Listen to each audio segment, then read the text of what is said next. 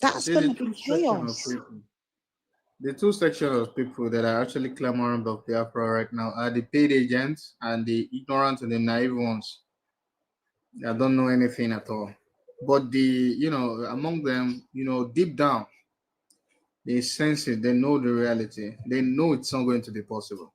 And even if eventually they get it, it's going to be a calamity for all of them, for all of them.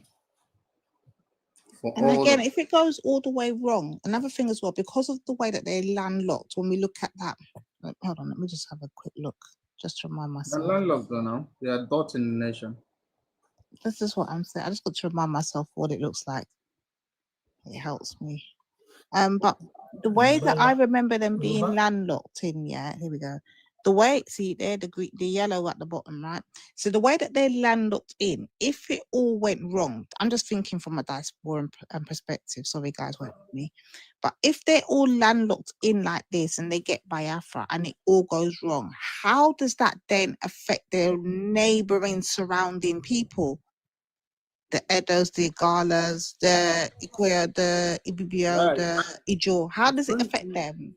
It's going to affect them. There will be mass migration. Although, even if they get the Biafra of it, the best thing for Nigeria to do is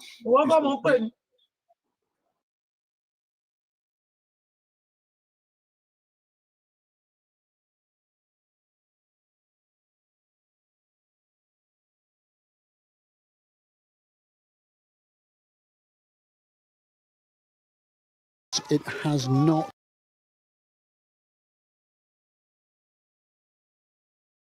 Okay, thank you everyone for joining us. I would like to read some serious disclaimer today, because it's important that we keep ourselves in perspective today. There's going to be a lot of information that will be shared.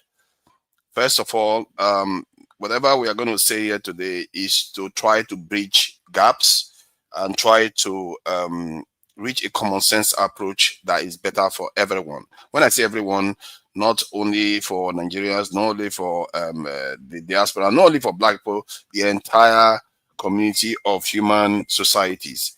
The idea is that these discussions are meant to be had so that we can relate to each other and understand each other better. Because if we don't communicate with each other openly and honestly, chances are that you are going to have misunderstanding that is going to lead to more divisions. This is why we are going to have these conversations, as tough as they may be, because we are going to be asking those tough questions. And I don't think any side is clean on this. Not one tribe, not one race, not one country, not one continent. Nobody is innocent on this, and no group is innocent. We have to ask those tough questions, and nobody should take it personal. We are trying to bridge gaps, and so that we can be able to live more amicably in this world of ours, because I think and I believe these times demand it. So this is why I posted, in the case of Nigeria, I posted this picture about if it is time for Nigeria to pass a hate speech law. As a matter of fact, if this current government can do it, all half of their sins, I'll forgive it. And no matter anything else they do, I'll forgive half of it. The reason why is because when you pass a hate speech law, it's going to deter people from wanting to divide among tribal religions and so many other lines that lead nations to become unstable. That is very important. If one leader can be able to put that together in Nigeria, I'm willing to forgive a lot of recklessness and a lot of sins that this is committed. So that is one for me. And in terms of my own belief on that, we are going to be covering a few topics. Obviously, we are going to be covering some of the things Trump is doing around the world, because it has impact everywhere, including on the continent and in Nigeria. And we are also going to be covering areas regarding the Gaza conflict. If you are not covering the Gaza conflict these days, it's deliberate. You're hiding from it, because it's the leading topic in the world today. If you look at any topic in the world today, Gaza is the one that spreads all through the continents in the world. So not covering it is just burying our head in the sand. Let's not pretend. Then we are going to be talking about the issues in Nigeria. I think somebody said corruption has ended in Nigeria. We are going to confront it. Maybe it's true. You don't know. Maybe corruption has ended. Who knows? These things. And then I also talk about the Igbo hate in Nigeria that is going on right now, and whether it's justified. Some Southwesterners, some, remember that term, some are out there. I don't know who is funding them. They are forming and creating some very, very terrible videos out there on the TikTok, saying all kinds of terrible things about the Southeasterners, all kinds of horrible things. And they deliberately are doing it. You can see that they are trying to inflame tensions for whatever reason, whether they are upset that an incident that occurred in Lagos this week led to somebody, getting killed that was a Yoruba person by an Igbo man. It's not an excuse to go out online and start spewing garbage out there. Some of the stuff, they've been doing it for a very long time. I don't know what I know, but why TikTok is allowing them to do that. Because that's terrible hate speech that we are seeing there. Some of the things they are saying is horrible. That they're calling people dogs and all kinds of stuff. It's really, really horrible. Poisonous comments. It's almost, for me, it's almost as egregious as the one we had from like Simon Ekpa, or even Nnamdi Kanu saying that they should go and kill people's children. I shouldn't be using the K word, but point is that they are advising people to commit certain things. Very, very divisive terms. And this is why I believe that Nigeria may gain from passing a law that prevents people from behaving like this. It's just wrong. And let's carry on. I will talk about that. For me, that's quite serious stuff, because this is not election season. And look at the kind of language that is coming out already. It's not even election season yet. And the last time, and that's the thing Nigerians forget. I'm going to rant on this one because I'm going to let people talk. The last time this election cycle was occurred, a lot of Southwestern Easterners lost their lives. Now, a lot of Igbo people were killed. Some of them injured, not too many, like it's not like 20. I think about 3 or 4 cases I heard of. And injuries, a lot of people got injured in Lagos, and they make it look like it's the other way around. I don't understand that. I don't understand why some Southwesterners are trying to amplify it. It's making it look like it's the people that are attacking them. I don't know, because we were here online and we saw what was going on throughout that election. Nobody has said that an Igbo man killed a Yoruba man during that election period. It's the other way around. And yet they are the ones angry about it. I don't know whether they've released the one that said that it was Igbo in Lagos. That's another thing that the Southeasterners should contain. But I'm not sure they still release him, because he claimed that he was Igbo in Lagos. This type of behavior that this government is doing, it makes people think they are siding. They are taking side. They are supporting only Southwestern. This is bad behavior. Our leaders should be setting better example than this. But I will leave that for now and then move on to the next one. The next one is about Airpeace going to Brazil. Airpeace is one of the heroes of Nigeria, isn't he? He's flown Nigerians from South Africa, from Egypt. Anywhere Nigerians are in trouble, this guy is the guy that goes there to fly them back, even before Abike Dabiri opens her mouth to say anything. And yet, Nigerians don't remember this. So the one that they remember is Southeasterners are this, Southeasterners are that, and they don't remember the good ones, the ones that are doing good things. They always associate them with people like Simon Ekpa. So we have to, as a people, learn how to rein ourselves in when we are having conversations like it. I must say, maybe this is my bias, I don't know. In my mind, the Southwesterners were quite reserved. They are very reserved people in terms of insulting other group. They show respect to other people. But this time, they completely, many of them have lost it. I don't know whether it's power, their guy in office, I don't know. Many of them have lost it. They've lost perspective. They are saying all kinds of terrible things about other people, especially the Igbos, for whatever reason. I never associated them with this type of culture, and they are making a mistake. Make no mistake, that one is a grave mistake. All those people that are doing it, if the elders don't stop them, there will be consequences, and we're all going to be poorer for it. This is how life works. There is always going to be a pushback against that type of behavior, because we've seen this in 1966. There were consequences to it. If we keep laughing at one side, insulting them, thinking that there will be no consequences, you will find out who will be laughing in the end. We are all going to be crying. Let's go on to the next one. Okay, I finished the main topics anyway about Airpeace. That guy is a great guy. He's been doing a lot of good work. May he fly safely to Brazil and back. I hope the Nigerian government look at ways to subsidize our airlines. Whatever way they are going to do it, let them come up with a way to subsidize the airlines so that people can be able to fly our airlines cheaply. Maybe even just focus on only Air Peace. Don't subsidize the others. Subsidize only Air Peace airlines so that Nigerians and other customers can fly Nigerian airlines to Nigeria. You know, that way you get cheaper flights and Nigerians are going to be returning back to Nigeria to spend money in Nigeria. I don't know, man. Yeah. If I was the government, you keep saying buy Nigeria. You're not supporting Nigeria-made airlines and products as much as you should be. Personally, that's what I would do. This type of stuff is common sense. It's not because I'm giving a peace charity. What it's going to mean is that those people that are going to come to Nigeria are going to come to Nigeria to spend more money. Money matters. Economy matters. So if common sense people should do common sense things, not because it's not your peace is not your man, you decide to just hold it back and not want to support him fully.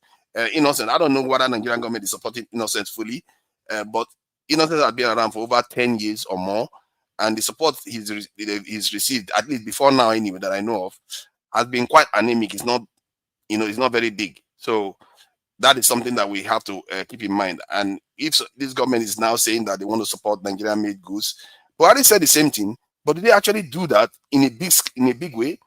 We'll see. Maybe the support they are giving, the fruits are not fully, germinated yet. We've not really seen the real results. Maybe the results will show up. I don't know. Anybody that has information about that, they are free to come and share with us, because this our information is quite important for our people to know. If they know that, maybe the way they are, insulting the government, criticizing the government, is not going to be as venomous anymore. So it's good that people share the good things the government is doing. If they have it, come and share it openly. Nobody is going to stop you from sharing that information here. This is about facts. This is not about feelings. This is not about denial. If it's painful, I'm sorry. If you're not ready for painful conversation, then don't bother coming here, because we are going to ask you questions. If you're saying stuff, you're going to show proof of what you're saying. If we find that kind of statement that you're making requires proof, we are going to ask you for proof. So yeah, if you tell me that the sky is blue, I don't need proof, so that's fine. I will accept it. But if you come here and say something that people question, you will have to show us proof. That is just only fair, really.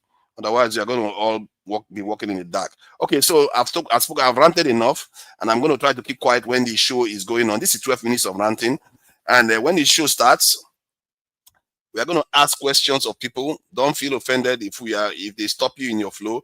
Try to hold your thoughts. Don't let yourself get distracted if somebody is asking you a question.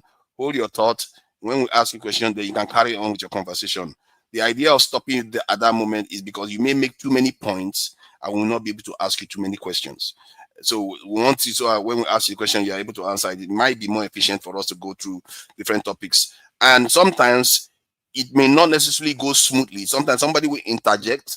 And when they interject, you allow them to interject. But when you interject, try to keep it very respectful and short. If you want to interject for about 30 seconds, 1 minute at most. If you go beyond that, you are not being reasonable now. You are not respecting the other people that are waiting. Okay? Let's try to be respectful of each other's time and not, over talk. So that I notice that some people complain about that when we have a show, that I allow one person to talk for 10, 15 minutes. And other people don't have any say. So let's try to go through a lot of people here, and let's try to, be accepting of questions. When people ask us questions, it's not because they want to be rude. They just want to maybe get information from you about what you are saying. All right. So I'll play the videos now, and we'll commence with this live. All right. Let me go with. I'm going to be starting with Israel. We're going to talk about Israel. We're going to talk about. You're going to see the videos. It's going to cover the headlines of the things that happened this week. And so that we all catch on. Yet started its main offensive to take Gaza City. But for many, this looks and feels like an onslaught. The Gaza Health Ministry says that more than 60 people have been killed in the past day. Among them, these children. We're told they were playing near a roundabout when it was attacked. Their families utterly broken by shock and grief. I lost my daughter. They took her from us. She was the most precious thing in our lives, and now she's gone. God help us. Here's a snapshot of what life is like in Gaza City. This camera filmed one street for one day. A cacophony of explosions, echoing hour after hour. All this in a city where famine has been declared. On the outskirts, beyond sight, Israel is massing military hardware and soldiers. There are more than 1 million people here in Gaza City. Israel has told them to leave and to head south for their own safety. But the Red Cross says it's simply not possible for them to all get out. Only a fraction have so far followed the order, but some have. Adam has packed his family and their possessions into a single overloaded car. He says they had no choice but to flee. The Israelis threatened our area, so we had to leave. We're from Shujaya. We first went south, then came back after the ceasefire. There's no safe space. All we're doing is trying to move further away from the constant fire, but there's no safe place in Gaza. A ceasefire proposal sits unanswered in Jerusalem. The government says it won't compromise. Well, I've just had a message through from a man who lives right in the heart of Gaza City with his family. And he says, our choice now is to remain in the city and face certain death, or to leave and end up on the streets without shelter or compassion. We live in a state of constant tension and fear.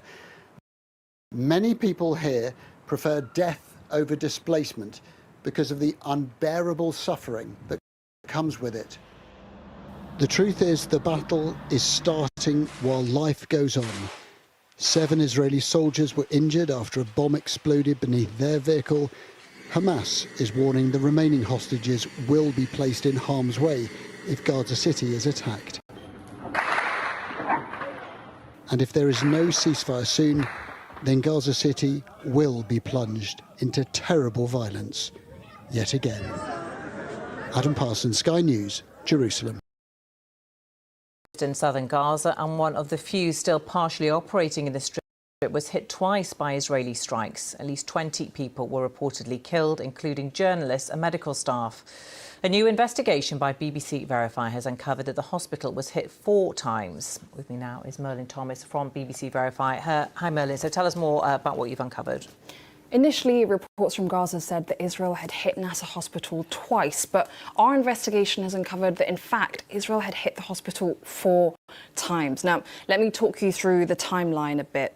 There was a hit at 10:08 a.m. local time when Hussam al-Masri, a journalist who was operating a live feed for Reuters, was killed on the eastern staircase of Nasser Hospital.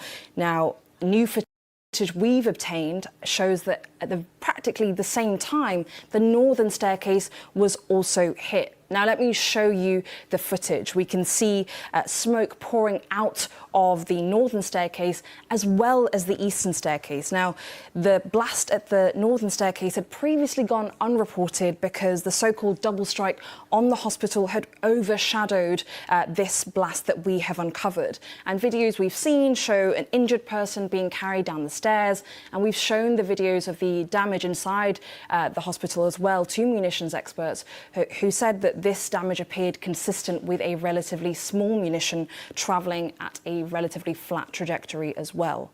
And then how does this follow through? Because there was then another strike. Yes, so 9 minutes later, Israel hit the eastern staircase again, and that is where there were first responders and journalists, and that is when they were killed. Now, just before I show you this footage, I'll say that we won't be showing you the moments of the hit itself, but when we slow the video down and watch it frame by frame, we can see that actually there is one projectile, and then you see the blast itself, and then we see a subsequent projectile as well, which those 2 projectiles are within a fraction of a second of each other, which brings the total number of times that Israel has hit the hospital to 4 times.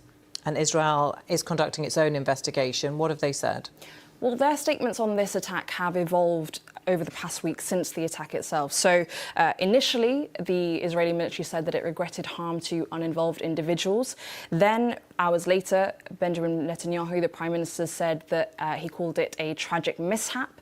And then on Tuesday, when they there was an initial inquiry conducted by the Israeli military. They said that it had been targeting a, quote, camera positioned by Hamas, but they didn't provide any evidence of this. And when we presented our findings to the Israeli military, they didn't add any additional comments, and they still haven't acknowledged the multiple strikes on the hospital. But our investigation raises multiple questions about why Israel hit the hospital 4 times. OK, Merlin, thank you.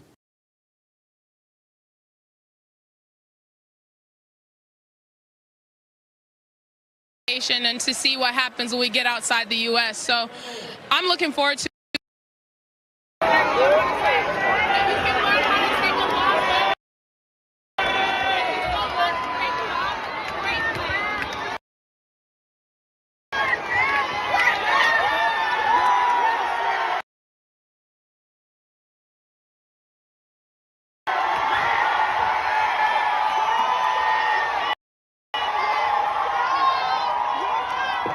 This confrontation between Taylor Townsend and her opponent, Yelena Ostapenko, transpired after the American ousted the Latvian 7-5-6-1 at the U.S. Open. Taylor, congratulations. Fiery match start to finish. We'll get to it all. Can you fill us in on the conversation you were having with Yelena out there?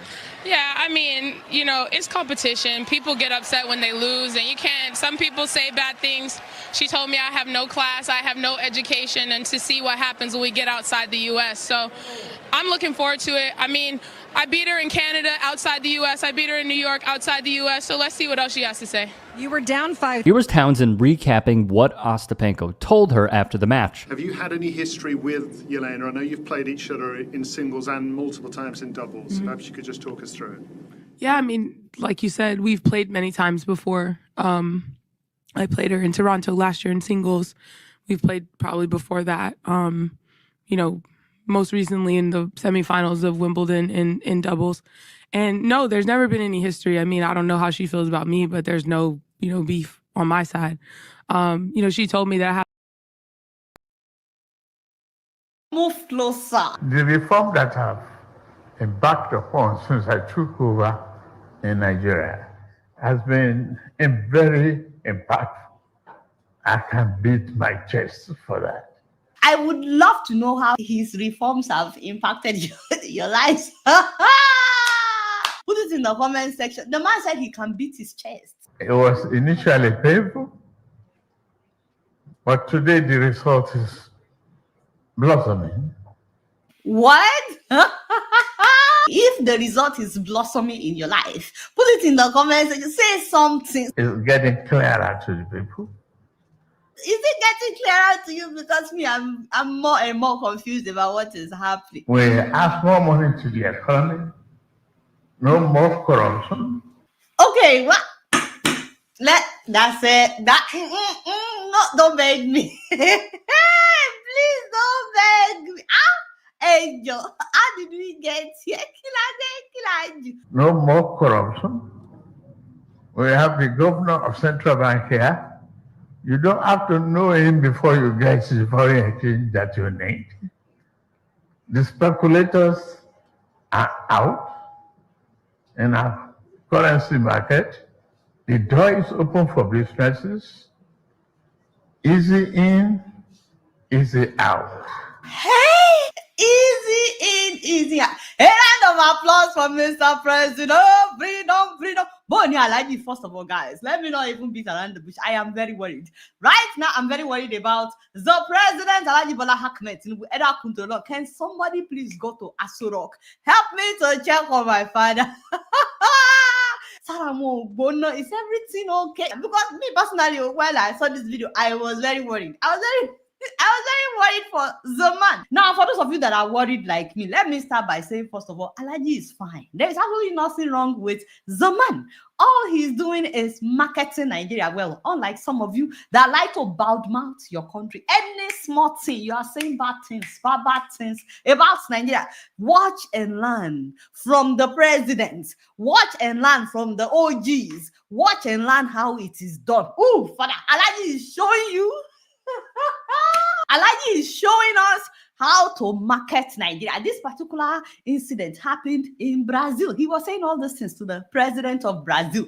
The man was marketing Nigeria. He was painting Nigeria well, unlike some of you.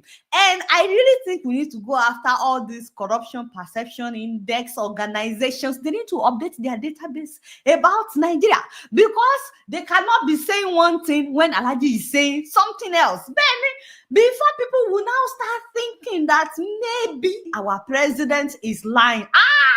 No, God forbid, back to the sender. I rebuke, I reject. Because as you guys know, Nigerian presidents, they don't lie. Allah. I can see some of you laughing in the comment section. God will forgive you. I do pray for you 3 times in a day. 3 times in a day, I pray for those of you that are laughing. And even if any Nigerian president has lied in the past, at least we know that's not Jagaban. Jagaban will never lie, apart from the fact that the man has been to Mecca. He's an allergy. Somebody cannot go all the way to Mecca to pray and then come back to lie to people. And the same way with his wife. She is a pastor. Somebody, has she not been to Jerusalem? Somebody cannot go all the way to Jerusalem to pray and then come back and lie to people. No. It is never done. So please, if you were thinking that maybe the president was lying, you can cross it out of your mind right now, because that is where I will have a problem. Anybody trying to paint it like my president is lying, like angel, like how? Don't get me upset. So, like, I wonder who, what, where, why. How dare you? Alhaji, don't worry, in case you're watching this, I got you. You know I will always defend you in front of everybody, like, who are they? So anyways, the president was not lying. It is either of 2 things. Number 1, maybe the people around the president have not been telling him the reality on ground. Yes, sometimes the people around the people of power, they say what they think that the president wants to hear, not necessarily what is actually happening. So you cannot blame the president for not knowing whatever you think your reality is. Maybe he doesn't know what is actually happening in your own neighborhood, or maybe whatever you think your reality is may just be happening in your own corner of the country. Maybe it is not a general something. So maybe he is not feeling it in Abuja, or let me say inside Aso Rock. The other possibility is maybe your reality is not actually the reality. Maybe your reality, or what you think your reality is not actually the reality. See, Alhaji is trying to wake you up to the true reality. Alhaji would like for you to know that the reality of your reality is the reality that he says is real. Does that make sense? The reality of your reality may be the reality that he is saying is real. So maybe. Oh my God, Adiola is killing me. So yes, there's no corruption in Nigeria. It's acceptable. This is true. I don't know why people keep trying to malign the name of the country that there is corruption. It's clear. It's obvious. Everybody knows this truth, that there is no corruption in Nigeria anymore. Adiola, you are sinned against heaven and against hell. How dare you besmirch the president's good name? That the corruption is still in Nigeria. Ovie, welcome. Thank you for joining us. About the tennis, though, the lady, it's funny, the Ostapenko, I think that's her name, said to Townsend that she's not educated, and also said something about her coming outside America. You see, people know now that when you're in your hometown, that's where your strength is the greatest. Trying to tell the American to come outside America that she's going to see what it's like. All right, so that is that anyway on that issue. I think I've covered quite a broad spectrum, not that broad, obviously. To be fair, most of the stuff going on in the world is a little bit one-sided. It's mostly Israel, Ukraine one, there's no breakthrough so far. So the only area that the most, for me anyway, the area I found very disturbing this week was the level of anger in many southwestern people against the Igbo people. And the reason why I'm talking about it, I would have just thought, okay, let me just forget about it. It's not going to matter. But the reason why I'm talking about it now, because it needs to be forestalled now, before 2 years' time. If an election comes up with this type of feeling on the ground, I don't know what Lagos is going to look like. Oh. I really don't know what Lagos is going to look like. It's not election season yet. This is the calm season. Even terrorism is low now. Those ones are taking a back seat. Well, yeah, this one is hot already. And many of these people are diasporans. All these diasporans, I don't know what's wrong with them. They go overseas and they start poisoning the country from overseas. They are not trying to be helpful. They're just saying negative things, not trying to say, oh, people are attacking us, or they are saying Lagos has no. They were just attacking them. Talking about they are not from Nigeria. They should tell us what their progenitor is. I think they are still doing it now. Even they are still online. They've been doing this for days. I don't know how TikTok allows them to carry on doing this. They just do it for days on end. I don't think if you're on YouTube, you can do something like this, I think they pause it now. I think they pause it, the live stream now. It appears they've not paused it, it's there. So, because that stuff has been going on for days. I want to share this so that people can see what is going on. Because it's been going on and on for days. I think they pause it now. They are going to come back again for another session again, because they never stop. They just go on and on, one session after the other, insulting the Igbo people. It's just out of control. I've never seen anything like this before. Maybe I'm naive. Maybe I've not been online much. But when I saw it, I find it very, very shocking. Some of the things that they were saying about fellow Nigerians, It's bad enough to see some people say some bad things about this in Fulanis and feel angry about Fulanis, but it's another thing to just watch the way it reserves people, because I consider the Yorubas one of the most tolerant people in Nigeria. They are one of the most tolerant. For them to start becoming this way, and the people in power are not doing anything to stem it, I don't see them stemming it at all. If anything, they are encouraging it. So it's a bit of a problem, and I don't know what this is going to mean for 2012. It's almost as if they are trying to scare P2B from even running. All this is because of P2B, If P2B doesn't have any chance, why are you bothering? Why are you worrying? Why are you worrying about Southeast at all? If he doesn't have any chance, your guy is going to sit into office. So then stop. I don't understand why they are doing it. They've been doing it for days. I wish when they come back online while we're on this show, I will highlight them so you guys can see them for yourself. Ovie, what do you make of this? I've spoken enough about it already. What do you make of this? This in some of the headlines, depending on which one you feel like you want to address first. All of them are one. There's no anyone that they're all one. They're all connected. They're all the same. Is it because some people say they are from Israel or they are Jews? No. It represents the times that we are in, Just like evolution, right? Just like human evolution. The time they'll born you, they'll nurture you, you grow, you be a man, you old, and you die. That's a cycle of life, right? Even the Bible says there's time for everything. So when I said all now one, it speaks to the times that we're in. All you need to do is to understand First World War, right? And to understand First World War, you have to take accounts.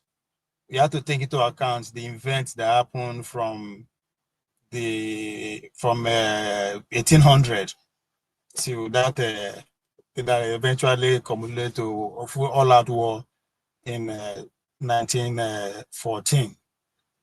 So, and because a lot of things were happening at the same time. So the Americans came out.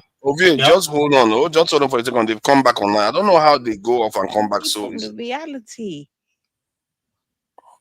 Hey, sorry to interrupt, but you had to mention that, as you said, the things that the atrocities that they do, that came into my brain. Like, these people are highly. If you imagine one man giving money for his daughter's school fees, and you want, I don't know what did that video. Maybe you want that accident. Maybe his daughter was sick, something like that. And you want to use that money, and he was showing his daughter where he's going to bury his daughter. I said, what in world are we living in? So you value money more than your daughter. And that money was given to you.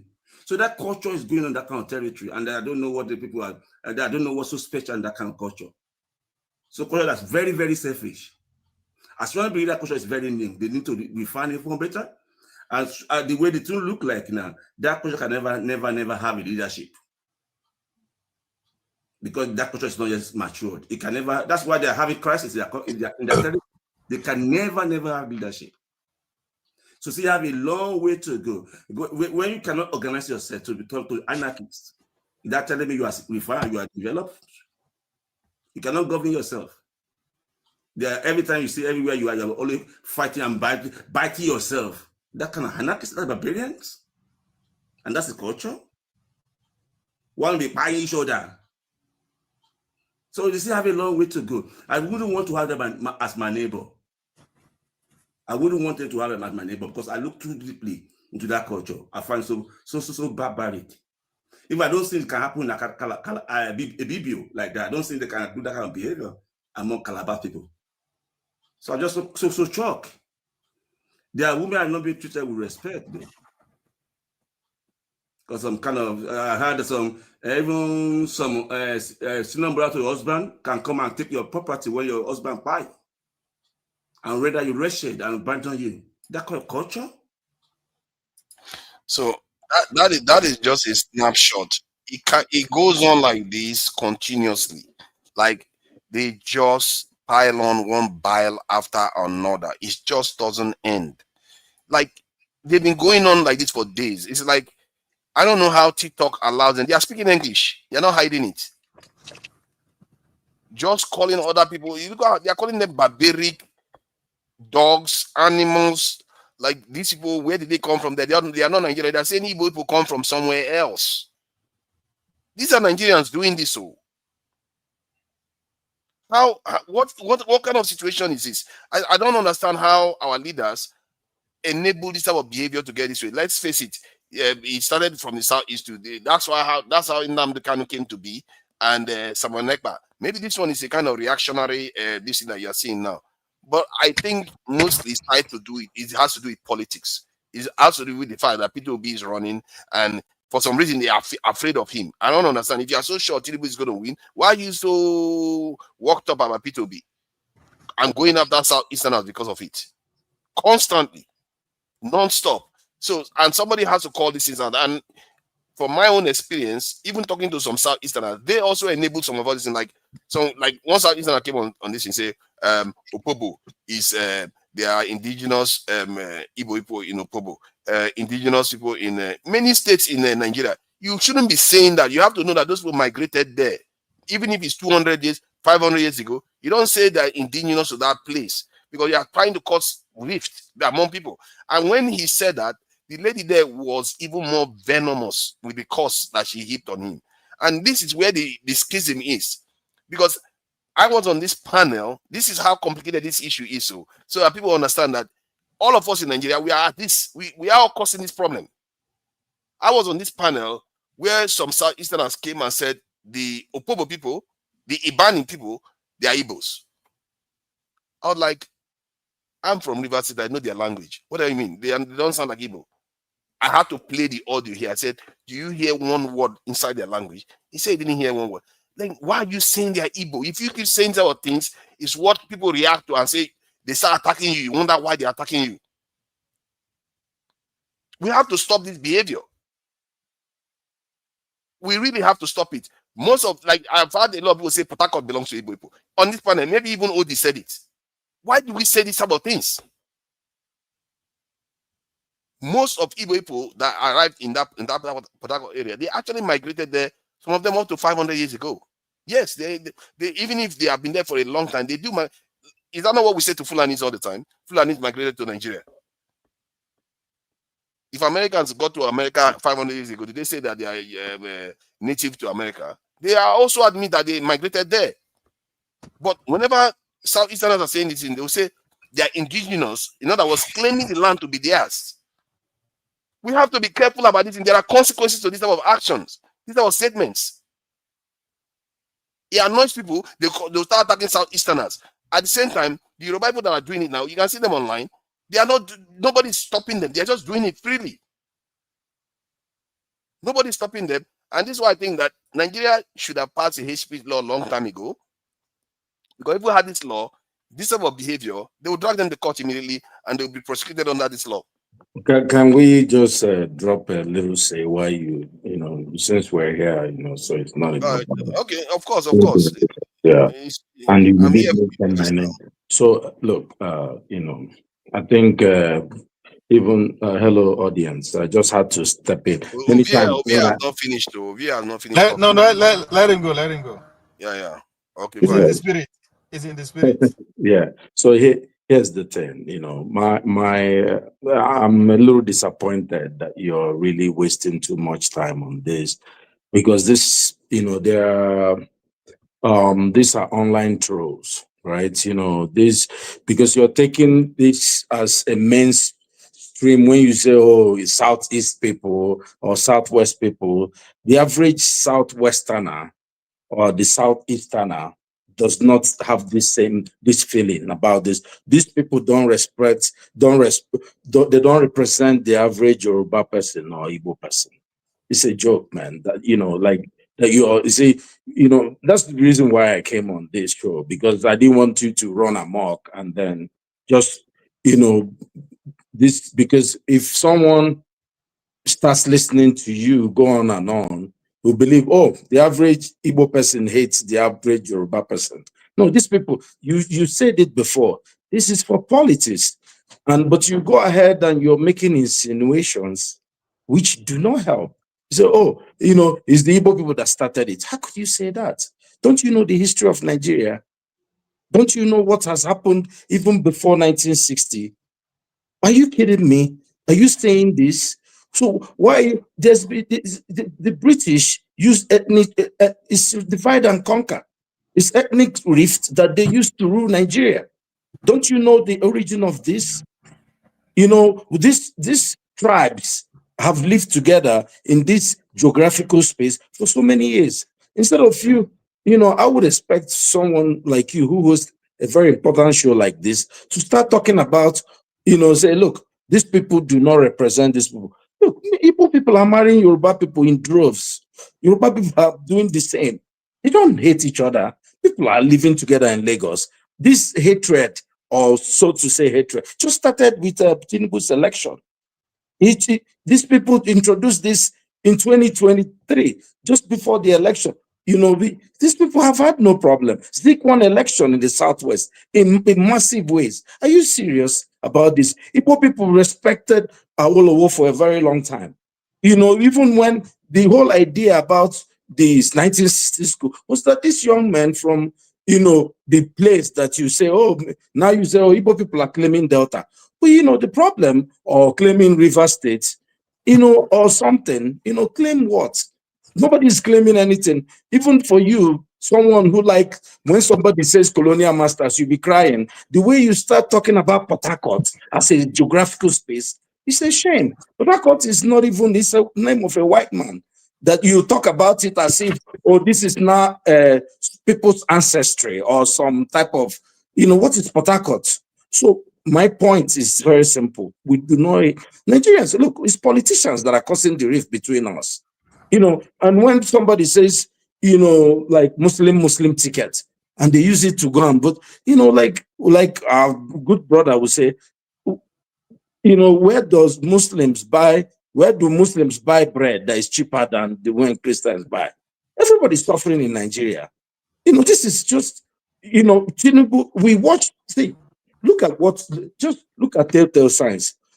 About a month ago or something, Tinubu brought together a set of young men who are struggling in Nigeria, who they have deprived of the basic necessities of life, and said it's a internet, some type of conference. And they gave these boys money. They're doing their work. And you're seeing it. People know better than this. People will still vote how they want. Do you want to go and look at the real election, how people voted in Lagos or in the Southwest? The people who are the obedience, and many of them are Yoruba people, is this age. You see, Nigeria, you see the ages from about 40 or 35 and above, that this hatred or tribalism affected. You see all these 18-year-olds, the majority of them don't even know what you're talking about. They know that there's something like, they just want to collaborate and have fun and do skits. Can I ask a question? Do you support that Nigeria has a hate speech law? I thought they did. They don't. Nigeria doesn't. What are they using to arrest people up and down? What are you saying? They are using their political power to arrest people. They are never using hate. No, there is. What did they use to arrest that man, the lawyer from Lagos? Not hate speech law. It's that one is traditional. It's in rules that he broke. It's not hate speech. He didn't say anything hateful. He just said Okay, so let me ask you: what's going to be the difference between defamation and hate speech? Hate speech is when you come out and defame people just because of their tribe, their religion, their gender. So they will tag that under hate speech law. And the reason why I think that is important is because most major nations that are developing have it, because they understand that they need to curb their people's to over enthusiasm in terms of insulting each other's creed or religion or tribe. And that is important to keep the country more cohesive. You see what I mean? So that we are more civil the way we talk about each other. If you look at the way P2B talks, that's how people should talk. And if you don't have hate speech law, you will get what we have in Nigeria now. Everybody just insult each other. No, you see, I get what you're saying, and I agree with you in that way. But what I'm saying is, Nigeria does not need more laws. See, these things are online trolls. These are farms that are doing work against 2020, whatever, 7. How can you, Nigeria, people commit more, obvious crimes. They steal our money. You see, we even corruption is more of a problem than all these people. I can tell you, these people online represent a very minute part of our population. Hold on. To say that? When you go to Lagos, I just came back from Lagos. So you are saying that just online trolls that don't have any consequences. This type of language is the kind of language that led to the kind of stuff we saw in 1966, where people get riled up. No, people get what do you call it? God forbid something happens to Tinubu under this kind of atmosphere. Let me now there's something I didn't want to say, but I'll say it. Do you know have you been to Lagos recently? Yes. No, not recently. Oh yes. I went to Lagos. I called my friend. I said, look, Igbo people is not be your problem. If you go to Lagos, there's insecurity in the north. I think the amount of northerners who are on the streets in Lagos, when there is problem in Lagos, it's not coming from Igbo people. They have property, they have things to guard against. When you go to, there are 3 megads for every house. They are on the streets. They are sleeping on the streets. Go to Lagos and see when problem will develop in Nigeria, in Lagos. It's not the Igbo people. You see, the recent fights between tribes in Nigeria, it's not been between Igbo people and Yoruba people. You see, go and check it. Are you sure? Oh, the fights, real fights. During the election, it was mostly Southeastern that I saw got harmed. They were attacked. I'm saying fights. They also killed the Southeastern during the last election. You are not aware? I'm not saying that didn't happen. I said fight. People say, trust me, the Southeasterners have not put up a fight against our Southwestern brothers. There has not been an organized way. I think there was one this week, though. I don't think you are following the news. There was one this week where a Southeasterner stabbed a Lagosian, and he ended up dying, and it led to a lot of tension. You are not aware of it. There's more. Mob action is different. Look, there's jungle justice. I'm talking about real fights. People can allude to this, or you can simply. There has been, if you go around Apapa area, there's been fights between the northerners and when I say northerners, it's a loose term, right? I don't want to. I'm just careful not to use tribes here. And people from the southwest. Look, let me tell you, the Igbos are not the problem for cybercrime acts. That's somebody. So let me tell you something. Cybercrime act is a hate speech law. No, that's for internet now. Okay, I get what you're saying. The people are not online. Yeah, I get what you're saying because they are online. But yeah, it's they already have that law. That's what I'm saying. What if they say it on the ground? They will get away with it because it's not online. It should be more general. No, it's defamation too. Look, Nigeria doesn't need more laws, my brother. We just need to enforce the one we have. We have too many tribes now. We have too many. And people like to insult each other. Nigerians have big mouths.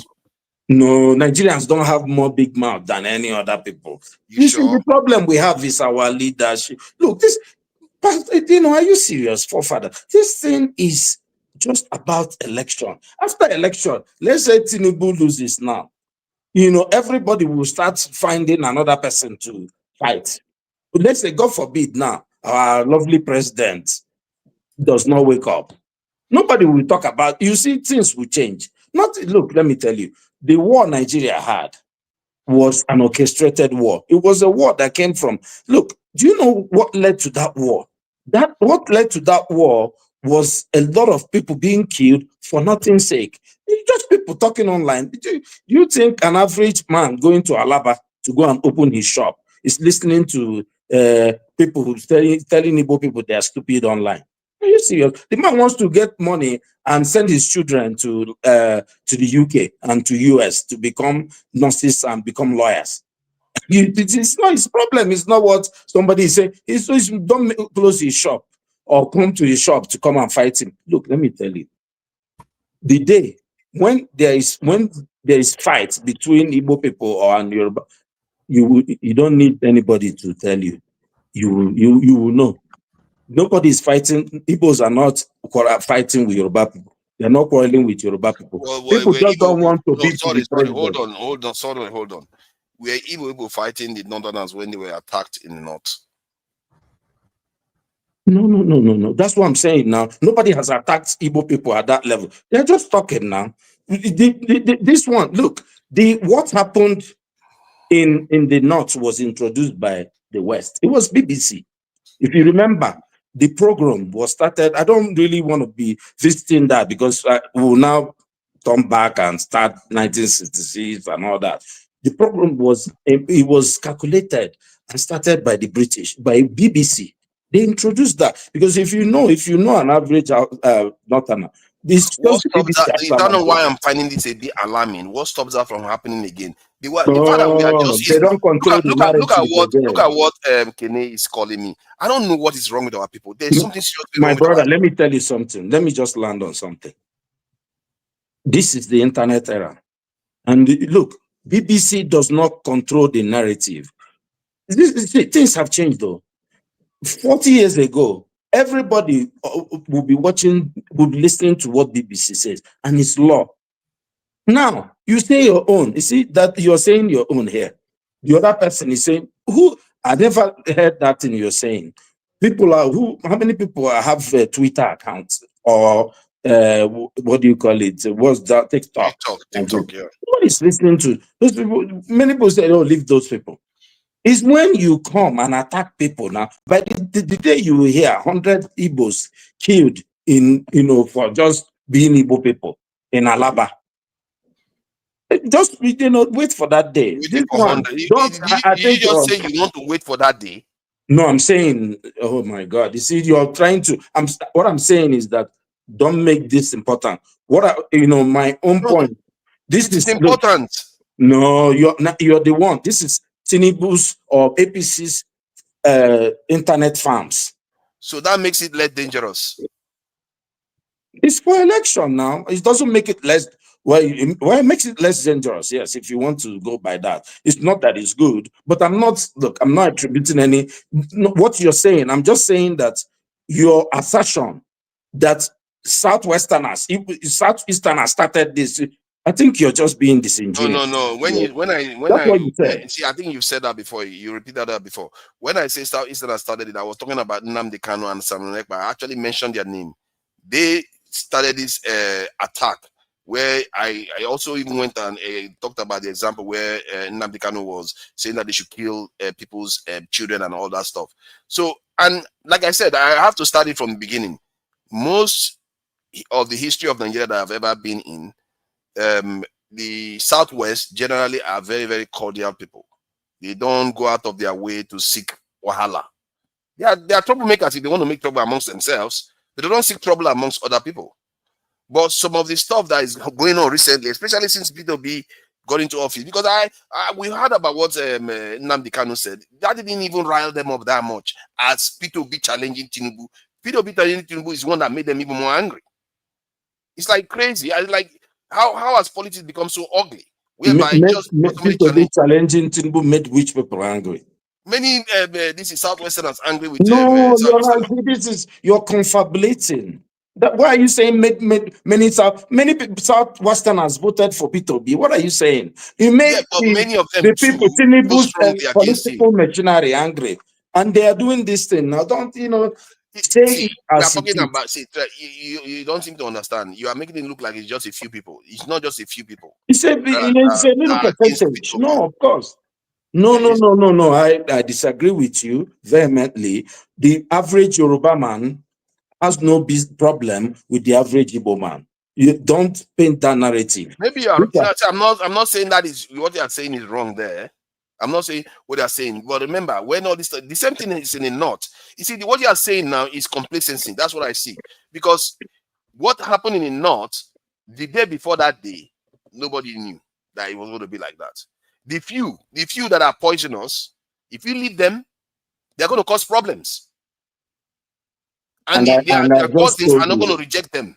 Their cousins are not going to reject them when they cause the problem. They will back them. That's the problem with this type of stuff. And when you see danger coming, you have to address it head on. And personally, I don't like the idea of, you said it yourself, that it's an online farm that somebody's funding, because you can see that they are deliberately doing it. Obviously, let me just say something. What have these people said that Reno Mokri has not said? That you guys are not from Nigeria. I don't know, whatever. If you know how far these people have come, how far they went. See, how much mainstream? Because why don't you see how much mainstream? These people, they have no even name. So, you see, we are putting our faces to this camera. Reno Mokri is walking around in Nigeria. He's everywhere. These people are giving him money to do this one and do. There's no name that he has not called the Igbos in Nigeria, but he's walking around.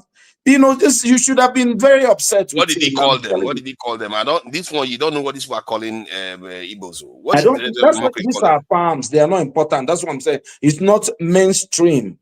I'm talking about Tinubu people has even, Tinubu's wife, is he an Igbo? Is he a Yoruba woman? She's not now. She's doing it. You can see. Look, will you say now that Igbo people have problem with this? Is she Yoruba or something, right? Do we have problem with our Yoruba brothers? But you now say, she said, you can't trust Igbo man. Which one? Which one? Some of the attitude you are displaying here, I fear is part of the reason why some Igbo communities get attacked, because you are very complacent. You behave like Abel. You don't see danger coming. Yeah, don't worry. When people say this, don't see danger coming. Look, let me tell you, the only people who have had the balls in Nigeria to fight the imperialism, to fight colonialism, to fight are the Igbos. We are not scared of anybody. When it's time, if there is time, we have raised and fought the whole Nigerian. How about avoid it altogether? I think you're not scared. How about when it's time? Don't worry. You don't worry not about Igbo. Worry about your own Port Harcourt tribe. Don't worry about I worry because we are all hooked in Nigeria together. So when it's time, don't worry. You will know. Don't worry. When it's time, we will take care of it ourselves. Why don't you focus on your own problem? No, they have used military man to do election for you in Rivers State. You're crying about people insulting Igbo people online farm. But your people, they have taken all your money. Look at the Rivers State is the desolate land. This should be the richest place this should be Dubai. They have used oil and all the sand is black. The fishermen can't fish. They have Tompolo dancing and using red scarf. Instead of you going there to go and you say you're not Igbo, you're angry that they say Opobo is you want to drag us to that little discussion. Igbo people know what they own or what they don't own. Don't do that. You see, this is why Nigerians, I don't know what is wrong with people, Something is seriously wrong with Nigerians. They do this thing that causes problem for this country. And these tribes, these big tribes, are the troublemakers. They just go around saying stuff about other people, claiming territories that doesn't belong to them, and they don't understand that they are even creating a rod for their own back. Did I claim What kind of territory? behavior is this? All right. Look at Kene saying that God is Igbo. All this sort of stuff, they just keep doing it all the time, and they wonder why. Can you hear me? That's why I want to have this conversation, because Can you hear me? we need to confront some of all these things. Father, you are the moderator. You guys have spoken for 1 hour. So allow me to have my own 1 hour and you, then follow by what you do 1 hour. Just like that. No, what do you mean 1 hour? You said you should allow him talk now. See, Tunanja, when you lay all your topic on ground, when I first come, there's a reason I did not want to start there. See, you don't even understand the role you are playing. You don't understand the role you are playing. Please elaborate. I would like to know. You are amplifying whatever that you think you are seeing as a problem. Some people hate this people. You are amplifying it. That's what you are doing. And guess what? Earlier on, I was trying to stress the fact that now we be the problem. And if I have to narrow it down, especially those people who are educated, who never lived for village before, who just understand one way, because we are very few. Right? I'll put it to you today in Nigeria. If you go down to average Nigeria that you talk about, there's no local government that you visit in Nigeria today that Nigerians are living, that you not see an Igbo man, an Hausa man, an Igbo, everybody just living their daily life, just doing a normal business. No local government. Now, if you now bring it up to the top, the governing elite, guess what? You talk about air peace. Now, Igbo man get down. Is the #1 beneficiary of this government. What does that tell you? There's nothing like that at the top. But me and you, who claim to be exposed, educated, cosmopolitan, just are talking rubbish. But you know my joy? Whatever that we are talking about, nobody they hear them. Now only us they hear them. And that's why it's easy. It's easy for the few governing elite to always form a contractor agreement with the base where don't know anything to always take power. You said it yourself. What is happening is exactly what happened in the 60s. But what you fail to figure out in that city is that the elites outnumber the position that were available. Jesse Nnamdi Kanu and his Nnamdi Azikiwe and his own elite in that angle. Jesse the Tafawa Belewango, Jesse Zik. There's only one position. The position of you can only be one judge. That is exactly what is happening today. The number of elites that we have in Nigeria exceed the position, but guess the danger part. The numbers of poor people is increasing. What the heck do you expect? So you come here, you won't just you are trying to say, okay, this one no hit on, this one no hit on. There's nothing like that. It's just between me and you, and that's because we are not exposed enough to the reality of Nigeria. Obi one power, Tinubu one power, Atiku one power. Now only one person of them will get power. And guess what? It's a matter of life and death. Whatever that you think is happening, people who are itching on that to commit, it has nothing to do with them. But me and you spend 1 hour. They talk what? Something that has nothing to do with the reality of happening in Nigeria. If you claim to speak for happening Nigerian, we should be ashamed of ourselves for God's sake. Now, because we speak English, I guarantee you, if the same way they talk in our own language, we're not going to talk all this one, because if we listen to ourselves, we will be ashamed of ourselves. Me was sit down here, so if war break out for Nigeria today, I carry gun sit down for front of my papa's house. If I see Boma, they come, I go shoot them. You know why? I go think he won't go attack my niece, Chibuzo. That's my niece, that's my brother's daughter. If I see Yoruba man, they come, I go shoot them. You know why? My nephew, Ojo, also live in my house. Even if I see you, the Nigerian man, they come, I go do the same thing. Because our sisters who are married to your people. What the fuck are you guys talking about? Now, when they amplify all this nonsense, go Sokoto Igbo man, they do business. Go the remotest part of Igbo land, there's an Hausa man doing his own thing. Has not idea of what we are talking about. Now, very few of us, I said it earlier on, we that understand how the white man system they work among us are not up to 50 million. But from every 4 years, we they go accuse the innocent average Nigerian man who is a victim of our foolishness. And if that person refuses to go your way, they are the problem. What have you done? So we spend 1 hour, they try to amplify what is not there. Okay, now let me add this. You are basically hold on. You've had your say now. Let me just respond a bit. Okay, go ahead. You interject. There are over 1 billion videos on internet. You choose to focus on just one that will suit you and your narrative. That's what you choose on. It is not a lie. That is a fact. Because whatever you are looking for online regarding Nigeria or whatever, you will see it. You just the hammer. All one person who is a non-entity. Nobody know him. That person no hold any electoral position. He has nothing to do with anything. You don't even know even a robot in today's world. You come here, you want me to spend our time, they analyze that for God's sake. I'm ashamed, bro. You can interject. Okay. So first of all, you are shooting the messenger because I brought a topic that I found disturbing online here. Secondly, to say this topic is inconsequential because the person that is talking about it doesn't hold sway, that is wrong. We are talking about sometimes they have 100 and something viewers. They come here, they come on. Hold on. People come on there, even Southeasterners, they are cursed out.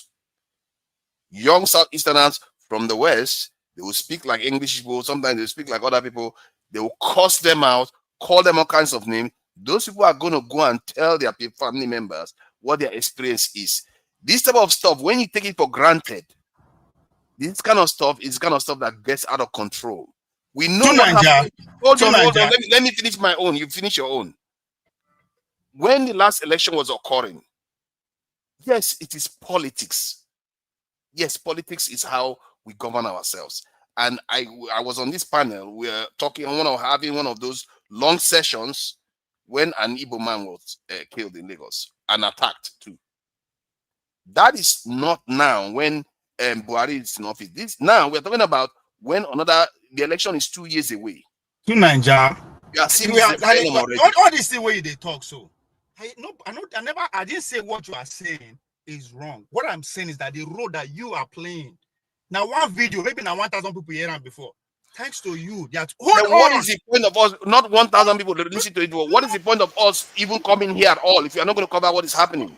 That Iyama is an Igbo man who is the #1 beneficiary of this administration. How do you defeat that argument? What do you mean is the #1 beneficiary? Who has more influence? Is it the person on internet who's spreading hate, or the man who's actually responsible of actually implementing policy that will put me and you in this What position? Are you worrying about? You are talking about that one. I'm talking about what happened before the election, and that is likely to happen again. And when that happens again next time, hold on. If you carry on like this, if it happens again, people like you'll be responsible for it because you are being complacent about such behavior. Hold on. You just that you are admitting the role you are playing. Guess no. What? Hold on now. Let me break I'm the one that got them to speak like that. Allow me talk now. You are a moderator. Let me speak. We are 220 million people in Nigeria. Hold on. The voting age in Nigeria will be 150 million. Give and take. Now only 9 million people elect your president. Please, you are literally attacking somebody that is trying to confront the problem. This is exactly what people do. To Nigeria. Until there is dead body on the street, people never stop. Blame the messenger. Can I finish? Yes. Now you be the messenger. You're calling the wrong message. Go ahead. You understand? So I'm not saying that is your original thought. I am just saying that you are amplifying it. Guess what? The 2023. The same Igbo man, Hausa man, Yoruba man, come back and say, this is who will be our president. So, what are you talking about? I'm trying to tell you that we that are amplifying this among us, we are the minority. We are also the problem. So the solution will never come from us. If you want the solution to come, stop amplifying it. Because it has nothing to do with average Nigerian on the streets. And I said, I put it before you. Go to Sokoto, go to Anambra. They are everybody coexisting peacefully. Those are the majority to Nigeria. Worry about those people. Carry their matter for head. Hold on. Can I ask Carry you a their question? matter for head. Can I Don't ask carry you a question? somebody online who you don't even know who. If I ask you who is that person, you don't know. You don't Can even I ask know a if it's a question? Russian. Can I ask a question? Go ahead. The day before the pogrom in the north in 1960, were people not getting along fine? They are getting along fine, even during the program. Okay. So what's So your point? during the program, so to you, it doesn't matter. Like people like you during that time will be saying, "Well, don't worry about this here. People that are paying that Igbo people are the problem, and they kill their Tavala Baleba. No, Don't worry about hold them." on. To Niger. See, the last speaker said something. The role the BBC play. Now see the educated of like me and you. I just said it to you to Niger. The reality of the majority of Nigeria is they are coexisting peacefully. The narrative that you are amplifying is it among the minority, us when they online. You are acting as Hold if on. I don't know that Sorry, we coexist. I sorry, asked the same question. How many of them there? I asked them on that panel. How many of them there that I don't have? just want to ask Ovie a question, if you would permit me. Please go ahead. Ovie, you're suggesting that there's no tribalism in Nigeria. Is that what you're suggesting? There's no. What do you mean by there's no tribalism in Nigeria? No, Define I'm tribalism. asking whether you're suggesting that there are no divisions along tribal lines. I'm just telling you where the tribalism. I just told you where the tribalism is. It's among the minority. We don't count. That's a fact. Minority. Okay, I agree with you, but majority live. Hold on, to Nigeria. Majority live together in Nigeria. That is not how what they see. This is not how Okay, they I talk. thought you were talking about minority people as in tribes. We the so-called educated one, we go school, where them brainwash us. Now we they carry all this in our head. Guess what? The leaders don't see that. I just tell you, as we speak today, the number one face of the nation of Nigeria, the capital is number one. Now, Igbo man. So it doesn't matter what you say Yoruba man, it doesn't matter. It doesn't matter to you. And no, guess what? You don't count. It does. Ovie, it does, because Nigeria had a history where people kill people on tribal lines before. Yeah, tell me where that history no day. So yeah, but doesn't mean you should be quiet to it. No, that's not the that's the point. To Niger, if an elected officer they come, they speak all this kind of rhetoric, I understand. You understand? I don't expect you just because internet don't hold on. Because now this is when Sudan Sokoto come and does a social media and a terrorism organization, there's a point to that. Okay? There is a point to that. As I just made it clear to you, there are over 1 billion videos about Nigeria on the internet. They are. So you bring that one. What do you do? So you because what we talk about now, we be Nigeria. You understand me? They say media, social media, media is people talking to themselves. You understand? Ovie, you know why? See, Ovie, the position you're taking, you are also undermining your position, because forefathers is not. Wait, just give me 30 seconds. 30 seconds. Just hear me out. You're undermining the very position you're taking, because forefathers is talking exactly to this middle class you're talking about, which is what you're saying, that the division is there, and it is us he's talking. Forefathers. See, hold on. We are repeating. See, you are focusing on me. I said we, the minority. Okay, it's not about me. If we really want, hold on, because guess why I'm switching. Why I'm very particular about we, the so-called educated one, because if we really want to change things, however we want to change it, either to support this kind of rhetoric, we have to go and form partnership with the majority. None of us is ready to do that. We stay on the internet, stay on the media, they talk to ourselves. We think that's how solution is going to come. But guess what? The ruling class don't do that. They jump over you, but they use you to get to the majority, get some percentage in, and they clinch to power. So what do we want? So when I say we are the problem, because we claim to understand. Yeah, but hold on. When I came online, calm down. When I came online and tried to propose a hate speech law to stem some of all these things, so that these elites don't have the chance because somebody is funding these people to do what they're doing. Just because that is how you wake up and that makes sense to you, that doesn't make it make sense to every Nigerian. What do you mean by hate speech? Because it is empirically proven that it deters divisive behavior internationally. What do you mean by hate speech? Hate speech is when you attack people based on their creed, based on their tribe, race, different. Basically, you are being prejudicial to the people based on their tribe, and So that now- kind of stuff will stop this sort of behavior. At least Hold systemic. on. Now you are saying because let me use your analogy and your words, right? If you raise particular tribe, like particular people, in a particular culture, because the debates in the global world is how do we coexist? How do we coexist as a multicultural society, not multi-ethnicity? So it's a debate actually going on right now. When you say attack, how do you define policies that actually gear towards marginalizing some particular people? Does that sound as an hate speech or not? It's a question. No. The policy, if it is based on a governmental law that is following the law, is not hate speech. Why would it be hate speech? No, because that's why I say you have to define what hate speech, because it's still nice to your hearing. That's why I say define. You said if you don't even put a particular how that attack or malate to that particular is. You didn't say verbally or no. You say if you just in any attempt. Allow me. Let me give you. They call it speech. They call it speech. Can I just give? Go ahead. Welcome. An example of hate speech. I'm not gonna define it, but let me just give you an illustration. Maybe see if you okay. Now, I'm sure you've heard that I think the president's special advisor or maybe Bayo Nandoga, right? At some point he said I think after the last election, he made a statement that the last time the Igbos, I don't know whether he used the word Igbos or but should have an influence on the or rather have an influence on the politics of Lagos.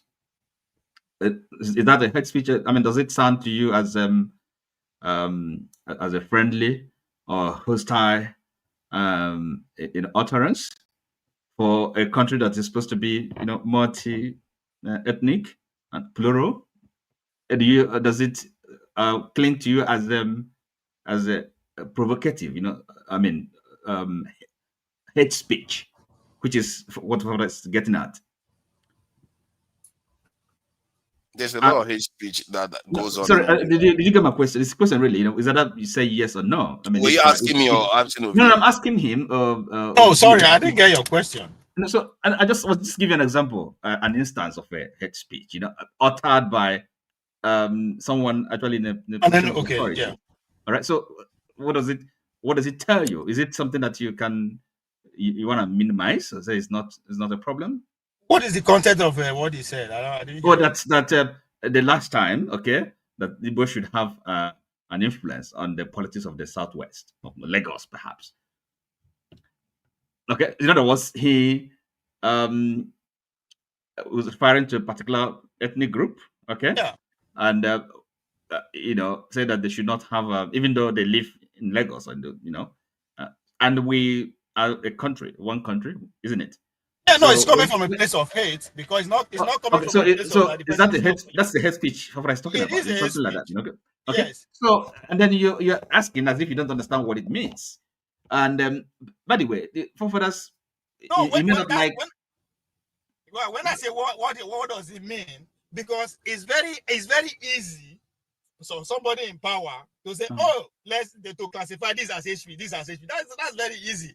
Right, but until you are the receiving end of that,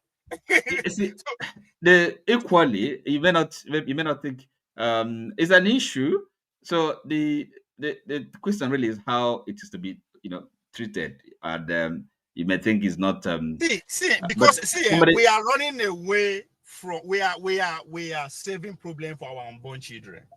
If there is a speech, why is there a speech? Nobody wants to talk about that. It's a reason because hold on now.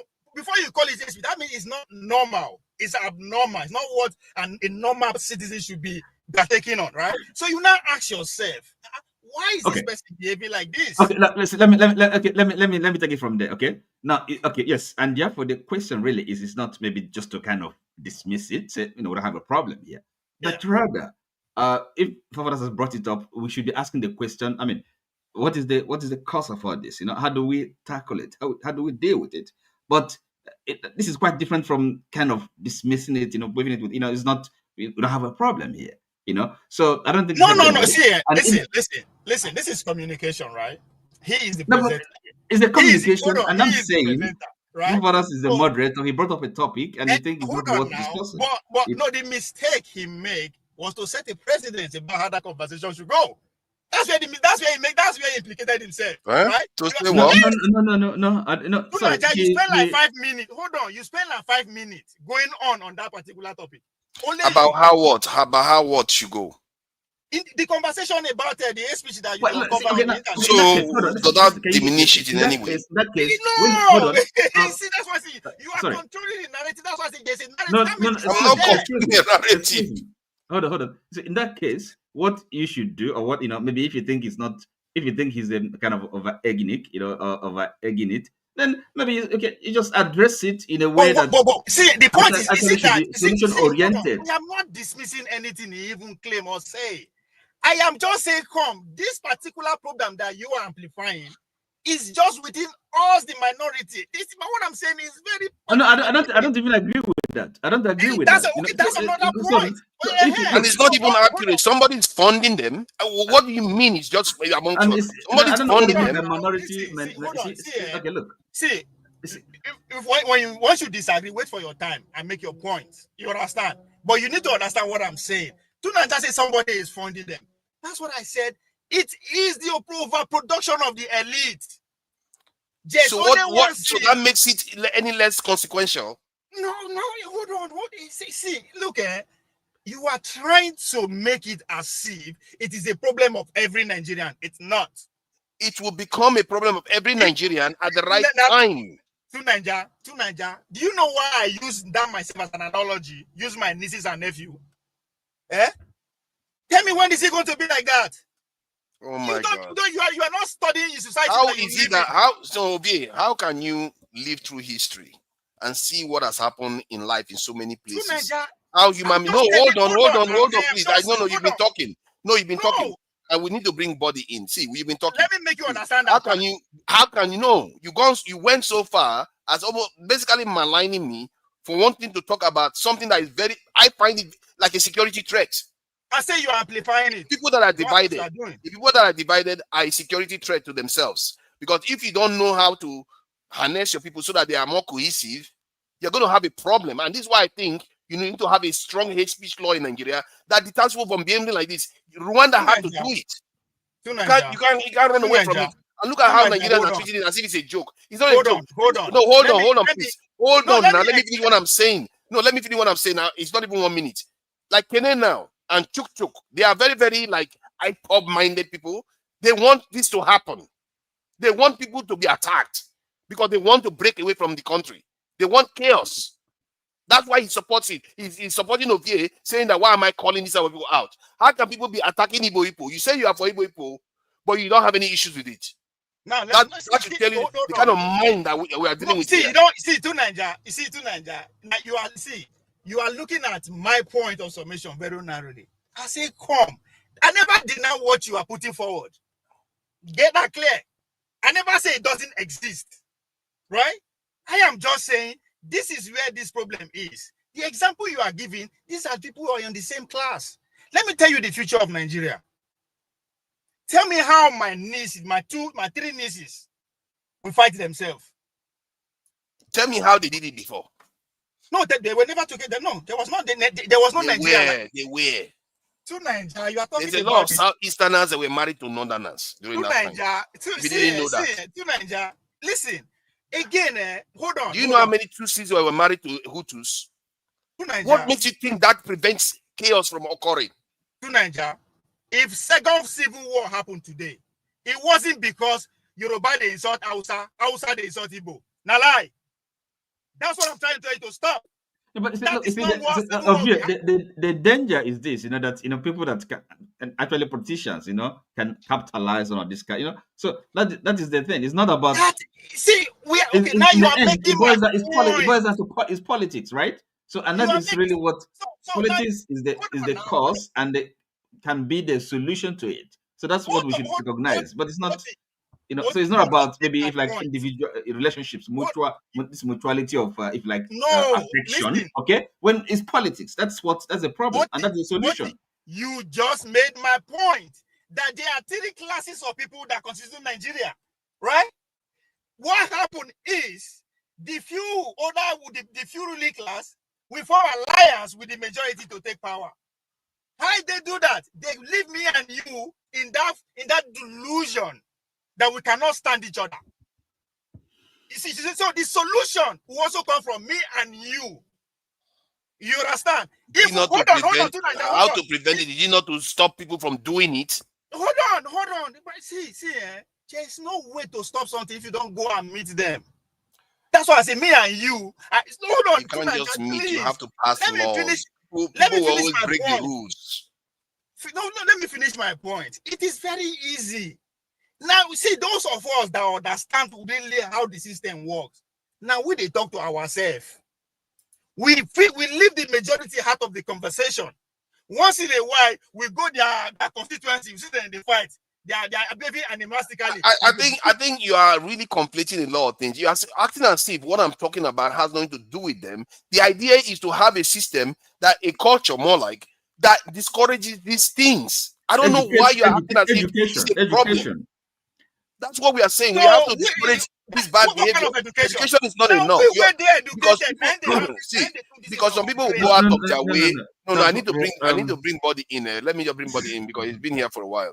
This is not the kind of conversation I'm having Nigeria Obie is being like frozen in one place as if we are against the masses. We are trying to protect so that the masses don't want to suffer what they suffered the last time during the past election cycle. If you want to protect them from this kind of conversation.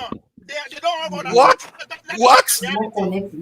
Stop them from this kind of conversation. So are you telling me who is that? There's a noise coming through. I don't know. Go ahead. There's a noise coming through. Are you telling me when the British were discussing how to pass the hate speech law, they were amplifying it? Leave the British, fuck the British. Excuse my Yoruba. Oh my God. You see, you can be all flashy all you want. What you are saying doesn't make sense. No, it makes having sense. A conversation about something doesn't instigate it. Do we have royalty? Stop using our community as the same as an No, having a conversation about fixing something doesn't instigate. Hold on. Okay, do you agree that having a conversation about fixing something doesn't instigate it? There's no problem. Why are you waiting? You want fix? You see now, there's no problem. Okay. Yes, the problem is just between me and you. I think we've had each other now. I think Body has fallen off after all the waiting. He managed to fall off again. No, don't bring innocent people into our problem. Now our problem with the educated one. Don't bring the innocent people into it. Let's deal with it ourselves. Spare them from it. Yes, if you say that's why we are the ones that pass the laws, isn't it? That's what we are talking about. So that is our problem. So that's exactly what I'm saying. Whether it's our problem or not, we need. But you agree that we need to do something about it. The hate speech is not against us. I see the poor man go suffer, and me and you will not suffer the hate speech. Let's say let's not spin. Let's not spin. Let's not try to be. I'm not here for having postures, Ovie. Do you agree we should do something about it? To Nigeria, that hate speech, and we have money to buy judge, buy police, buy politicians. I won't suffer it. But the poor Nigeria will suffer it out of their innocence. Out of their innocence. So we are just assuming that they are going to be convicted. Hold on. Hold on. Are you saying that because you are afraid that poor people are going to be victimized by the law, we should not have any hate speech law? They are the majority. And then the majority. See, some elites actually say hateful things. Some elites actually say hateful things too. So they should be contained. That's the nature of human. What are you talking about? Oh my God! Okay, now you are for free speech. Let them just say whatever they like in a country with almost 500 tribes. It's all right. I'm not going to get power no matter what I talk. Why the UK has far less than 500 tribes, but they have a speech law? But you are saying in a country with over 500 tribes, you should not have a speech law. I get your position. I get your position. It's okay. Hold on. I get your position. My vote no count. When you are putting the law, you know they consult me. All of my vote is a threat. You see the problem when we get? Like, what is your threat? You know, say, Ovie, you are being stubborn today for no justifiable reason. You're just being stubborn. You have to fix a problem. When you see a problem as a grown person, you have to fix it. You can't just leave it because it's going to result in problems later on. Please, how do we solve it? We should not solve it by imposing law on the majority. I think we should pass laws on the elites too. It's a minority problem. Maybe Erufai wouldn't be saying some of the things he said if that law existed. Forefathers, I thought you had some other headline. We're not fall victim of that law. That's the problem. I've heard of what's his name? Atiku say that they have to make sure the people that they elect is northern leader. No, they should not elect somebody from the south. Those sort of things has to stop in that country. Let the penalty be death threat. They will see break it and nothing will happen. At least let the law be there. Let the law be there first. You see, over poor people. Oh my God! What does it matter? So we are worried about it matters the people because it's they going are to the affect. majority. Okay. Look, it is anarchy. There should be no law because it's going to affect. You can just. That's not what I said. That's not what I said. That's basically what you are saying. I didn't say there should be no law. We should pass a law. See, all laws favor the rich to an extent. Don't you know that? You are being specific to Nigeria. You say hate speech. Don't say hate speech. We don't want hate speech. That is your own. Your own sweet line. I think that is very, very important. We can't have leaders coming out to badmouth other tribes. It's very, very bad. They oppress me every day. You say make I not talk again. The only power I can make I not stand again. My guy. So the only thing you want to use is to insult another tribe. That is what is going to cause this. The only thing you want to say is to insult another tribe. That's the only solution. You deny me food. You deny me power. Okay, it's okay. It's okay. I don't understand your position. Really, I really don't understand your position because. Personally, I don't like it. It's his or her mouth. You won't shut them up. You deny education. You deny. Shut them up from insulting other tribes. You can talk about other things, but don't insult other tribes. Don't insult other religions. Why are they insulting other tribes? Ask that question. That is where the problem is. You have no justification for it. There's no justification because the tribe is made up of more different type of people. Oh my God, he doesn't even understand. Can we let me go to Dexter. Let me go to Dexter of That is the solution from the root. Can we try to? Let's go to Dexter. Let's go to. We'll come back to you. Let me just make a comment. Ovie, you have given me a headache today. Headache now. Sorry, what I want to say is I just want to appreciate Odi because I've been listening. It's done a pretty good job of kind of pushing back quite strongly when I think it's revolution and is it opera when they were here, because sometimes yes, I did appreciate the way he kind of responded to the to the issues they were discussing. So it's good sometimes to listen to people and then have a sense that they know what they're talking about, and because if we come here and then don't kind of improve on our understanding and reasoning, it becomes a pointless exercise. So when we come to the public, we should also use the opportunity to learn, to educate ourselves. So it's not just kind of talking, rambling, and that's, I find that sometimes difficult to bear, to put up with. And some people need to be kind of challenged quite robustly, and they might not like it. And it's not an insult. I don't. If you come to the public to talk, to express opinions, you should expect to. But if we know they insult ourselves, you can't tell person how to make this point. We are not insulting. Nobody. Sorry, I don't know. Did you have to interject? Did you have to make a comment? Take it easy now. Take it easy, man. So this is what I'm saying. It's kind of in a general. Just make points. Forget. Okay, you are really strong today. It's okay. It's kind of it's a general statement. You are trying to tell us how to talk in public, but you are making the same mistake. Don't focus on the point. Forget people. We know insult ourselves. Just nobody insult ourselves. We are making the point based on how we understand it. But you won't be the big man in the house. Sometimes I don't. No, we are not your kids. Take it easy now. Ovie, take it easy now. You've been talking now, Ovie. Take it easy. It's sometimes difficult. It's actually acknowledging you now. Listen, Ovie, you have said tonight that people that are educated should no longer be ruling us. So maybe you have to go and find the illiterates, people that are, I don't know, have no knowledge, who are ignorant. they're the people that are best fit to rule us. I was specific. Sorry, Those who go hold on. school. Can you Those just who go hold school. I on? was Can you just hold specific on? again. You can't just be talking. I said those who go university. I was being specific. Sorry, excuse me. Excuse me. Listen. Oh God. It's difficult, you know. Again, so yes, we come to the public. We also want to be understood and also to understand people. It's not just talking and rambling.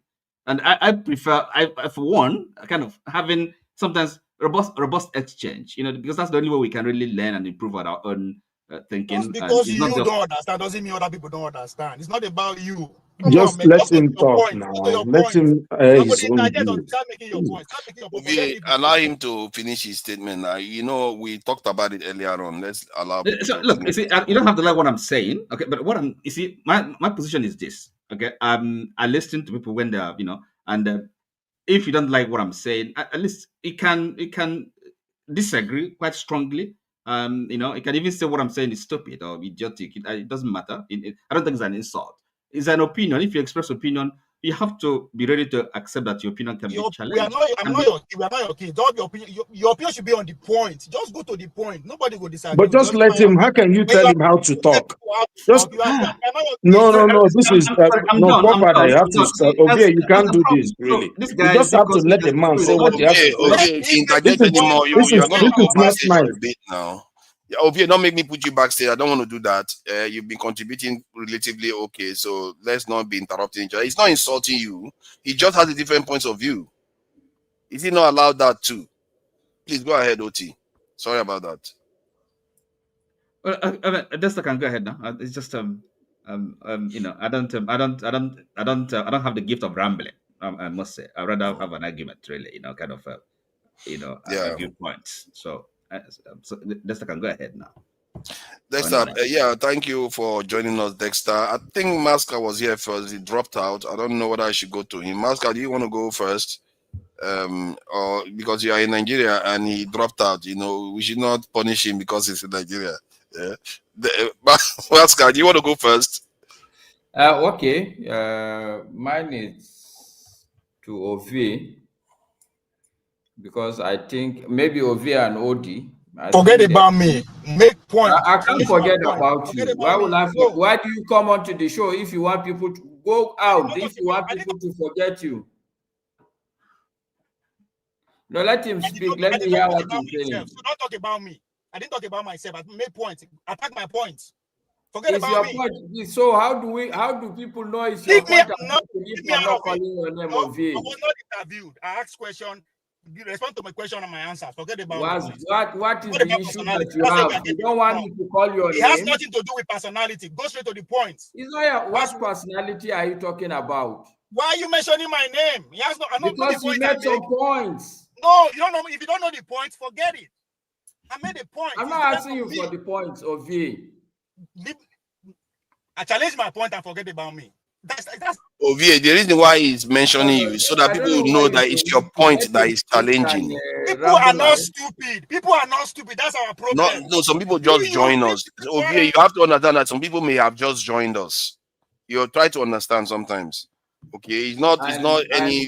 The point he's making is a null point. I'm not gonna attack Ovie's personality. I don't even know what your personality is that you're referring to. It's not like I've met you before.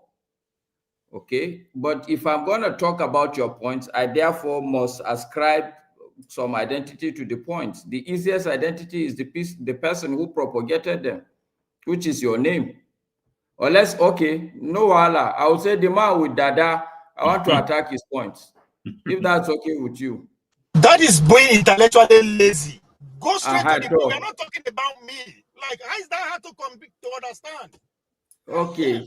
All right. Okay. He's not in a good mood today. The man with that. See, anyway, what I'm saying is my points are going to be just restricted to OD and Ovie's perspectives.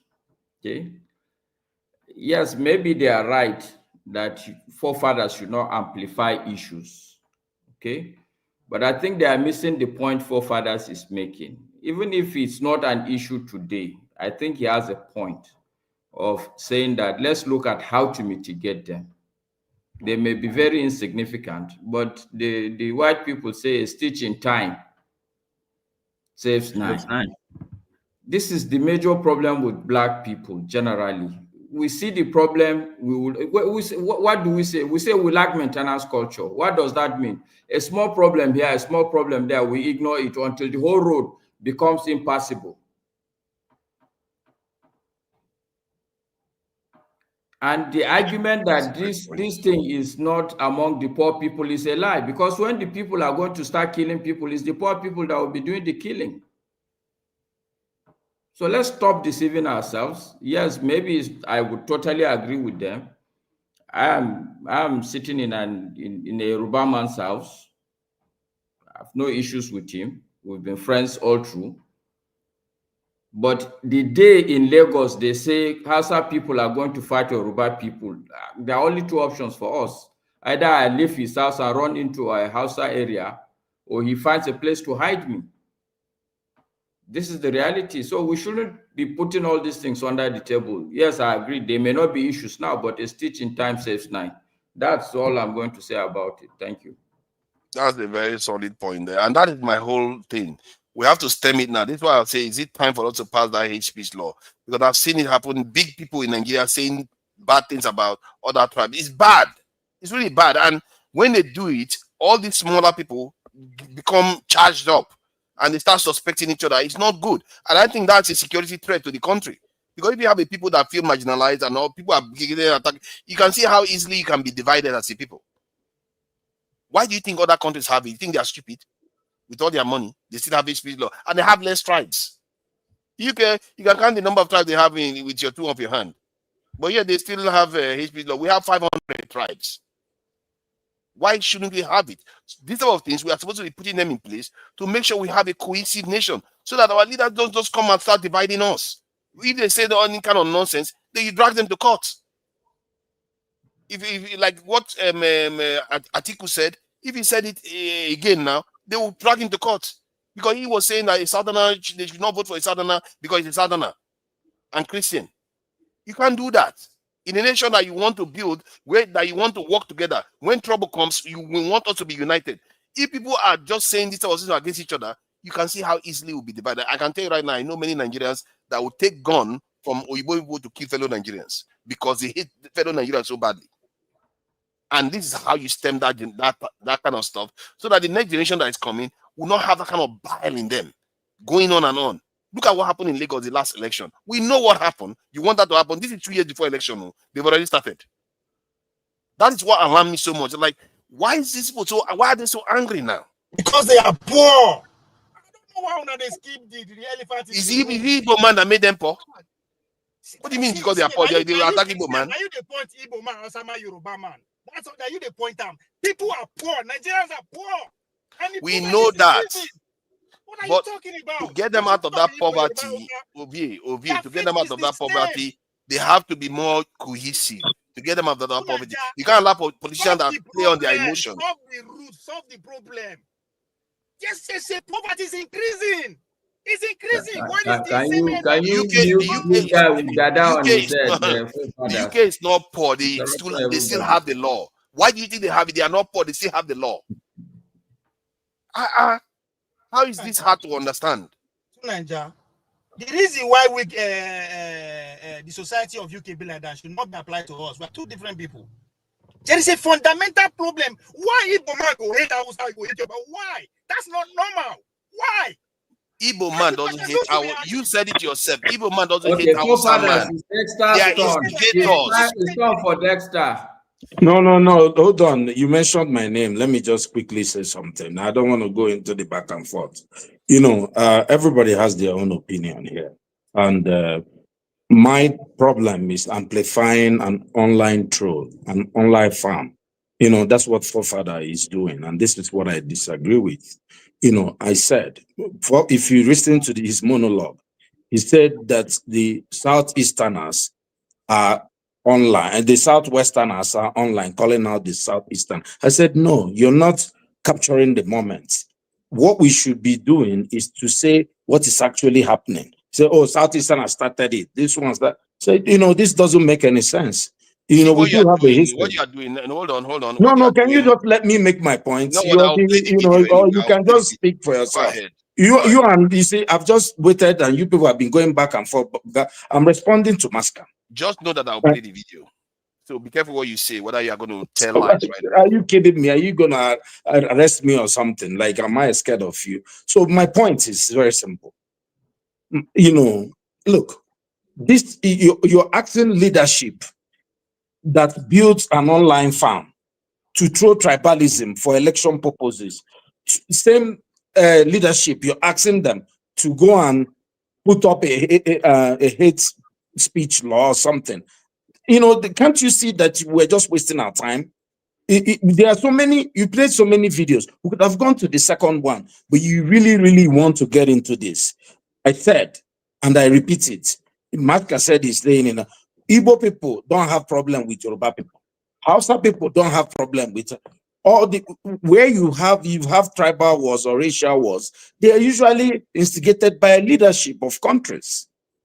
You know, this is one thing we know. Even in the perfect America you're talking about, there are people building white villages in America.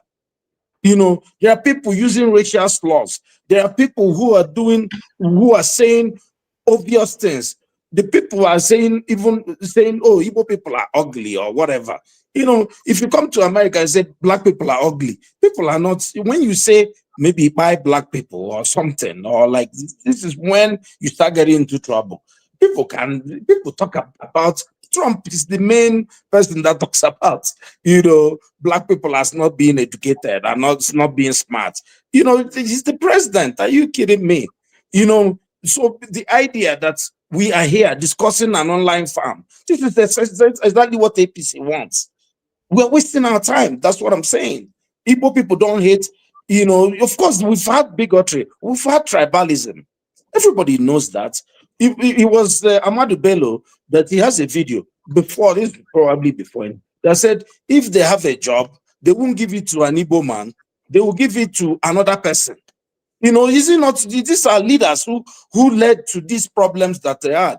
But people like Zik were born in the north. People like Ojukwu were born in the north. We're still coexisting. If you come to my village, it's filled with people from the north, and nobody has problem with each other.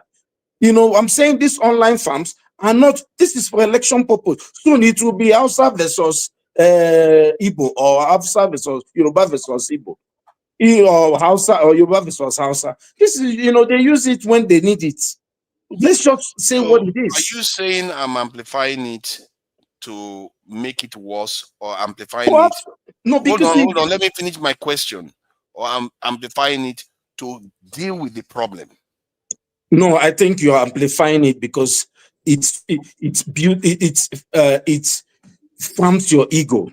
You like doing this. Wow. This is everybody. It narrative. Now the narrative you shoot your what narrative. Is the narrative? This is what you love. You like to amplify how divided Nigerians are and bring up problems where they are not. Everybody can see that. Listen, tell me what the narrative is, please. I don't think forefathers you should go down. You see, Obie, stop. I want him, because he started this. I want him to tell me what the narrative is. Odi, you have your mouth now. Tell us what the narrative is. No, it's not Odi that said narrative. It's Ovie that said Odi narrative. is the one. Well, it farms your ego. That's what I said. I said this suits your ego. No. I don't need to be. Let me tell you something, my brother. Well, listen, interrogating the motive we stay here every day. When you go on monologue, and this is why I came here. So many times when I come up, you're not talking about the narrative. That's what I'm talking about. Your narrative. I oppose your narrative. Your narrative in Nigeria is to talk about things that's, you know, that divide us. Risks. He talks about risks. You always talk about tribes. You like to amplify the differences in tribes. And this is what you like to do. And I'm saying, you know, stop doing this. You know, why are you coming up to say Yoruba and Igbo? There are many, you know, people had discussions about real things going on in Nigeria. You're talking about an online farm? Are you kidding me? Are you seriously saying this? That we should be talking about an online farm created by APC, and you're saying Igbo people have Yoruba?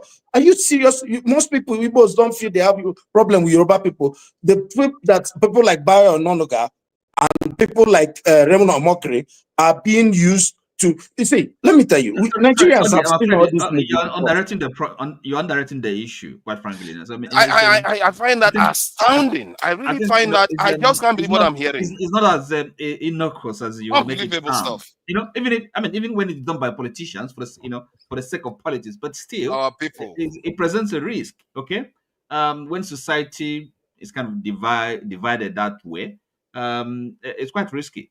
You know, let me tell you. See, when they arrested Nnamdi Kanu from, did you not hear the term I mentioned? That is a security threat to all of us. If we are divided like this, we cannot just ignore it and say it doesn't mean it. No, granted. I don't think that's the right approach. You know, so unbelievable. 500 tribes. Yeah. One of the most tribal countries in the world. Like Lagos, okay? Ignoring it as if it's what happened during the elections. I don't understand you. If people are doing it because of election, what do you think is going to happen when elections actually do come? Okay, it's gonna get worse, and people, of course, that is my fear. And some of the things they are saying is so incendiary. So incendiary. I don't see that way. Nanja, you once believed that it is because the Igbo. Yeah, you don't understand. See, hold on. Dexter is going to go next. When I started coming to the Nigerian platforms, one of the things I noticed most is like Nigerians are like people doused with petrol. All they are waiting for is to be lit on fire. And that is what Nigerians are, and they leave it like that. They want it to remain like that. Let's remain as it is. One last thing. Look, we've seen this movie before. When Nnamdi Kanu was arrested and bundled down from Kenya, you know, Malami went to national TV and he made a speech only in Hausa. Our leaders have been doing this to suit their narrative. Now, hold on now. These people now are out of government. They are now saying, oh, this is Tinubu that is the problem now. You know, look, we've seen this movie before. This is a leadership problem. My problem, you're asking the leadership to solve the same problem they are creating. No, I'm saying that we should start pushing for solutions. I'm not relying only on them. That's why I asked the question, is it time for hate speech law?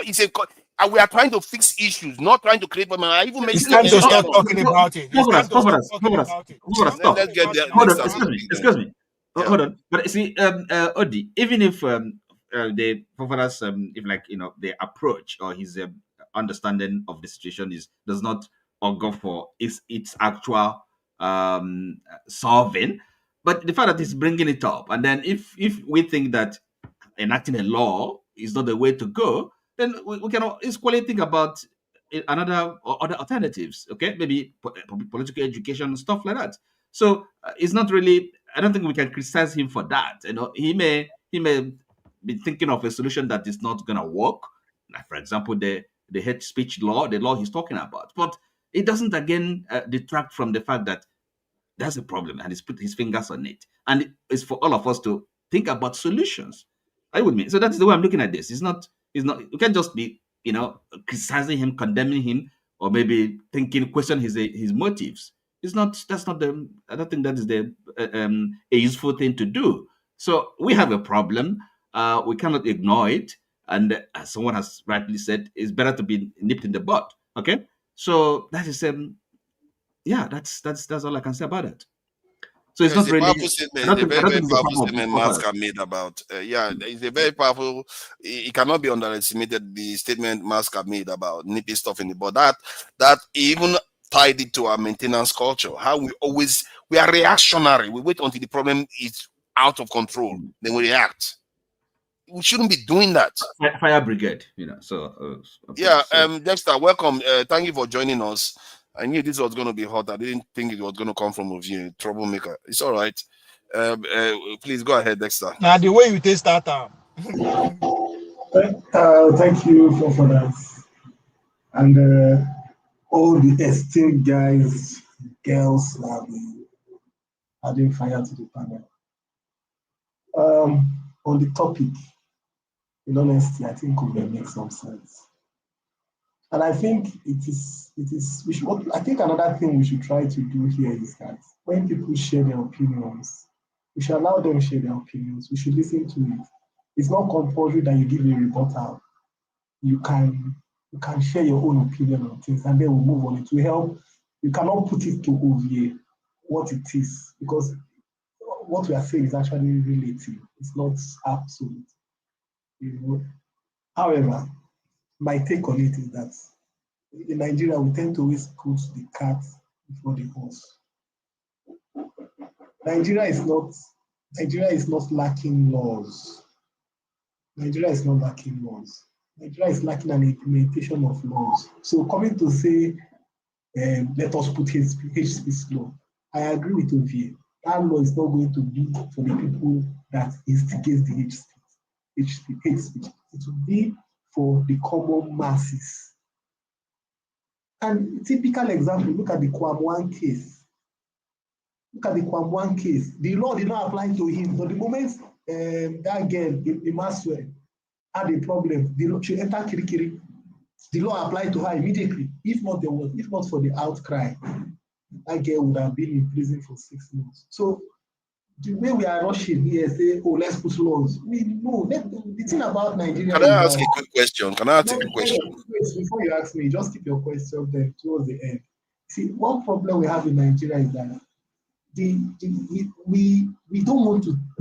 One big problem I see, the culture of Nigeria. We need to focus on raising a generation that do what is right, say the truth, irrespective of where they land. Because what has happened to Nigeria is that we have molded a generation for the last 40 to 50 years that would lie, and will lie brazenly to suit their own narratives, and will change. I was listening to a clip. A minister in Nigeria said, I will not accept a ministerial position. There is a clip where he said it. And then he comes back and says, I never said so. Look, in any sense society where morals are upheld, you will resign based on that. But in Nigeria, what we tend to think is that this fire brigade, let's put law to do that. But we're not making an organic system to have a society that works. What we're just doing is trying to put out fires, and it's not working. You say, let's set up a law, hate speech law. Who is it going to be for? Who is that law going to apply to? Is this Bayo Ononuga? It won't apply to him. So what we should be focusing on at this level is, especially for people that are looking, and one thing that happens with many Nigerians is that they go outside, see how other countries are going, and they'll say, after America is doing it like this, let's do it like that. But you forget that America grew. There was a growth process. There was a cultural, let's ask a question. What is the baseline culture of a Nigeria? What is the baseline? Let me just give you a typical example. In a country that is minimum wage is 70,000, the government feels comfortable to put passports as 200,000. What does that tell you? The culture is that the government already agreed that the workers are going to be stealing. It's simple.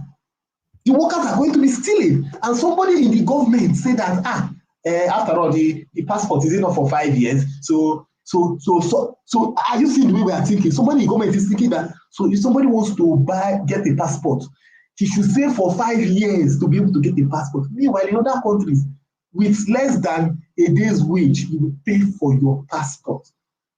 So these are our culture. If we don't start investing in getting the culture right, all these things we are doing, it's like pouring water on the feathers of a chicken. That is the truth. It's just pouring water on the feathers of a chicken. Let's enact law for this. Let's enact law for that. There's a typical example. A girl jilted a man for 50,000 naira. She jilted the man. She didn't show up. They told her to pay 450K, but she goes to prison. Okay? Yahaya Bello stole money, stole billions. Is working freely. Is there no law? The same law that made a girl that told a man paid 50,000 naira for her to come to his house. She did not turn up. It's the same law. He says she should pay 450K Yahya Bello stole money, stole. They are not saying he should pay. The girl, think it. So this is my problem. When we Nigerians sit down and we pontificate over injustice and we validate it and we come out, it means that we are not ready. But we look at other countries and say, oh, the building blocks, how did those countries get there? We're not going to jump into the sky. Example, look at the tax laws. The government want to impose taxes everywhere on people. You have not built the people up. You have not created wealth. You have not created a system whereby the people can grow in wealth. No, you don't want to do that. But you say, oh, we have to raise revenue. We have to raise revenue. Look, another thing is that you don't force a people to be one. It doesn't ever work anywhere in the world. It doesn't work. If you cannot force people to become, you can't. They are human beings. The people choose to be one. This ideology of, oh, we must be like this. No, it ain't gonna work. And it's not working. How many years have we tried it? It's not working. We've tried it through military era. It didn't work. We've tried it through democracy. It's not working. You can't force them. You have to, until the leadership, first of all, you have to get the moral and the cultural ideology correct. And then you will have a nation that has a focus, that everybody is thinking collectively. Everybody. If we don't get to that point, all these things we are doing, you just throw water on the chicken's feather. You throw the water, the chicken will shake it, everything will go out. And that's what we've been doing. You go one step forward and go 10 steps backward. Thank you. Yeah, the question I wanted to ask, I do agree with the idea that poor people generally do get the worst end of laws, but that is inherent in any country, inherent in nature itself. Nature is not fair. If you observe, by the fact that the rich people are richer already, it's unfair on the poor, because when the rich people will get better lawyers, they will get better visits, they will get better everything, even when the law is being applied. Not to mention in Nigeria when it's not even being applied fully. And the question I wanted to ask is, based on your argument, like I said, I do agree with the idea that law is a little bit unfair. But based on your argument, then we should repeal every law because it doesn't apply to the rich. Okay, no, that's not what I'm saying. So my argument is this. We have to form a nation where rule of law is entrenched, irrespective of your social status. Look, in Nigeria today, an accountant general stole 80 billion. He was made an emir. He was made a traditional ruler. And this person that stole, he agreed that he stole the money. And he was made a traditional ruler. Okay? That is the country you have today. And then you are arguing that let us now impose draconian laws. Who would that law apply to? Can I come in there? Is I think who would that law apply to? Who would apply to? You see the tension between what both of you are saying, or in the respective positions you maintain is for us. I think the sometimes, I mean, it's not I've made this point before. It's like not getting the basics. Okay, first things first. Now, because that's our thinking. Okay, look, okay, we make a law and then we solve that problem. No, but it's not getting to the root of the problem. As Dexter said quite ably said it out, so because this idea that you can impose legislate unity, impose it. No, people, really have to have that acceptance, accepting that, okay, we are one. We want to, we have a common destiny. We want to forge ahead and build it, make the necessary sacrifice, because nothing can be built without sacrifice, building a nation. So that is really what comes first before, well, of course, we make laws, and then you're asking him whether, I mean, he's not saying that we don't need laws or that, so it's quite basic that, yes, we have some people,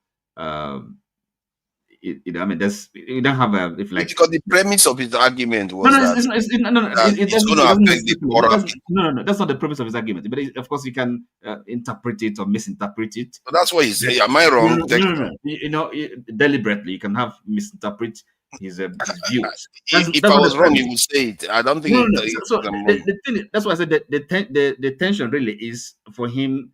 You think everything is you forget the basics. You know, you think you want to build, maybe kind of a skyscraper on the air, without having the firm foundation. So I sympathize with your point. You see, the point is that better to have it and not need it, and need it and not have it. That is the point. It's not like I'm saying the moment you put it in place, it's going to solve it. There are such laws. Okay? Right, there are such laws. So more new laws or more laws are not what are going to solve our problems. Okay. So when I hear articles saying some of the things he says sometimes, or some politicians saying some of those things, I think I wish we had those laws, because their words will be different. The kind of word they would choose to use will be different. Hate speech is a symptom of what? A deep divide. That's right. So, what is causing that divide? What is causing that? Is it that the fact that we don't hold on? Is it that these are quite rhetorical questions? Is it that we don't, because we are not we have not agreed to live together, or because poverty is at the cause of it? Because there is a root. He's just manifesting in the form of a speech. So we need to break it down to say, before we get to that, hold on, before you bring out law that will cocktail it, you have to make sure that what led to that point is taken care of, which is exactly the fundamentals. Okay. See, the person asked whether is it poverty or is it no? Poverty is a problem, but that's not the problem. Let me finish. That's not the fundamental. That's not the fundamental problem. Because, okay, no, it's just a question. Let me finish. Now, let me finish. It's part of the problem, but the original problem is actually this kind of this acceptance. It's like you see, the Bible says two cannot work together unless they agree. So that agreement, that this is our project, this is our thing. We belong to one country. We share common destiny, right? The peoples of Nigeria have to have that kind of understanding. They have to imbibe it and live it. And then you find out that people are ready to make sacrifice. You find out even though we may be poor, but poverty is not really can be the essential problem. Poverty can be overcome. Okay, poverty is not something. It's not a natural condition. It's not a permanent condition. The point I wanted to address was the point Ovie made, because remember he did say that Nigerians are united on the ground level. He talked about family. Of course, it's not. Most of us have mixed family backgrounds. Is that a lie? That's what I'm trying to confirm. I'm confirming that based on that fact, it means that if he's asking where the divisions are coming from, it's coming from the people that break the rules, that want to create division, just like some people that decide that they want to steal, some people that decide that they want to rape. So people break. There are always few out there that want to cause problems, and that's why you have rules to prevent those few. You are right. Advertising the entire group. But that view is coming from us. That's what I'm saying. I'm not disputing that, but you have to have rules in place to tackle those people. That way you have a more cohesive society. No, if you say online speech, see what you are saying is online. All of them are bad. Speech, my guy. You are saying one man should shut up. Anybody can define anything as a speech. If you greet me good morning, I can say it's a speech. How do you know my money is good? Like you are putting a commercial out there. The judges will decide that based on their directives. Who put the judge there? It's not the person that put the judge there. Now we put. Yes, but see, by that standard, you are saying we should wipe out all laws. We can't do that. Take care of the law first. Take care of the judicial system first. Make everybody have a trust in that system first, which is what is saying. There's no way I can trust the system when I don't feel I belong. So you know what I'm saying? I'm not saying that you should not do those things. I'm saying that while you are doing those things, you should still, if you have the time, put that law in place as one of the things that will be there, at least to deter some people, because some laws are there. That's why some people are not doing certain things that they are supposed to be doing now, or at least they would like to do.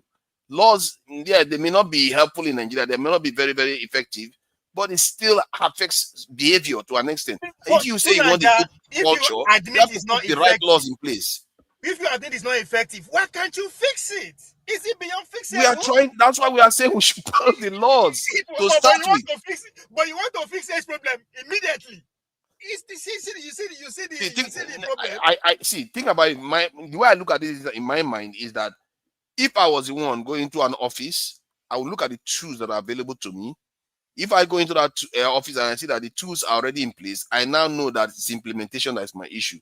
But if I have to start going to buy tools, that's an extra bit of work. So if you have a chance to pass a law, put it in place in time. But that person that wants to enforce it to get in there and actually make sure that that law is enforced. Tunanja, if you are in power, you can create any problem you want. I can pay 3 people to go and start either killing people for one village just to remind the law. To start talking anyhow online just to find an avenue to go, which is the point our other brother was trying to make. This platform you are talking about, who is sponsoring them? It's the same us.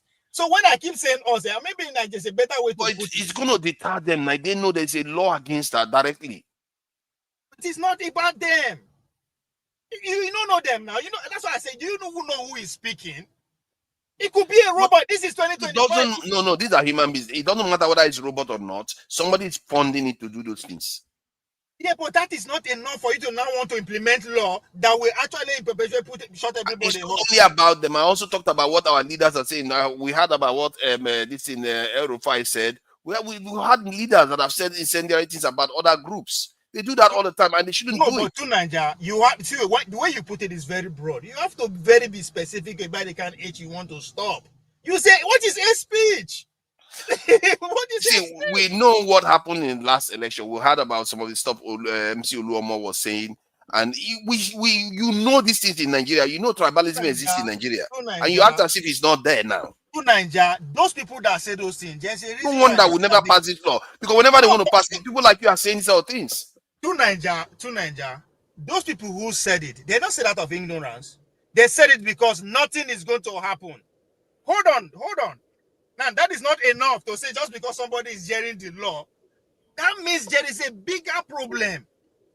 There is a bigger problem. Okay, now, let me ask you this. Since laws don't work in Nigeria, so when they decided that states can produce their energy and everything, it doesn't happen. Hold on, because you are making it look like I didn't say law doesn't work in Nigeria. I didn't say law doesn't work in Nigeria. Then what do you have a problem with it for? No, because you are saying, just like when person inside bathroom they bab, they sing. He felt that he has the best voice in the whole world. Come back and sing now, you can't hear himself and see they sound like basket. That's what you are doing. You just sit down and say, this what kind of wahala is this? Hold on. You just say, this problem. There's a law, let's stop it. Who you be? Because you're not happy. Because I'm the one saying it there, okay, maybe we should get the Akpabio to say it. Maybe. No, but you see, Ovie, sorry, forefathers. Yes. We keep doing a cyclical argument. If it is true that what forefathers is saying has no effect, that go and do law, then why are we criticizing him? Why are you arrogating powers when it comes to what was the word that you guys used now? That he's blowing something that is not a problem up. Oh, okay. No, but that's not what we are saying. But now suddenly, when you come to law, forefather is useless. Hold on. Now. I haven't finished. Now, why am I going to hold on? Why I have not finished? Because you are misquoting me. So let me finish misquoting you so that you can correct me completely. Go ahead. The simple argument, why I say it's a cyclical argument, is that if in one vein you are saying that forefathers' voice is irrelevant, has no value, then we should just quietly listen to him and ignore his monologue quietly. Because both ways is like in mathematics, negative, it will cancel out. Let him rant about blowing up something that is not important, and by also extension, when he say do law, we know that nobody is going to do the law, which is absolutely true. On that, I totally agree with you. Just because forefathers said it, I don't see how a law is going to be passed.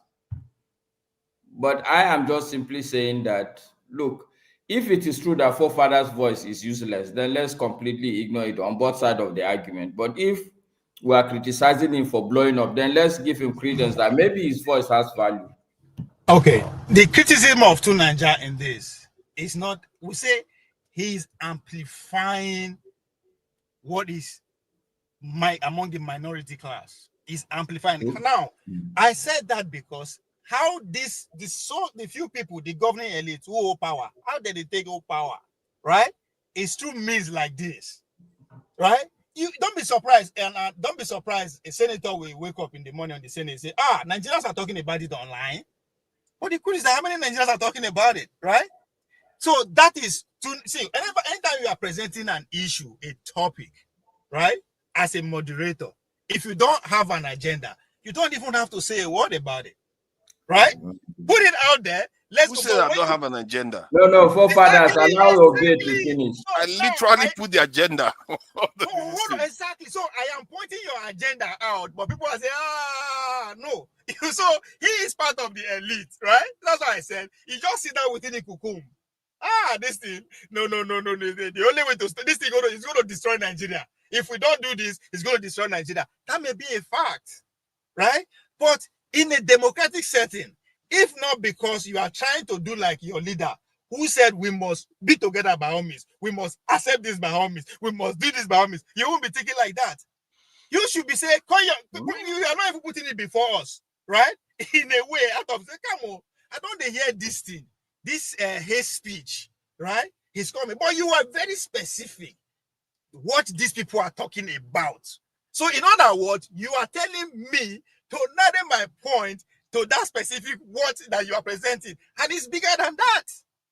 It is bigger than that. I'm not going to toe your line just because you bring this to say, this is a problem, we have to deal with it. I have to say, come on, this is a problem. I didn't agree with you. This is a problem, but this problem where they talk so it's not just between me and you. Why do we have to invite people who don't concern us into the problem? So that's the point I'm making. You have to know. I'm agreeing you own the role you are playing. You are but the role is not just between me and you. This role has caused problems from the 1966. As a matter of fact, even before that, what did Mamadou Bello say? All this type of behavior is something we need to stop. And I said that is not what caused the problem. You see, that's where the argument is. Oh my God! It's a fuel. It's a fuel. This is what I said. Hold on. This is why I said when I look at Nigerians, they are ready to be manipulated. When you look at the discourse you see in Nigeria, it's like everybody has been poured, like petrol is on everybody, and just somebody needs to come and light it up. This is what I mean by when this how the conversation is going on. Hold on now. This is what I mean by when this kind of conversation is going on. God forbid something happens to Tinubu. Do you know what happened in Rwanda? One plane crashed. Many of us still don't know who brought that plane down, but it led to a genocide. To Niger. Do you know why that happened? It's because the ingredients were already in fairness to you, forefathers, in fairness to you, that was exactly what brought about the civil war. People imagine were hold on. Like, please. So because Igbo man they sort Hausa, now bring civil war. Guys, no, you are not listening now, Ophi. Okay. You are not listening. No, it's a question I'm asking. It makes it more easy. It makes it more susceptible to be manipulated. Exactly. The word there is manipulation. How do you manipulate people? Exactly what you are because they are ready to be manipulated. That's why they are conditioned to be. Hold on. Because of divisive behavior. Now English will they speak. Hold on. Let's break it down. Manipulation. What is the word manipulation? There are avenues in which you make that happen, and one of them is what you are doing. No. Yes. No, the truth is, you are trying to manipulate people, and not in a bad way. Anyway, no. I think that's not what he's saying. He's saying that what I'm doing is that I'm being manipulated to do it. Is that not what you're saying? No, you are manipulating people. That's why I say. Okay, no. I'm manipulating people, but I'm manipulating people openly, telling them this is what I want to do. That's the problem. That's what we are saying. The problem is not manipulation. Manipulation involves nefarious. No, hold on. Manipulation, you have to get it right. This is a fact session. Manipulation often tend to involve nefarious this thing, and you have to conceal your true motive. That's what manipulation is. You just did. You just did. But that's not what. That's my true motive. I've said it. I literally put it on. Okay, let me bring the picture again. Enough is enough. I literally put it from the start of the show. What is this? This is not manipulation. I put it from the very beginning of the show. What is this? What is the manipulation here? There's no manipulation. My motive is open and clear. Hold on now. To Nigeria, let's have an adult conversation.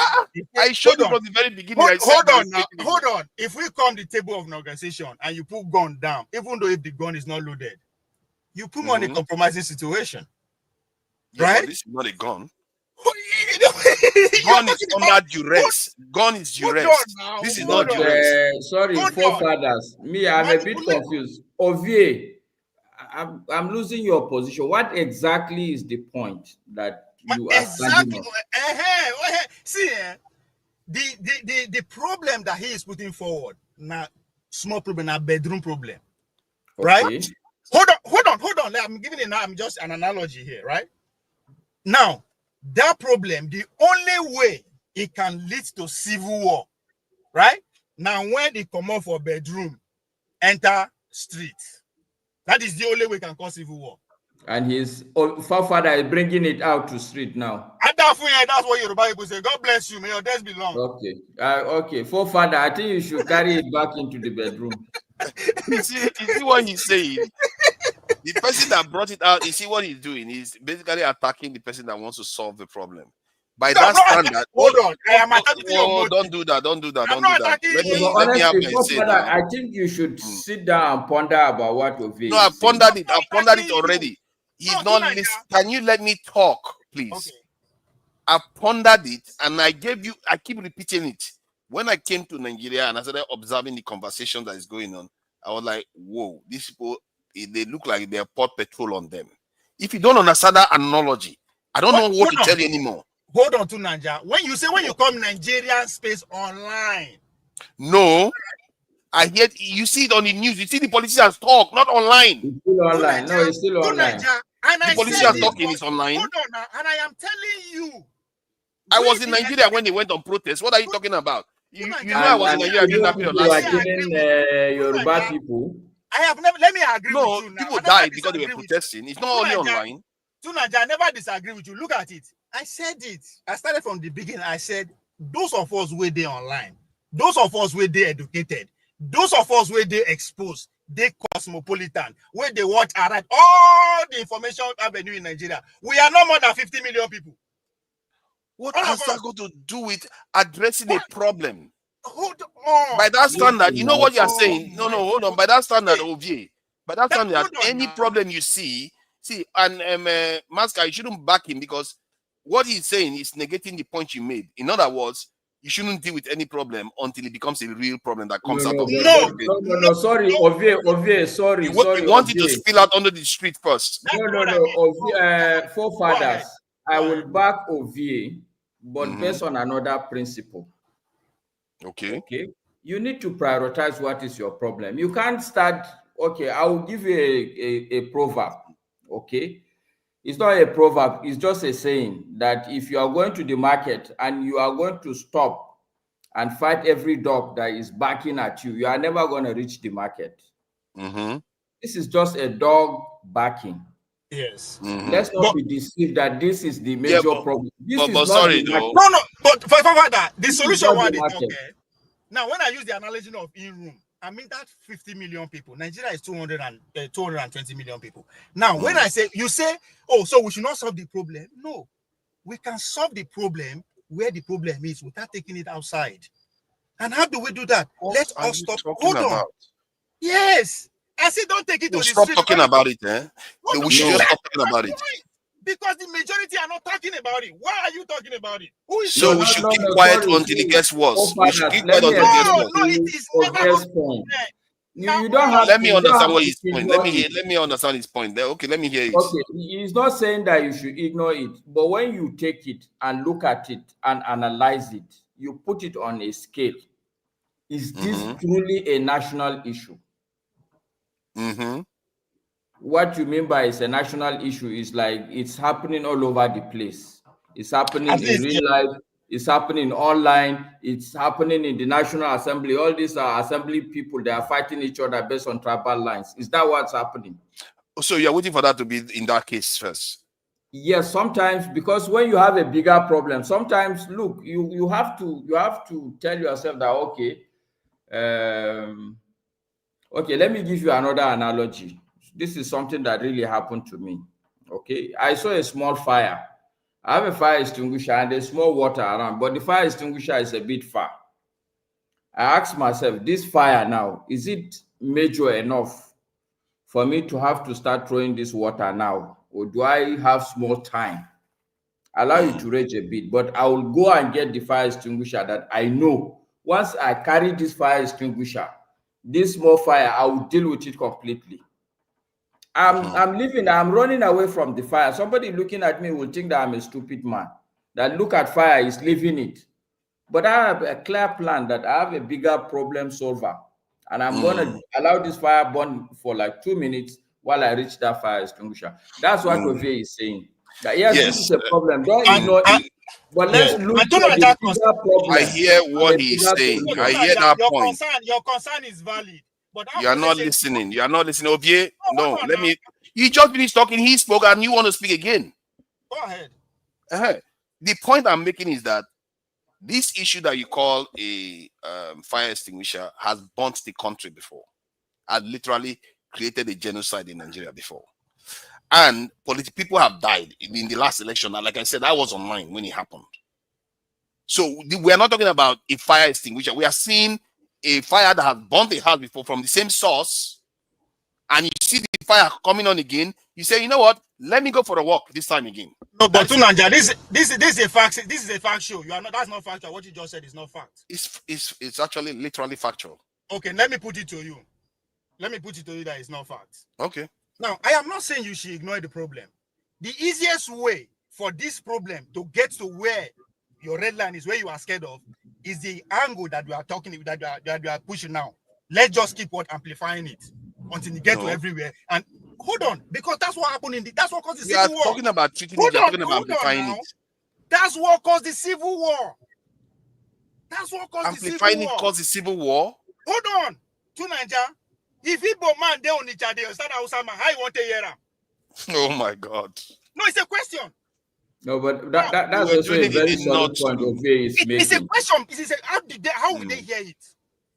Because it was also in the newspaper and in the north. They were doing it in the north too. Exactly my point. Hold on, they were doing it in the north too. Did you hear me? There's a Yoruba man's testimony that said they were doing it in the north too. You know me, I'm here in Nigeria. I'm not like you people that are outside this country. I can tell you forefathers that there had constantly been killings, even as at today that we speak. The only thing that has stopped the country from burning is because people understand this thing Ovie is saying. If you escalate the issue and blow it up, this thing will catch all over the place. So people what but who is escalating it? I'm trying to deal with it. I don't know why we keep using it. That's not how to deal. We are telling you that's not how to deal with it. So to deal with it, to ignore it. Okay, so let me break your bubble, forefathers. Okay, do that. What Ovie is saying, even though he didn't articulate it very well, people will just be laughing at you. Unbelievable. You are blaming somebody for saying that we should deal with hate crime in Nigeria. You literally that's what you are doing. Not pretending that that's not what you are doing. You are saying don't talk about it. In what context, in what universe are people allowed to talk about such an issue? Calm down, This ridiculous conversation I'm having. Just a minute, Ovie. This ridiculous conversation. Just a minute, Ovie. Forefathers. You are trying to tackle the problem. The question I'm going to ask you, do you have the capacity to tackle the problem? In my own capacity, my own job is to say this is how we deal with these issues. So wait, Ovie. So what Ovie is telling you is that you have capacity to escalate the problem, but no capacity to solve the problem. So don't even escalate it. Oh, imagine that. You see the term you use again. You keep using the wrong term to describe. Hold on. You keep using the wrong time to describe an action. That in other words, talking about it is escalating it. Shut up. Don't say it doesn't exist. That is ridiculous. That is ridiculous because we know this has bought Nigeria before. Excuse me, I don't understand this. We don't see it happening. This is why this country never goes forward.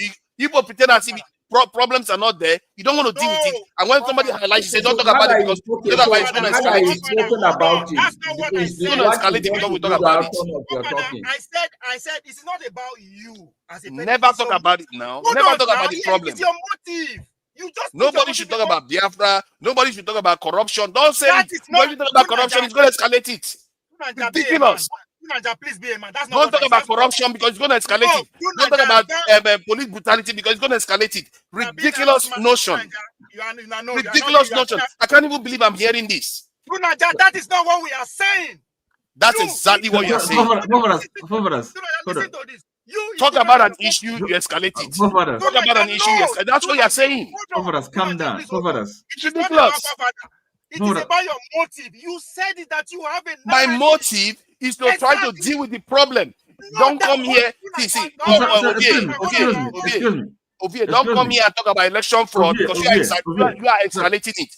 Don't come here and talk about corruption in politicians because you are here to escalate it.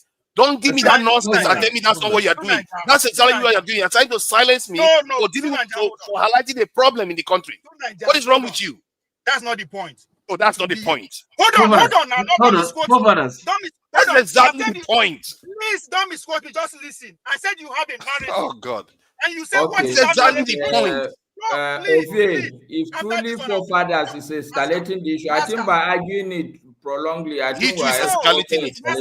Nobody should come here and say anything. Ovie, if you come here and say anything about election fraud again, forefather, please. Oh, listen. I said because you are escalating it too. If you talk about election fraud, you are escalating it. Don't ever come here and talk about election fraud again. Can you allow me correct you, please? Yeah, go ahead. I said forefather have a narrative. That is my accusation before you. And you say, what is it? I say it is known here that you are peddling the fact. You are peddling that the fact that Igbo people were accusing Nasser people. That's what caused the civil war. That was your narrative. You never deny it. Which narrative? And I said, sorry. Excuse me. Ovie.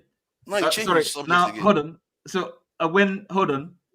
So look, I must say, Ovie and Masco, both of you confuse me.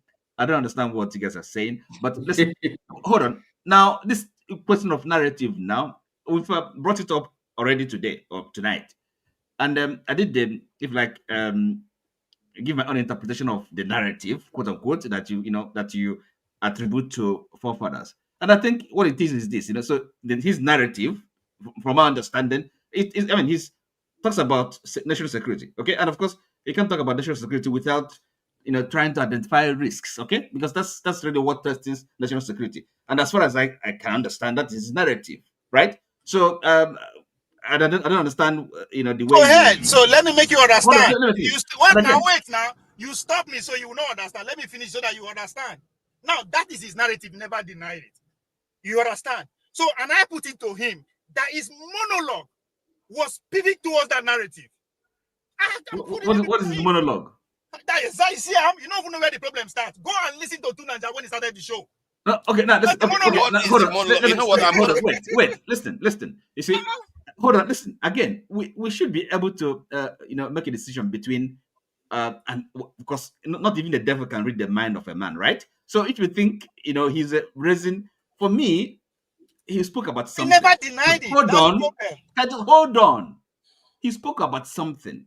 Our primary goal should be to, see and identify, or at least understand where there's a real problem. Is he raising a genuine problem? It's not something fictional, and right? I said no. Hold on. I said no. I disagree with him. I said no.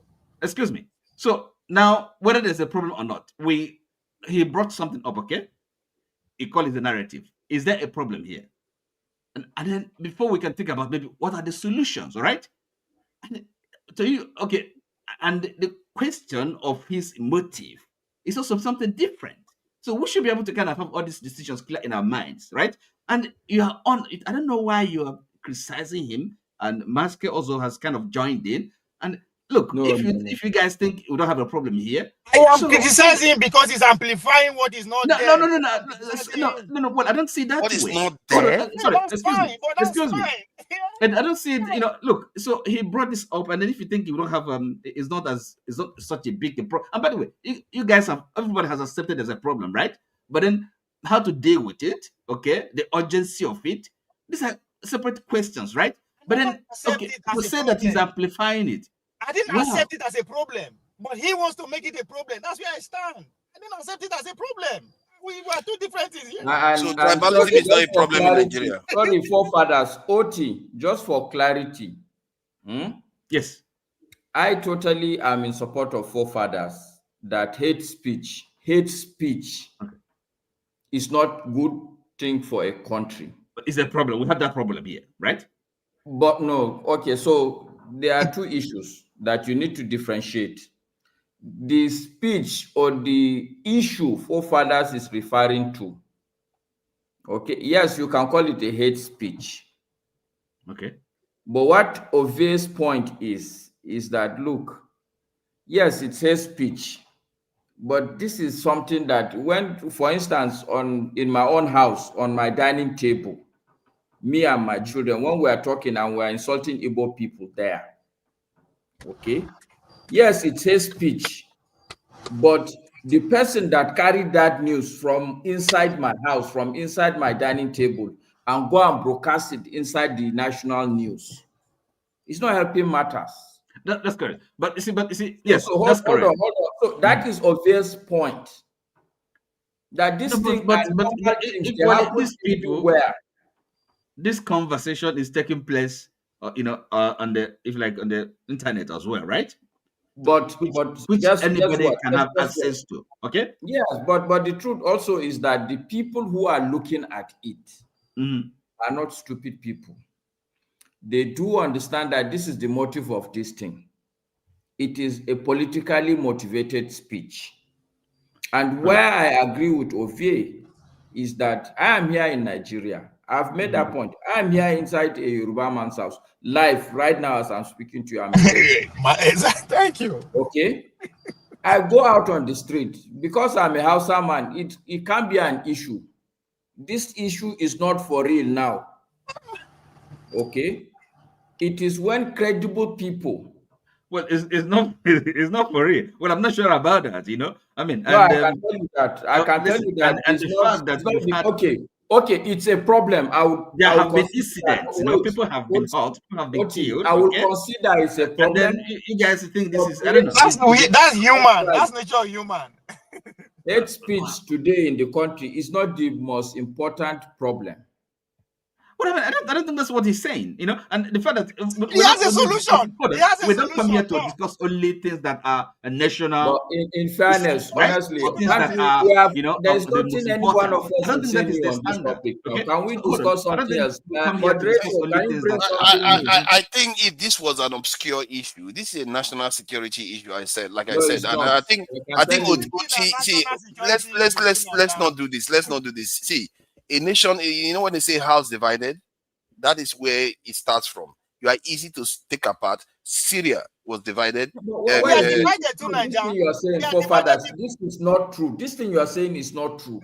How is this? Our house is not divided. How is our house divided? The truth is that Nigeria is not divided along tribal lines. Oh, you sure? It is divided along class lines. Wow. You see, now I think maybe we are getting to the crux of the matter. Ovie, can you just keep yourself a bit? You are really maybe right, Masker. I think that division is more, the class line, on the class line. But you can't equally dismiss it. Okay, that division is also there, right? But perhaps because of the nature of our political economy, the politics, yes, I think. I think the issue I have with this is that we act as if we don't live in a nation whereby the poor people, I think Maska said it earlier on, was it not the poor people that attack people on the street in the north? Poor people that will kill poor people. So why do we pretend as if, okay, just stop. Just stop. You just argue without direction. By what you are saying. Hold on. No, because it's okay. Now let's put Ovie on the spot. Let's bring you on the spot. Now let's put Ovie on the spot. Since you want to be on the hot chair now, today, don't show up here any day coming to talk about election fraud because you are amplifying it. Don't talk about Nigerian corruption because you are amplifying it. Don't talk about hold on. Don't talk about Nigerian problems because you are amplifying it. So when you come here, the only thing, hold on. The only thing you come here to be talking about, it's only to praise Nigeria. You came here earlier on, you said we shouldn't even elect educated people into office. Yes. Which even China that disagreed, that had this thing, that wanted to do away with the 4 olds. They attacked a lot of intellectuals and everything, but they still maintain a lot of educated people to the point where they build their atomic bomb. For you to come here and say, "Oh, get rid of this thing," you should ask me why. No, I know why you said that, but you should not amplify anything negative. Hold on. My point is that, hold on, Ovi. Now we are in agreement. You should never amplify anything negative about Nigeria. The only thing you should come here to say is something positive. Otherwise, you are doing exactly what you accused me of doing today. Can I respond? Or I don't have the right to respond. You should, when I say we should stop electing educated people, you should ask me. I don't make blank statements. Deal with the amplification issue first. That you are amplifying what you are talking about? Yes, a negative issue. Now deal with the amplification issue. Hold on. When you say poor people were killing themselves based on this, how did they get the information? Amplification issue. That's what I'm saying. How did they get the information? Okay, how did they get information? Okay, you come here and talk about how they pay workers, bribe officials, rig elections. How did they get the information? Don't keep telling them that. No, Tunaja, see. Don't tell them anything too. Hold on, Tunaja, hold on. When I come here, I classified the topic that you put before us, where the problem they. The few two people where they rule the ruling class, with the educated fools, and the majority who don't have a clue about what is going on. Why do you think that is? What do I think that is? I remember you saying earlier on, because we are divided amongst each other. I remember you saying it. You are asking me a question. How do we arrive that? Through the medium of information that we already educated on, invested on, and actually managing. That's how they What get did you information. just say? How did you get the information? So then why are you coming here to say it now? You are propagating something negative. Listen to me. How they get it, how the poor, the base get the information. They got the information through the mediums that we educated fools build and manage. So we shouldn't tell them that they are being manipulated. Their election is being rigged. Siam, you just listen to your English language that you're speaking. You go and tell them they are being manipulated. See? You are telling them. What are you talking about? Is that not what I'm doing here too? Is that not what I'm doing? What are you talking about? Now you see what they know. I don't know what you're talking about. I am using your analogy. Now, not be you go tell them. Right? You are the hold on, don't start twisting stuff. You literally said if something negative is happening, you go and speak it out in public. You are amplifying it, so you shouldn't do that. No, hold on. Where is that? Hold on. Where is that thing happening? In Nigeria. Oh my God. You are not saying that. That's what I'm saying. In Nigeria, the nature of the problem will determine whether you amplify it or not. It depends on the nature of the problem. So who is the judge of the nature of the problem? To Nigeria, your problem, you cannot spread your problem to people who don't have idea that there's a problem like that. What? Yes. Are you telling me that the trouble that they had in Lagos this week, it didn't happen? What trouble they had in Lagos this week? Did you know that somebody was stabbed and a Yoruba guy died and Igbo people were being chased in the marketplace? Did you know that? That happened in London. That happened everywhere. Okay, so, now you are saying because I'm the one that amplified that made that happen in Lagos. No, because your own argument is based on your argument. You shouldn't even come here to say one thing negative about Nigeria. You should just the only thing I want to be hearing from you is holy, holy, holy, Nigeria is holy. You have to sing it 24/7 because if you say one thing negative, you are amplifying it. Tell me one thing. Hold on now. See, we are. Let's have an adult conversation. Tell me one. You started it. No, tell me one negative that I said. I mean, you said that by me highlighting the fact that the divisive lines along tribes in Nigeria is a problem. It's a national security risk that we should pass a law to actually deal with it. I didn't just come with a problem. I came with a solution. That is where the problem. That's exactly what I am saying. That is the Don't problem. even do it.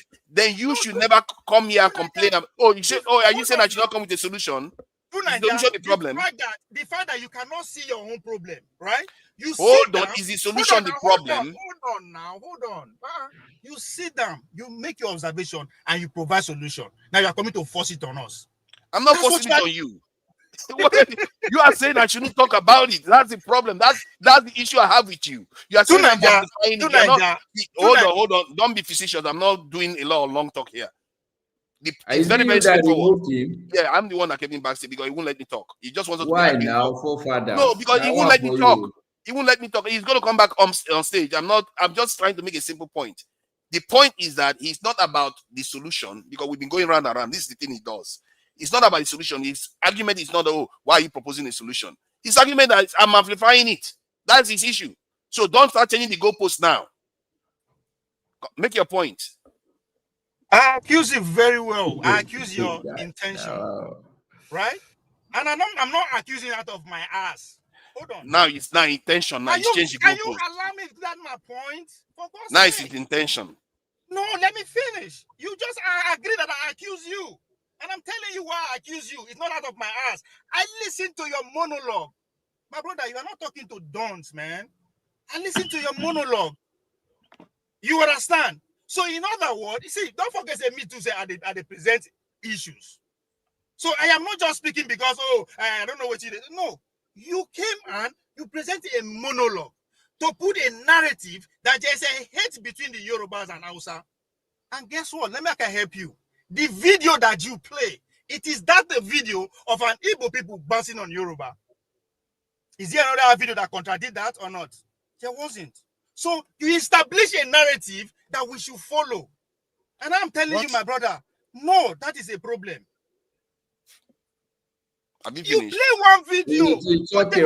I beg. It's okay. Forefathers, did you listen to Julius Malema's speech? No, I saw it.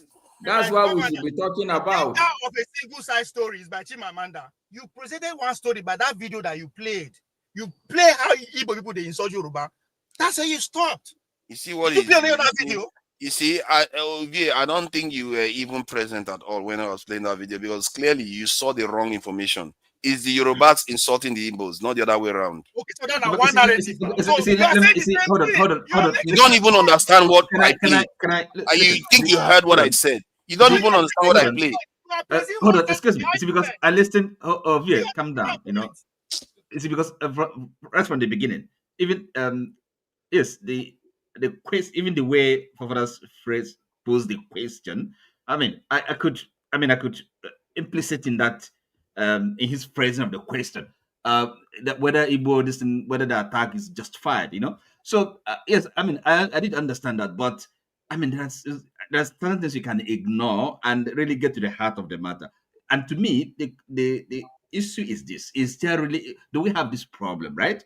And if we do, then can we solve it? Maska somehow is saying that it is not. I mean, it's as an insoluble problem. We have to live with it, not even make an effort. That is something, again, I can't agree with. So for us, yes, from the beginning, the monologue they're referring to, you did kind of give the impression that somehow maybe, okay, look, one can perhaps, there's implication there that maybe these Igbos, they deserve it, but for me, I didn't quite. It's not necessary to kind of go down that route and then start taking issues with you. For me, the point I was making was that we are all at it. Is it a national problem? Can we discuss it objectively and perhaps look at solutions? So, these things, people can take different, angles to it. But obviously, saying that, kind of interrogating his motive, that may not be necessary. Because there's a precedent, we know a narrative. Well, can I say something, please? I have to go, so that I came in here for an announcement. I just want to thank you. Greetings to all the panelists. I think you want to hammer me too, Adama. Thank you. No. I came in to tell our viewers the What's Your Opinion segment. I've been on vacation. I just got back, so we're not going to come on tonight. So tonight, you have the whole weekend. So enjoy it. I'll be listening from there. I've been listening from the background. Just behave yourself. You know, I'm in the comment section. So I just want to tell our viewers, I'm not coming. We're not coming back to next week. So that's why I came to make the announcement so that people will not start coming in and thinking we're coming in.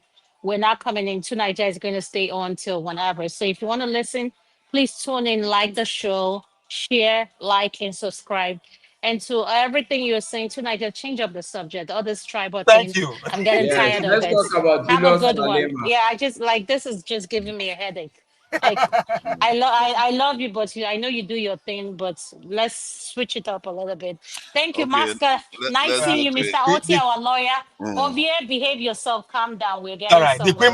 Queen Mother has spoken. Oh, yeah, let's Yeah, Let's go to a take care. lighter topic. Let's go to a Play lighter Julius topic. Malema's speech, I beg. What is we need something lighter, nuclear weapons. No, Let's go. not. We have You that are looking for we problem have to to go to solve. nuclear weapons. Though They are looking for Malema's problem to speech, solve. I think he was a bit nervous because he was around crazy No, Nigerians. forget about whether he was nervous or not. Play it. Let's hear it. He wants to listen to the Malema speech. Let me see if I can find it. It wasn't part of the rollout. The rollout I had today. You should improvise. Okay, but in the meantime, I think we can be discussing what Trump is doing with Tony Blair in the White House. Exactly the crux of Julius Malema's speech. This is not going to be our issue. This is not our issue. Let me see where I find Malema. Malema's speech is long, you know. You can't listen to the entire thing. We are going to be able. Take from the middle down. Malema. Let's see if I find Malema then. Oh, we won't make it play the whole video. Abba, come on, I like 30 minutes. Take from the last 10 minutes to the last. Just play 5 minutes in bits and pieces. Let me see. This is what Ovie is talking about. There are things you propagate and there are things you push under the carpet. Look at that. That's the kind of talk. You see, Masker, you shouldn't believe in that kind of garbage. You know, that's garbage talk. Because you said it yourself. If it is teaching 9 in time, save 9, I mean. You can't just ignore things, especially something you know. But I also told you that you can't stop to respond to every dog that is barking when you're going to the market. But this is not responding to every dog. I'm talking about a situation whereby you pass a law, so you don't have to respond to every dog. The law will take care of the culture. The laws in this country will be too many. If for every issue we have a law, you literally against the law. Look, I for one, I may also be suspicious of Fofana's motives. But look, I'm being, but it will stop me from listening and then seeing whether there's. I don't know why people are suspicious of my motive. It's simple. They are divided. You'll be easy to take apart. It's simple. No, I have to say that, but it doesn't stop me from giving you people against forefathers. Forefather is a clean guy. I don't understand it.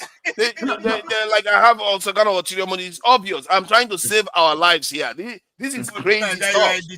You are a dictator. Your means are very if I was, man, believe me, I definitely would be a dictator. That's for sure. Because most Nigerians, they are crazy. They are actually crazy. Nigerians are crazy people. They don't want to do the right thing. They see a problem, they just leave it to fester until it gets worse. We are products of democracy, okay? We are products of democracy. Oh, anarchy is what I call it. No wonder. Okay, so let me give you forefathers. This is now a leadership lesson. Sincerely, as a leader, you cannot afford to say you have to tackle every problem. That's what true. I'm about to say may be a bit controversial, but it's a leadership lesson. You can take it, you can leave it. When Obasanjo was the president, the northern part of the country, they started like wildfire, Sharia.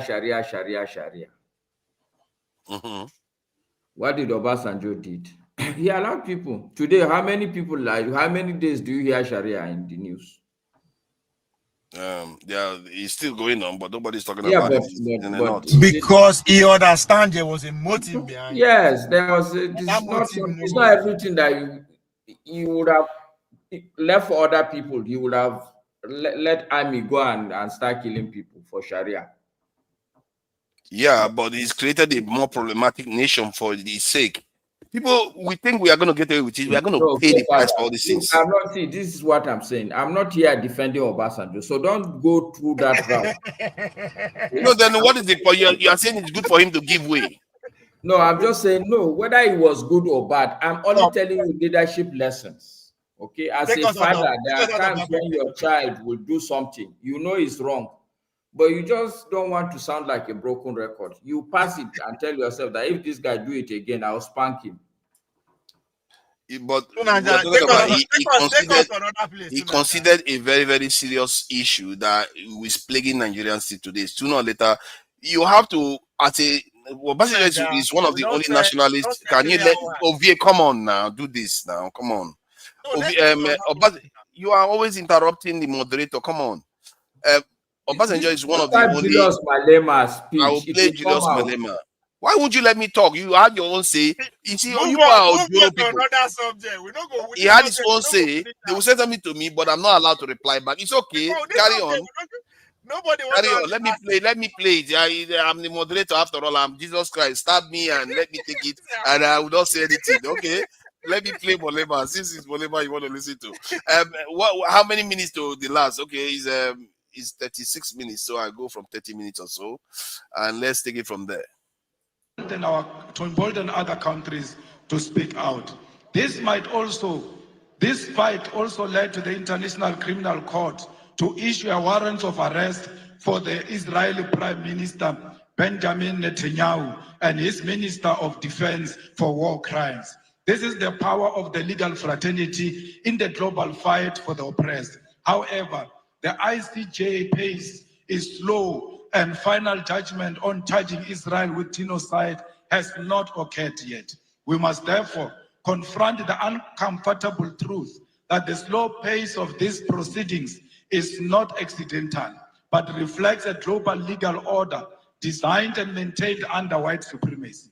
International law is swift and ruthless when prosecuting leaders of the global south, yet hesitant and cautious when dealing with crimes committed by Western powers or their allies. This is hypocrisy we must name without fear. When an African leader is accused, indictments are issued overnight, sanctions are imposed immediately, military interventions justified under the banner of international law. However, when Israel starves children in Gaza or the United States and its allies invade nations and topples governments, the same institutions suddenly discover restraint, complicity, and delay. As the legal fraternity of Africa, you cannot accept this double standard. You must be bold enough to create alternative and fair systems of accountability that do not bend to imperialist interests. If the so-called international community is unwilling to deliver justice in real time, then Africa must advance its own courts, its own tribunals, its own instruments of solidarity and protection. Just as we build liberation movements when colonialism denied us freedom, so too must we build new legal institutions when the existing ones fail us. In Cuba, for over 60 years, the United States has imposed an economic blockade in contravention of international law, including the principle of non-interference and the sovereign right of nations to choose their social and economic system. Despite this, Cuba has demonstrated a profound commitment to human solidarity, sending doctors across the globe, including to Africa, welcoming Africans into their classrooms and participating in the liberation of the oppressed. Cuba never sent their soldiers anywhere to kill anyone. Instead, they send their doctors all over to go and save life. The tragedy of Haiti is one of historical injustice. Haiti's revolution was first declaration of black freedom in the modern world, yet it was punished with centuries of economic sabotage and enforced debt. Contrary to any principle of justice, today, Haiti suffers from foreign interference, denial of sovereignty, and the imposition of external governance. International law demands reparation, debt cancellation, and the withdrawal of foreign forces so that Haiti can govern itself in dignity. We have seen DRC not experiencing peace because of its mineral resources. We must stand with DRC and demand that there must be permanent peace in DRC and everywhere else in Africa. Because DRC without peace, it will never experience economic growth. We are because DRC it is. We are the people of Southern Sudan. We must make sure that no single corner of Africa there are guns where Africans are killing each other. Africans will always be together against the enemy forces who want to exploit our country. We are here today to reclaim our land. We want the land of Africa to be returned to Africa because it belongs to the Africans. We want the minerals of Africa to be returned to the Africans because that's where they belong. We want to build industries in Africa and process our minerals here in Africa. We've got the capacity. We must never allow the imperialist forces to divide us in order to take our minerals from us. We demand one Africa. We demand borderless Africa. We demand Africa with one president, with one currency, with one military command, with one parliament, because we know the currency of Africa will be much more stronger against the American currency. We don't care what Trump thinks of us. He will never choose a policy position for Africans. We are not subject of Trump. We must refuse to be subjects of Trump. We must stand together as the world changes and show the world that Africa is one and Africa is equal to all nations, to China, to Russia, to America. We are not just a small nation. We are a big nation. We are not a dark continent. How can we be dark when we've got diamond that is shining amongst us? We are a shining nation. I thank you.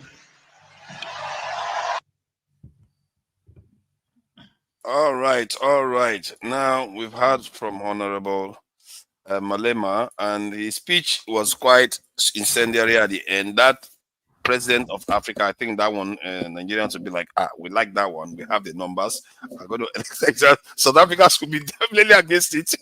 The last thing they want in Nigeria is ruling them. So you are muted, this is the masker. You're muted. You see, you started on a divisive note already. Thank you, my brother. Oh my God. Why? So now there's not now you want look at that one. You better start saying this is the holy. You don't have anything to say. No, you see, fathers. Okay, on a very serious note. Okay. The truth about we human beings, including me, I'm not removing myself. Okay, it's important that every now and then we check ourselves, we look at ourselves and ask ourselves, maybe some of the things that people say about us, probably we need to check ourselves because we do get blindsided every now and then, you know. So perhaps maybe I'm saying that you may need to actually check, do some soul searching and like, am I divisionary in nature? Is it that I've run down an alley that I have to retract my steps? I don't necessarily understand it because what I'm saying is he didn't even allow me to say my statement. It's like everybody wants to score a point. I don't understand it. No, it's the truth now because the man said Africa should be united. Your starting point is that Nigerians will like it because we have the numbers. But I'm saying it as a light-hearted this thing. I'm not talking about it. I think the Christians say from the abundance of the heart.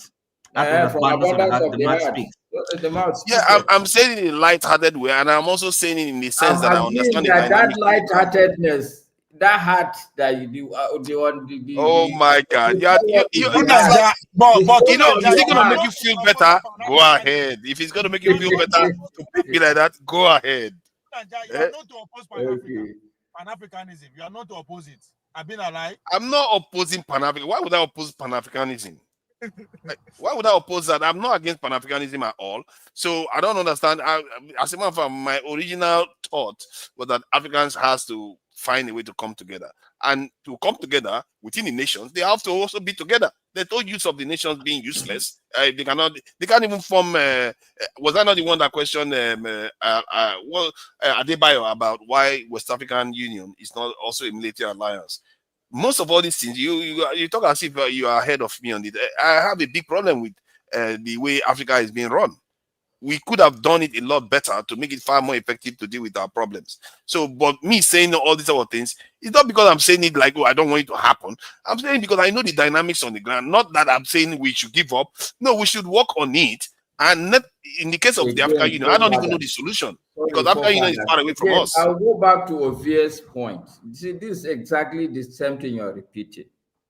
Okay, so you know the dynamics, but which dynamics will you choose to amplify? Let's take Malema himself. Right. He's suggesting that Malema is oblivious of these same realities. The man purposely decide to ignore it. Yes. And focus on the bigger picture. But he also says these things too, you know. He also says some of all these things that I just said. It's not like he just comes and just sings holy, holy, holy. It's what I'm saying is not like negative. It's just when I say Nigerians should be happy about that, you think that's a serious comment? Come on, that's not that. Okay, so we should ignore that. No, for me, it's not even. It's a light-hearted thing now. We should ignore that. Yes, it should be ignored from the point of view of saying that, oh, Nigerians will be happy about it, South Africans will not be happy about it. To an extent, there is some truth behind it. You know, every joke, there's a smidget of truth in it. That's what I'm saying. It's true. If the context that South Africans are trying to kick Africans and Nigerians out of South Africa, come on, you know that. You are looking at it the way a president of Africa will be elected by number. No. And that's the difference between we were the American and those were the London. It doesn't matter how many million people in New York or California, their vote no fit present president. So there's a dynamics to it that everybody will be equally represented. It's not about numbers like that. Nkrumah had his dream. What I don't tend to like before Nkrumah had his dream. See, I believe in the dream. I believe in the outcome.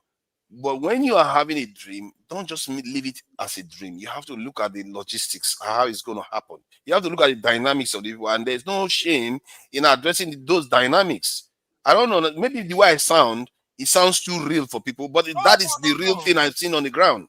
No, but what you are saying is true, but the bigger picture, we forget it, we address all those small we were talking about. Actually, I disagree with you totally, forefathers. As a Nigerian, what I can tell you in all honesty, Nigerians are not interested in all this rulership and all these things you're talking about. We are truly a big brother. Big brother in Africa? Yes. Yeah, we do. And they don't like it. But that's the God's honesty. We are big brothers, and at the same time, we are not. Because on many matrices, we are doing worse than the so-called others that are supposed to be smaller than us. So, I know the idea of big brother having less money based on the context you are describing it. Of course, Nigeria is a big brother if you look at it historically. I will challenge that because and especially recently, I think to me, the worst presidents in Africa for the past maybe 30, 40 years, to me, Tinubu and Ruto stand out as the worst anti-African president. Tinubu carries sanction out on Niger on behalf of the West. Like, and there's no way anybody can actually convince me to that. How will you impoverish your neighbor, your brothers and sisters on behalf of strangers? It's not happening. Ruto sent his own brother to go fight his own other brothers for Haiti in the name of peacekeeping. How do you even explain that? On other people's behalf or on the West behalf, you are not doing all this for your people. Nigerians sent troops to this in DRC in the 60s or 70s. Is that this? How about the yes, all those people are worst leaders as far as I'm concerned. On white people's behalf, on the West behalf, like how do you explain that? But I see, there are certain things we cannot fully understand the scope of why they do what they do. I don't know whether we should just call all our leaders devils and they don't know what they are doing. No, I must be specific. I said Tinubu and Ruto. I know all our leaders. Yeah, but what you accuse them of, there are many of them that have done similar. You are just picking the places they choose to attack. Anybody that punishes the neighbor because of the West doesn't deserve to even stay alive. Should be incarcerated. There are certain things you have to leave judgment on. You truly know what the Tinubu one. I knew that one. I was clear on that one because when he advocated invading or kind of with ECOWAS trying to attack sanction, that was fucking crazy. Today, many of his supporters, they don't like to address that point. He came into office due to his own actions that he could have prevented. He left ECOWAS landmass almost halving now. 3 nations have left ECOWAS because of that. Yeah, you don't confront him about that. He wants to stay in power. So I see.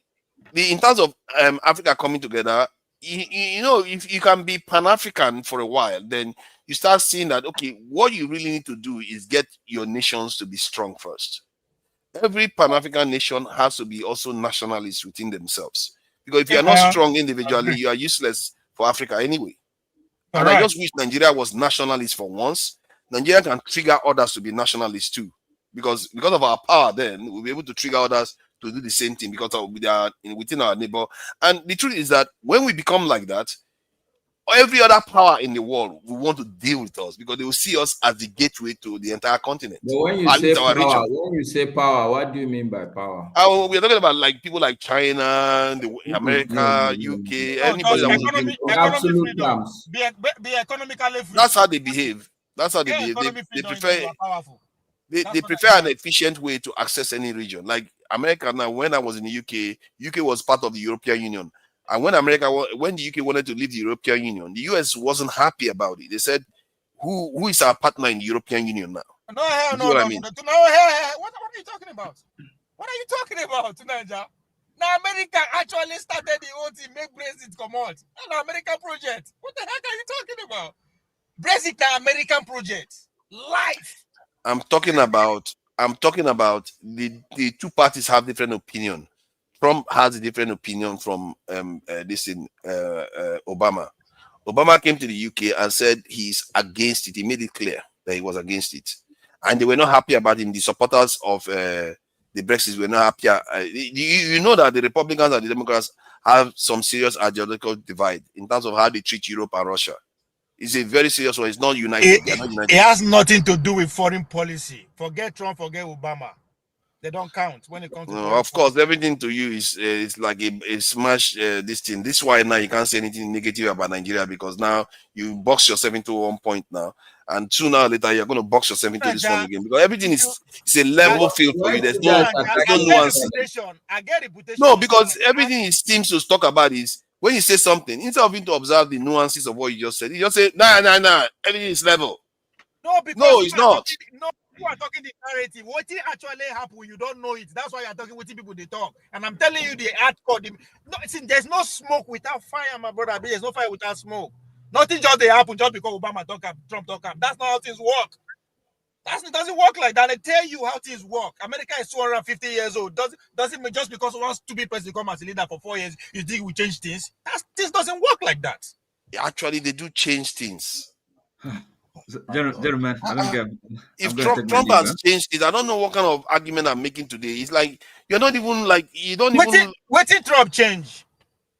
Trump changed the approach to this Ukraine. He's trying to change the approach to Ukraine at least to an extent. Even with Israel, he's changed his approach. Even if it's to Nigeria, it is not about Trump. Trump just come. This policy has been written before Trump come.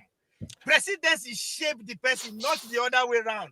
I don't know if we can talk about that in UK. In America, fuck the president. They don't count. They are chief distractors. You know what? There is no point arguing with Ovie. Ovie wants to believe something, whether it's logical or not. You just assume that everybody is the same. Like even are all politicians the same in Nigeria? You can't be. We are all on this panel. We are not even the same. It's unrealistic to expect all of them to be the same. Hold on. When war Ukraine starts, when Trump won't change things. Now he start time. Is it the one that started? Yeah, Oti, I really appreciate you today. And it turns out that Oti turns out to be the most logical person here. This is one thing I like about Oti. He didn't say a lot today, but the few things he said was logical and straight to the point. And he didn't do a lot of talking. And I he wish was he a would be allowed him to say a peacemaker. lot. Yeah, he was a peacemaker. I wish it's unlike No, him. it's being the adult in the room. That's it. Yeah, which is unlike him. If you don't come here and start arguing with you, sometimes you're not going to see the end of it. No, just bring Catholic matter for grand. Then that time is a pope. He could tell him be pope. Which matter over here? Catholic matter. Catholic. Oh, right. Then you have a big issue on your hand now. So thank you for coming in. I really appreciate it. Yeah, thank you for coming in. Yeah, nice one. So, now it has been determined Ovie is not allowed to say anything negative about Nigeria again. From today henceforth, you have to be singing the praise of Nigeria. It's been decided. Otherwise, you are propagating. You still want to go back to that matter? Yes, he's gonna. What do you want to go back to? That matter to rest. Let's ask. What you are the one saying that we're attacking each other now, so I want to go back to it. Let's Masca be the verdict. Masca, if they ask you about me, do you know me as somebody who talks negative about Nigeria?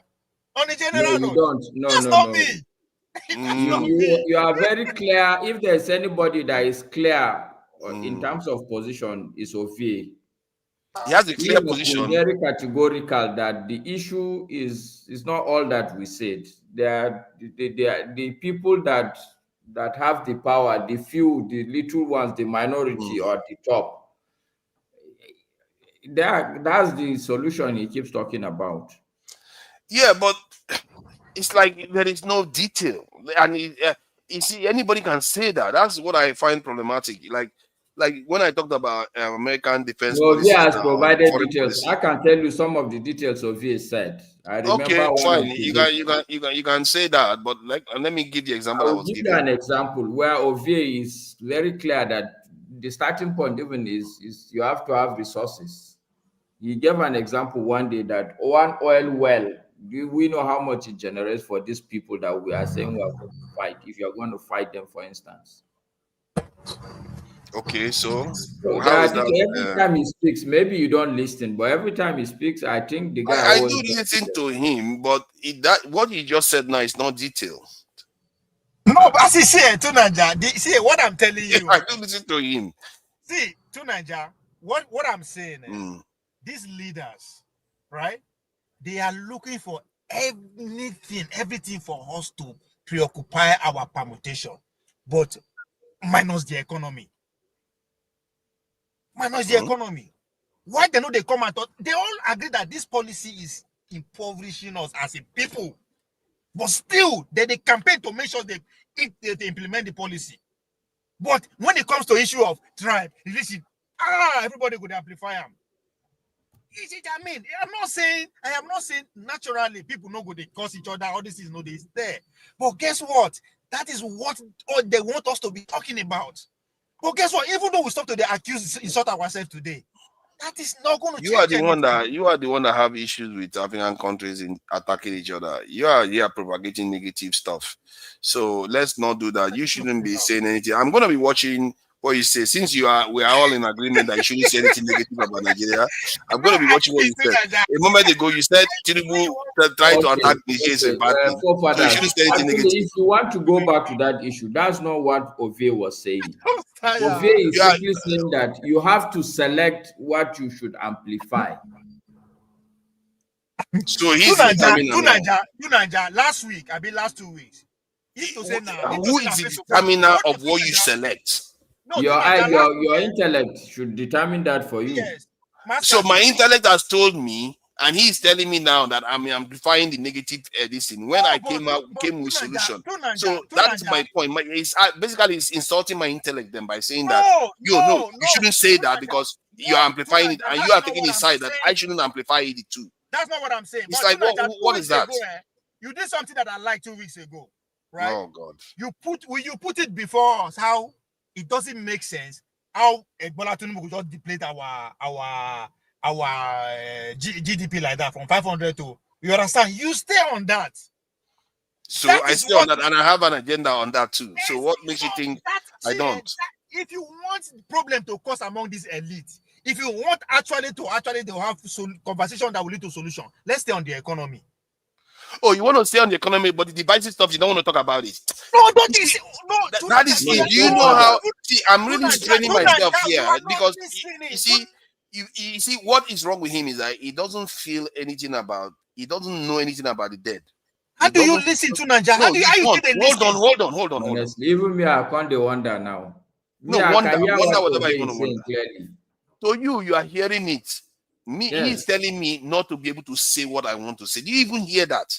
No, you don't say that. About what you want to say. Say what is going to bring the required change. That's all. What is the difference between that? Because he's the one selecting what I want to say. Let me explain to you the difference. Sorry. Hold on, Ovie. This is some serious gaslighting. Listen, it's even like black and white. What Ovie is saying is like black and white. Honestly, okay, let's see the black and white now. I'm going to pin you on this one. Better make it black and white. And I'm going to pin you on it. Forefathers, listen, if we spend the next 30 years talking about tribal issues, how does it affect Tinubu? Wow. Okay. No, it's a question, and it's not a rhetorical question. And we are not. You see what you just did? You said if we spend the next 30 years talking about tribal issues, how does it affect? We are not talking about tribal issues. Because it affects him in the sense that it's not going to lead to blood on the streets. No, but to Nigeria, see, this is what I'm saying. That is what you are trying to prevent. The whole purpose of doing it is to prevent it from getting out of control. To Nigeria, please listen not to argue. No, sorry. I answered your question. Hold on. Listen. Can you just let him talk so that he can get to the point? Ovie talk. Me, Masker say Ovie should talk. Okay. You want him to save you. It's all right. Do me a favor, right? Listen to understand. Not listen to argue. Just I didn't say you should accept what I'm saying. Just understand it, right? Two issues between last week and today that you brought forward. One economy, one tribalism, right? Among these two issues, which one do you think the elite, the ruling elite, we want us to be talking about every day? It's a question. It depends on the way you talk about it. No, about you now. What is your thing? It depends on the quality. If I come here and start saying, "Oh, tribalism is great," Let me tell you. Then you brought issue. I say you brought the two topics now. The issue of tribalism today that you put before us, and the economic issue that you put before us 2 weeks ago.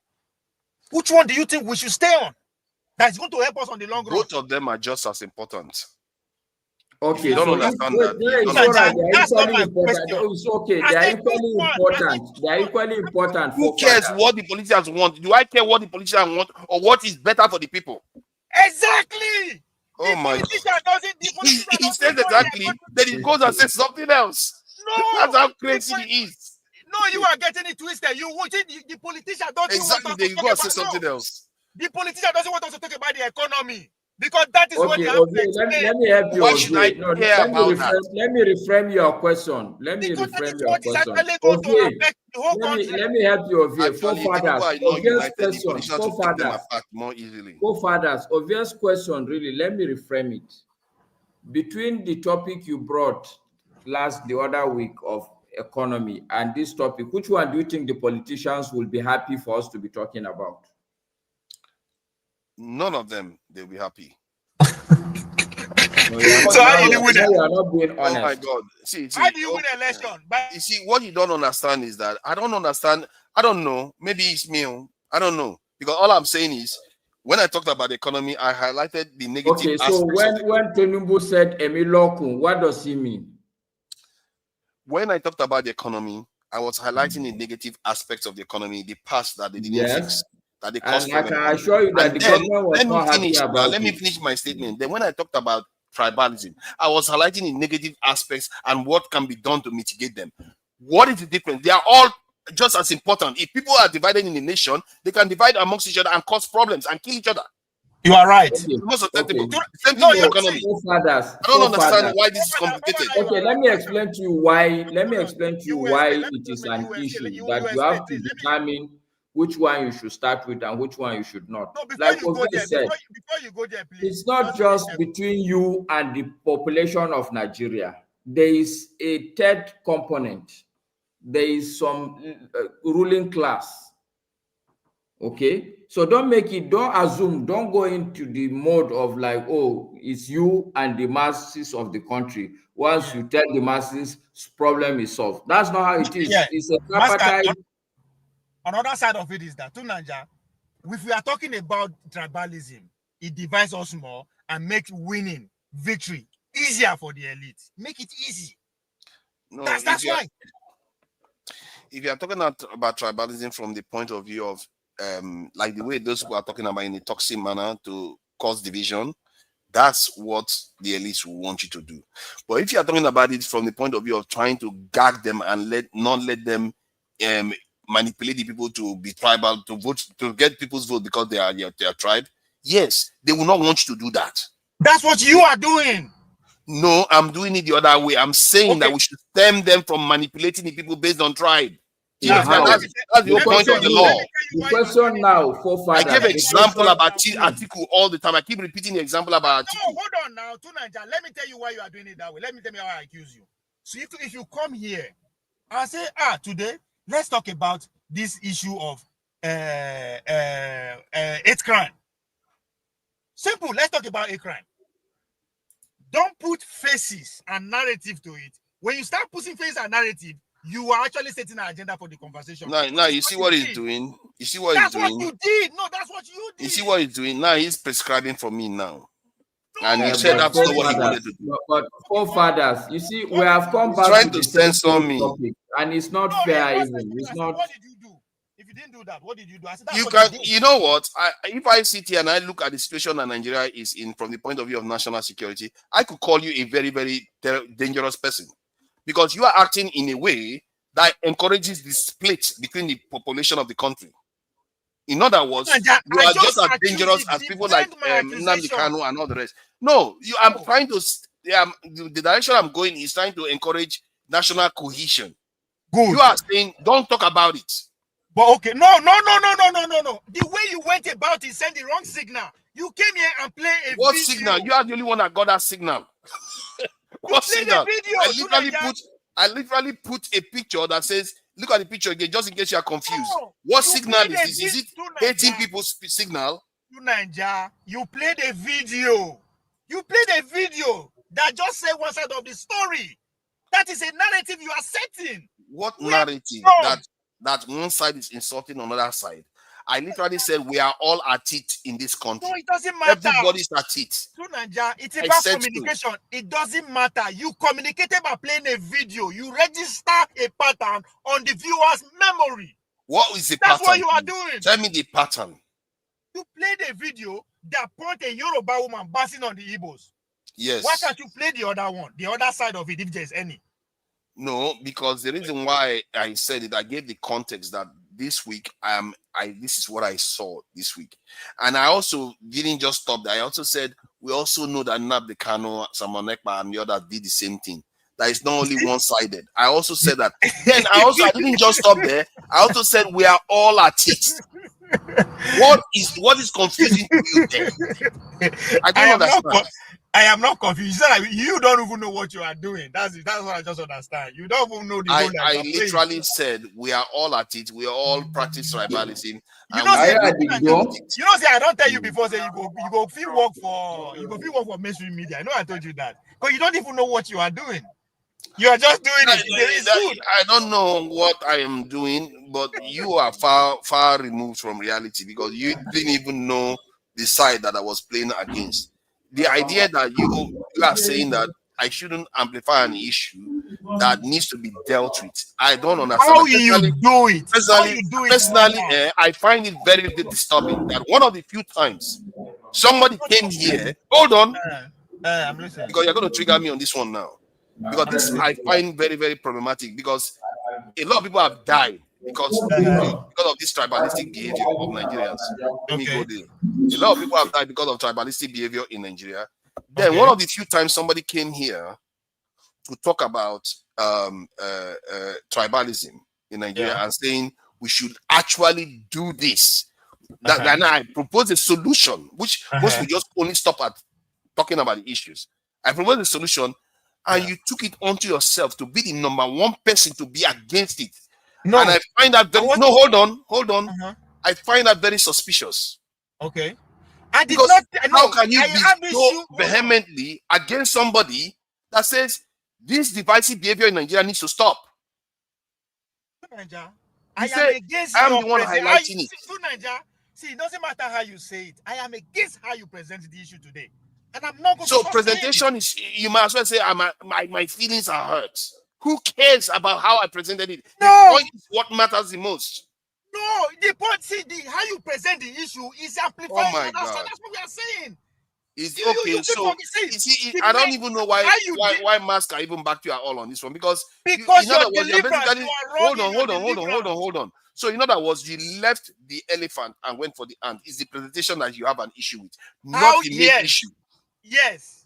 Wow. Because you get motive.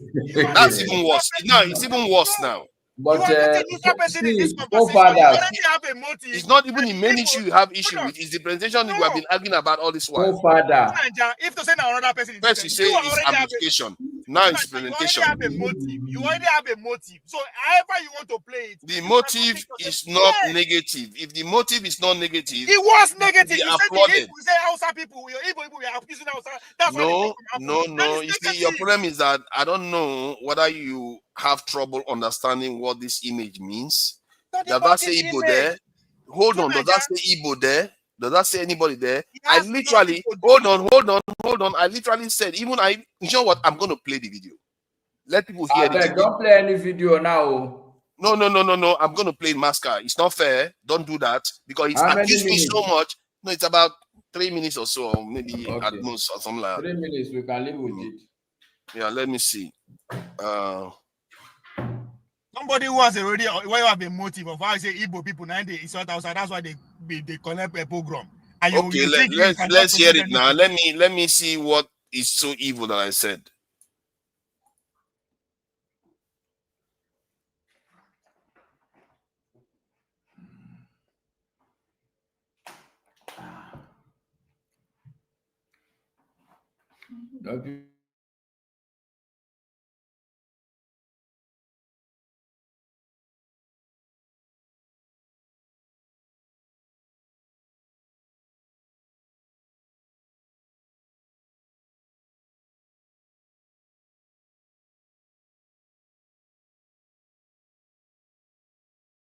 Come. Now only you talk to yourself to Nigeria. Not they hear anything that is going on there.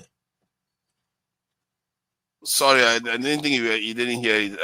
I muted. Nothing is playing. Nothing we heard from like Simon Ekpa, or even Namdekanu saying that they should go and kill people's children. You see what with they talk. Now your narrative, you have a narrative certain things.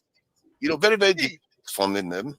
Your narrative now you don't follow for so many years. Very, very. Can you be quiet for a second? Terrible videos out there on the TikTok saying all kinds of terrible things about the Southeasterners, all kinds of horrible things, and they deliberately are doing it. You can see that they are trying to inflame tensions for whatever reason, whether they are upset that an incident that occurred in Lagos this week led to somebody, getting killed that was a Yoruba person by an Igbo man. It's not an excuse to go out online and start spewing garbage out there. Some of the stuff, they've been doing it for a very long time. I don't know but why TikTok is allowing them to do that. Because that's terrible hate speech that we are seeing there. Some of the things they are saying is horrible. That they're calling people dogs and all kinds of stuff. It's really, really horrible. Poisonous comments. It's almost, for me, it's almost as egregious as the one we heard from like Simon Ekpa, or even Namdekanu saying that they should go and kill people's children. I shouldn't be using the K word, but point is that they are advising people to commit certain things. Very, very divisive terms. And this is why I believe that Nigeria may gain from passing a law that prevents people from behaving like this. It's just wrong. And let's carry on. I will talk about that. For me, that's quite serious stuff, because this is not election season. And look at the kind of language that is coming out already. It's not even election season yet. And the last time, and that's the thing you don't forget, I'm going to rant on this one because I'm going to let people talk. The last time this election cycle was occurred, a lot of Easterners lost their lives. Now, a lot of Igbo people were killed. You know, some of them injured, not too many, like it's not like 20. I think about 3 or 4 cases I heard of. And injuries, a lot of people got injured in Lagos, you know, and they make it look like it's the other way around. I don't understand that. I don't understand why some Southwesterners are trying to amplify it. It's making it look like it's the Igbo people that are attacking them. I don't know, because we were here online and we saw what was going on throughout that election. Nobody has said that an Igbo man killed an Yoruba man during that election period. It's the other way around. And yet they are the ones angry about it. I don't know whether they've released the one that said that it was Igbo in Lagos. That's another thing that the Southeasterners should contain. But I'm not sure they still release him because he claimed that it was Igbo in Lagos. This type of behavior that this government is doing, it makes people think they are siding, they are taking side. They are supporting only Southwesterners. This is bad behavior. Our leaders should be setting better example than this. But I will leave that for now and then move on to the next one. The next one is about Air Peace going to Brazil. Air Peace is one of the heroes of Nigeria, isn't it? So now, what is there that is specifically offensive to any particular group of people? Can you play the video? Now, video is something you play. I don't know. Oh, the video of the people that are having conversation. No, you don't do now, Ovie. That is an old topic. In fact, let's leave I don't know. So let's now, move on to like another that. topic then. Now, If you want to talk about something else. This is your monologue. If I come here as a Chinese person, I don't know Nigeria. I know they understand Nigeria. Once I listen to their monologue, you know what I'll take away? Ovie, can we leave it? So if you say more leave, I'm more leave, but more leave. I beg, I talk. I support. Let's leave it. I think it's been trashed. So now let's go. I think that maybe, you know, the Israeli-Palestinian conflict, or Gaza, more like Gaza-Israel conflict, it's not our conflict, but maybe there's something we can learn from it.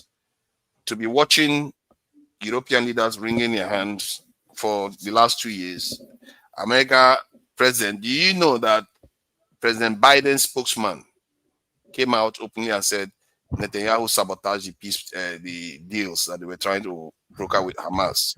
These are people that when they were in the office, they were blaming Hamas for it. But when they come out of office, they come and start telling the truth of what is happening. So you begin to wonder if these countries are so scared of calling Israel out and telling Israel, behave yourself. Why no, Father, just a point of correction. It's not about they have the interest, it is their own interest. I see to Nigeria go work for mainstream media. Out of the Americas. Why? Maybe I should finish the question. You know, I have to set the table first. Then you come in. You're all in a hurry today.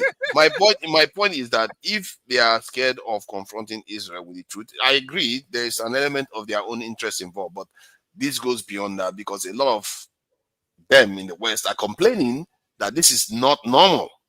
The Republicans that support Trump are saying this is not normal, that they have to do something about this. So my point is that the fact that they too can be susceptible to it, because we have to talk about it from the way it might affect us, because it's not only their problem now. How do we insulate ourselves from this type of problems? Because clearly all nations are looking to influence each other.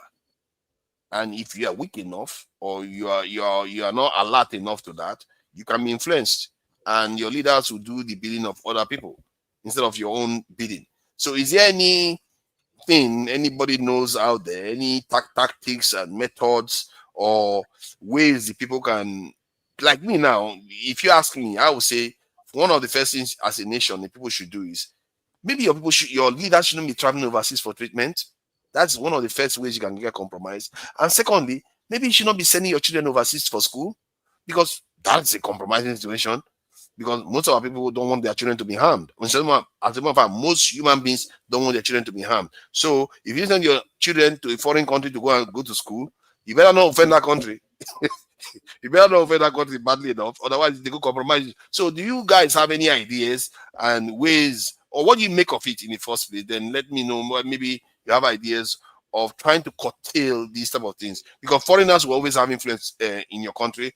But you have to cut it down as much as possible. And maybe we too should be having influence in other places. What do you guys think? Tunanja, You need, I don't know why. Again, if I accuse you now, say you just want to talk, like, go say I don't, and they accuse you. No, Like, go ahead. I don't wanna. What you want me to talk about? I don't understand. You want to flatten it again? No nuances. That what? The nuance is that me and you, we don't hold on. Me and you don't agree here for like 2 years when this war started. That this is an American war. What you again? You want to talk again? No, we just told you want. Like, I don't understand you. I mean, it's just like it's. What you want more talk again? Like how? What do you want us to say? I'm curious. Yes, Okay, what's going on? You say how? What more we do? I asked you a straight question. If there were things you could suggest that we could do to mitigate some of the influence of foreign countries within our own, from our own leadership. So it's a straight question. I'll give you a straight answer. We need economic freedom. If you don't get money, you cannot fight any influence. If you are poor, they come your house, come they fuck your eldest daughter will be 32 years old. You know if you do me anything. But if you have money, I go. If I enter the street, I go find out where they are or not. So this is very simple. Okay, from that point of view, I think it's your own point, and I think it has some. If you have enough money, you are not going to listen to people telling you what to do, would you? So it's a fair point. I'm not going to dispute that. No, we are not at that point because the world not just operate in a vacuum. Then just level to this game. So where are we in the Committee of Nations? We not did the map. So the idea is we could stop. So how do we start stopping for intervening us? Build your house, make it local, then you can fight off the foreign influence. When you don't fight off the foreign influence, then you can poke nose. You can say, hey, that thing that you are doing there, I don't like it though. And so if you are fighting off, how would it look though? After you get the economic reason. When you say fight off, how does it look? You speak from your place of strength. It depends on what you have going on for you. You still come. Anybody will intervene, you will collect. Right? So everybody is scared not to collect because we know what is at stake. We know who is fighting war. Because no one I know they like talk about the issue because this is, for me, this is a convergence of interest.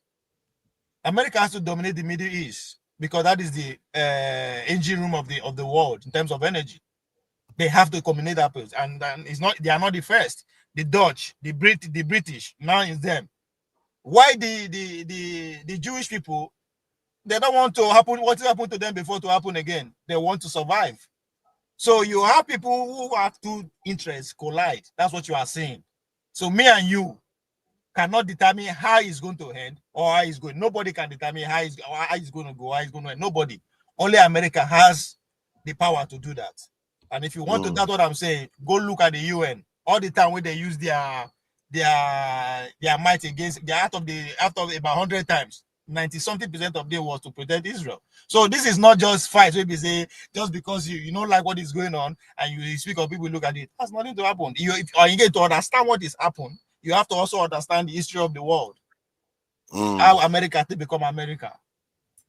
Okay. So what you happen is a nature. It's not something that is new. No, it's not. Let's let Jagun speak. I think Jagun is Jagun, thank you for joining us. You seem to be signaling. So Masca is in Nigeria though. So let's try to take him into account. Masca one of the 0.1% of Nigerians. So leave him. They can be alive for. So because it's 0.1% of Nigerians, we should look at the fact that he's on the ground. He's on the ground. He's not complaining. What are we gonna do? You are muted. You are muted, Jagun. Please go ahead. Oh, I see.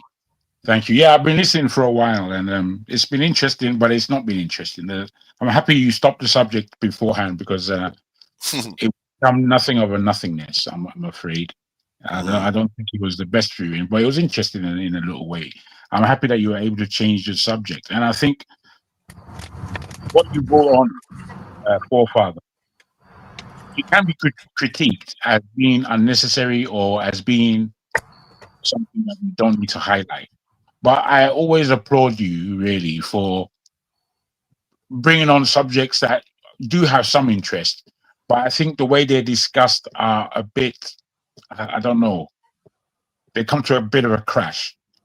What we're talking about now, however, I would like to say that it's more interesting because it speaks more to our variable common sense as to where we are in the world as a Nigerian group and what being Nigerian means to us through the years to this point, and therefore what it could be. When I look at Nigeria and it's economically, and in its last 10 years, let's say, and how the economy has grown and shrunk, and what has made it do so. There was a time, I remember when Nigeria in the 80s were playing in Atlanta, and that World Cup, we could have won it, and it would have meant so much to me as an individual. I just remember all of my energy being with Nigeria at that time. And even then, I used to say that if we had George Weah in our team, we would win that team. You know, obviously George Weah being a Liberian and not a Nigerian. Yeah, it is George Weah. Yeah.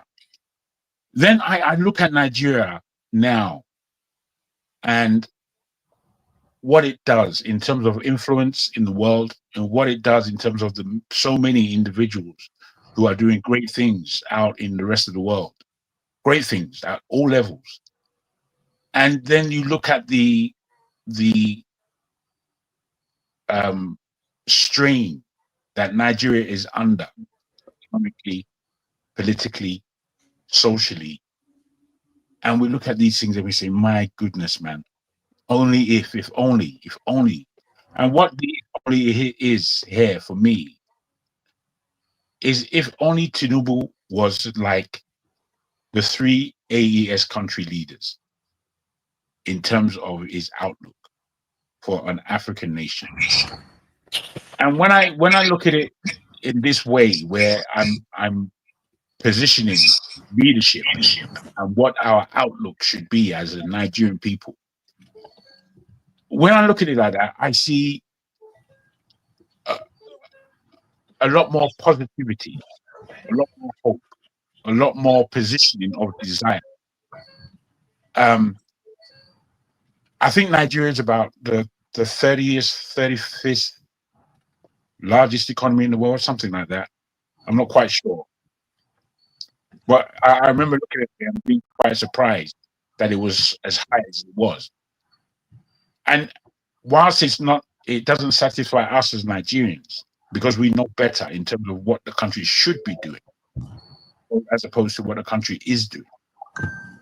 I find it very evident that if we could really change around people in positions, in the positions that they're in, and we could have the better voices who are speaking for the emancipation of the people in their nation and the emancipation of the polity as Nigeria speaks on a global level. These things can definitely happen if we could shuffle the cards correctly. If we can shuffle the cards correctly and put the right people in the right place. I mean, I'll end it there just as an opening thought, and like to hear what you may have to say upon that. Yeah, Masca, please go ahead if you have something to add.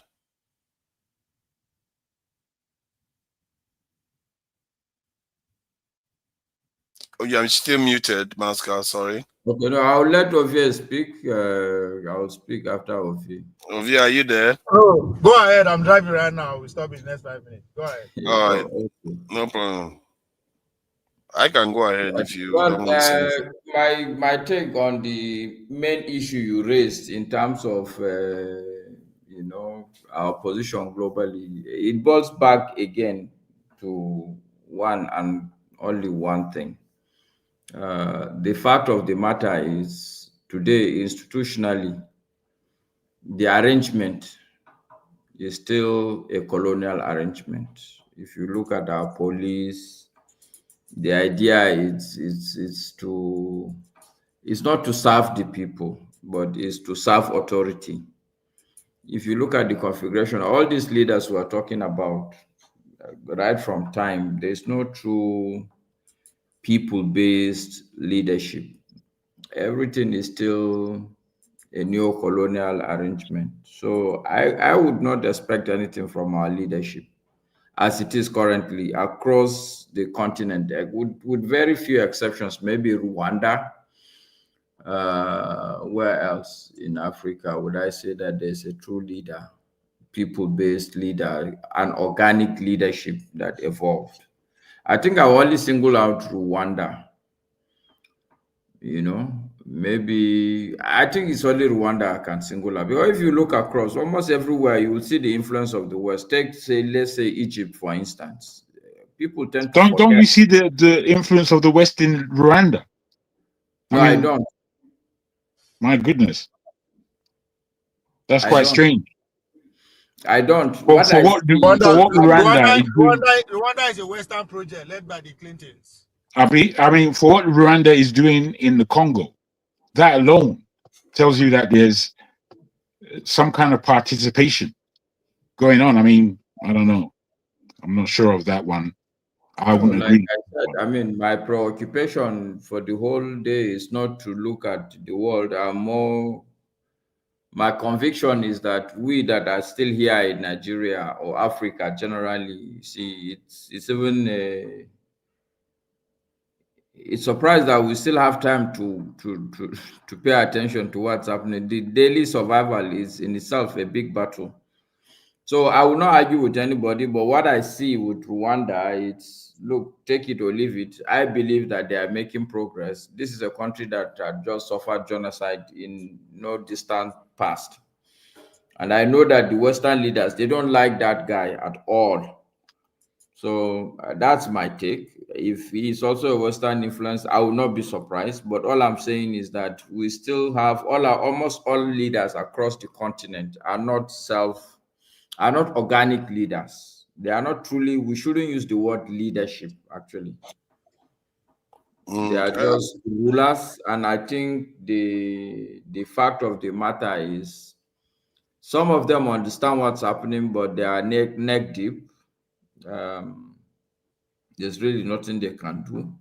And I don't think it's only an African problem. If you look across even South America, you still see that it's predominantly the same issue. So I would not, somebody who is a stooge of somebody, I would not expect him to take decisions that you will not be, it's not the person I will expect to run counter to his master, so to speak. The onus is on us to really sit down and find the way to really liberate ourselves. We are still not truly liberated as a continent, as a people. In fact, I'm not even talking of liberation. Even you and I, we are still colonized mentally, sincerely speaking, whether it's in terms of dressing and culture and all that. There's still a lot of work to do.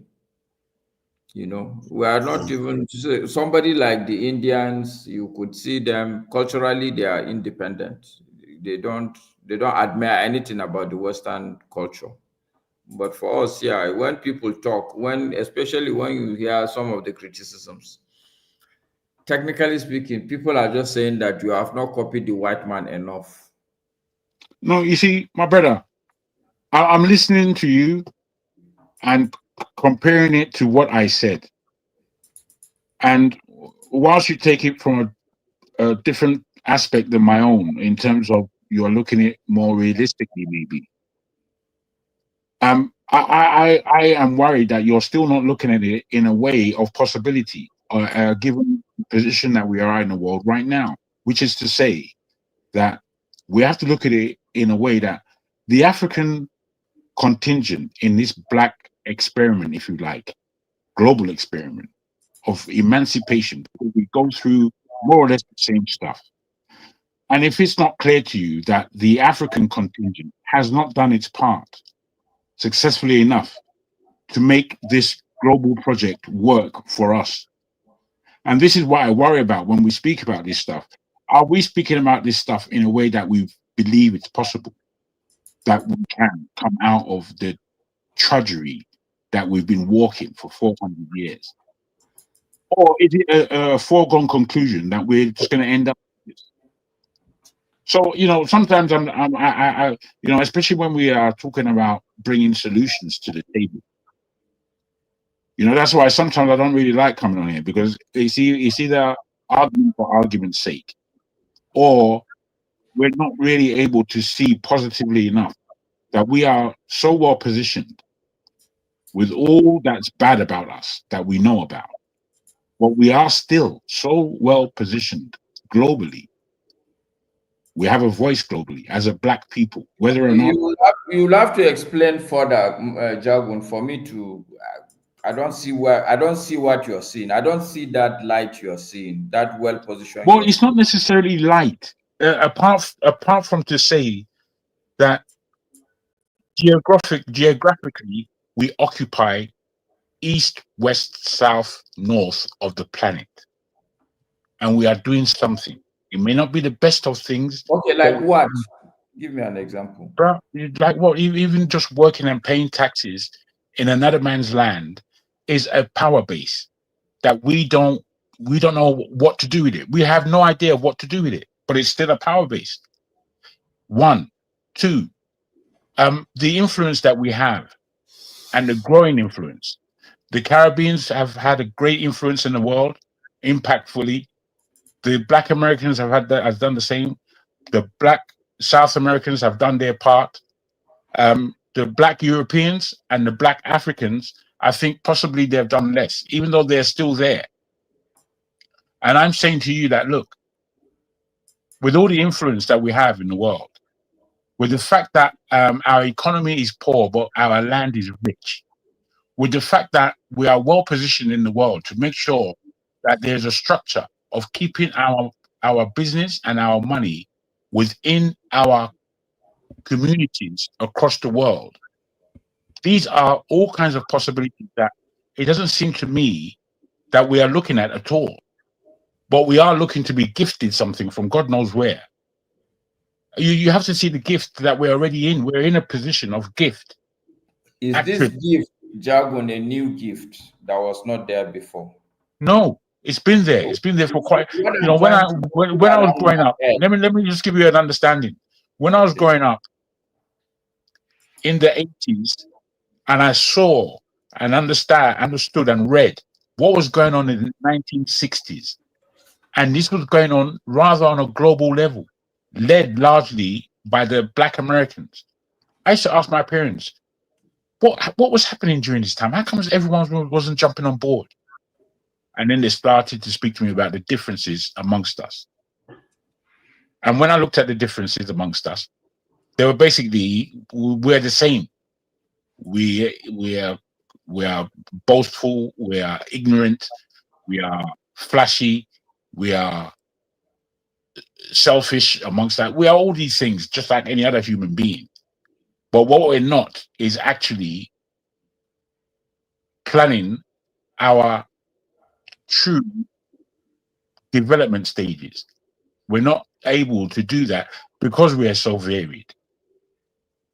So, what is not that I'm seeing that this job of ours is easy by any stretch. I mean, forefather is putting it forward. I don't think anything, but it should be taxing our imagination as to where it is that we are in actual fact. And can the positioning of our people globally be used in such a way that benefits our development wherever we are? The fact of the matter is, the money is actually there. It's in the community. In the UK, if I wanted to raise £1 billion, I ask every black person to put £600 down, and it's done. Every black person in this country, if we put £600 down, we'll have £1 billion. With that £1 billion, pounds, not dollars. I understand. If with that £1 billion, I could start a bank. We can start a bank. £1 billion. You know what you get if you put £1 billion down, you're leveraging on about 50 billion anyway. You can start a bank. So, you know, we're not really, I don't believe that we are really looking for possibilities. I sometimes I don't. I believe that we're just in it for an argument, and I find that quite strange. I don't actually like it at all when we just want to argue about nonsense. Okay. So I've listened to you, Jagun. Try to explain your position. My conclusion from what you have said, you yourself, you're only praying. It's more like a prayer. It's not that there's any concrete event or trajectory or chain of events that you are pointing to, that if you... I can. It's not that I am. I can cry. The only thing is, you are correct about it being like a prayer. I take that on board. You know, sorry, just hold on. Wait. Let me just I need to do some paperwork. Please like, share, and subscribe. It's really terrible that there was a time almost 150 people were watching, and we are seeing 14 likes there. That is just horrible, really. And if this kind of stuff carries on, I don't even know what the point is. What is wrong with Nigerians now? They tell you like, share, and subscribe. You can't even be bothered to like and share. And all you do is come and say negative stuff constantly on the chat. And you can't even be bothered to like and share. 14 likes, for crying out loud. And we have at least 88 people watching. Come on. I've liked, so it's Thank you. Now how many? Let me see. Well, I done 15. I can like again, Shay. No. No, you're going to remove the like. It's 15 now. You see that it's only you that has, but the others are watching. They've not liked yet. You know, you guys that are like, because this is just bad belly people. They are not even donating, only to like. They don't even want to like. You see Nigerians and their behavior. You have to just contribute a little bit. It's free. Just like, share, and subscribe to other people so they can watch the discussion that we are having here, and they can't even be bothered. You know, but insults is what they are good at in the chat. Well, this is what we're saying. I mean, it's possibly, you know, no one's to blame. People should like and subscribe and all the rest of it. But again, our conversations need to be constructive, I believe. And all I'm saying, Maska, is that this is a think tank, or maybe a thought processing that could go into deeper thinking. I'm not telling you that I'm coming with a solution. I'm saying that our discussion or such a thing that Forefather brings on, one can only look at it as a wish list from now. We can speak about the problems, we can speak about the reality, which we all know and have our mind into. We know how difficult, disruptive, and you know, impossible things are on the Nigerian level. However, I'm putting to us here that our discussion needs to be tailored to the possibilities, because the level of impossibility that our mindset is being drawn to, I think it takes a lot away from us. I think we deserve a prayer, if you like, at this point, at such a point. I think that's a weapon in itself. And I'm looking to be armed. I'm not looking to go into a war without being armed. So if we are using these effects as part of our weaponry, then so be it. If it begins with a prayer, you know, I take nothing away from that. I'm saying that it's not. I'm not talking when I say £600 for each Black UK person to put down. We would see £1 billion sterling.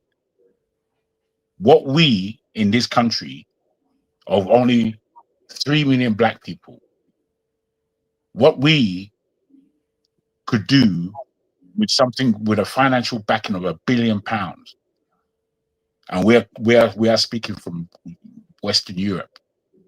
What we can do in the world is beyond. It's beyond. With £1 billion, I mean, I don't see why people like us don't see the relevance of such a small equation. If we've got such a small equation, think about America. What would they raise in a day if they were all each to mean it? Put down Yeah, $600. but Django, you have to understand our people have a sickness, and the sickness has been shown today clearly. That somebody came and said, let's try to stop this divisive behavior. Let's try to. Can you give this thing for father? Can you just stop? Can you just stop? You are exactly demonstrating my point. He is talking about bringing the whole community together to donate 1 billion. How do you think you do that? How do you think you do that? I don't know what is wrong with our people. We got problem in our head or something. And you think I'm the one that has a problem? How do you think if I tell Jagun now, how do you get 1 billion people? How do you get that $1 billion when people are so divided? How? You can't come up with a solution because everybody is fragmented. It's ridiculous. You say you want a solution, and when somebody tries to tell you how to get there, you attack that person. No, it's Jagun that said he's looking for solution. No, I didn't say I'm looking for solution. Yeah, but what he's talking about is saying that what he's talking about is progressive. At least depressing because you are not it even looks like I don't have that. any view of a solution. Yeah, but you are not even advocating that. At least he's trying to say, okay, if we get $1 billion dollars, like Africa now, Africa, all we need to do is get one African to donate $1 a day. That $1 a year is going to double the budget of the African Union, but we can't even do that. That's how useless we are as a people. And when we start talking about, the reason why this is not capable of happening is because we are divided. And so people come and start attacking you for even talking about that. That is so ridiculous. This is the minimum we should be talking about. No, I don't understand our people. Okay, we decide what we get. And you know what I will say to all these people that are doing this? Hold on, let me say my piece. You know what I will say to all these people that are doing this? Hold on, let me say my piece first. It's 30 seconds. Okay. If the day something is going to happen on the street of Lagos or Abuja, it's going to be on all of you. And that day I will be here. Because all of you, when they say they should do something about it, you attack the person for saying it. This thing you are saying, no, it's going to be on all of you. Because you are all saying it's not good. Because when the trouble happens, I'll be here. I'll just add story. Honestly, I'm not gonna look. Let me show you practically what we're saying. I'm not gonna elevate that your topic. You want to discuss it, you will discuss that division alone. I'm not gonna even join it, so that I will make sure it's a dead issue. You will not have me talk to you about it. We're not gonna have that discussion. Continue. You don't have to. You don't have to. You've already made your point clear. The point is that when the incidents occur, and I would like you not to say anything about it too that day. It's okay. I agree with you. Exactly. Good. You should remain consistent throughout that period. And it's going to happen. We are going to watch it. I hope it doesn't, God forbid. I really don't hope it doesn't happen. But if it does, okay, you are all and this video. I'll probably cut this video. I'll probably cut this video that we see. What I am simply saying, Jagun, look, I totally agree with all the things you've said. Every man needs some element of, I won't say prayer, but I think the word I would use is hope. The day you lose all hope in life, then you might as well dig your own grave and go into and lay down. I'm far from that spot of being hopeless, but I think it's a question that, okay, look, what do we see? I mean, in terms of Africa and the global world, in terms of especially... I tell you again, economically, I tell you what I see.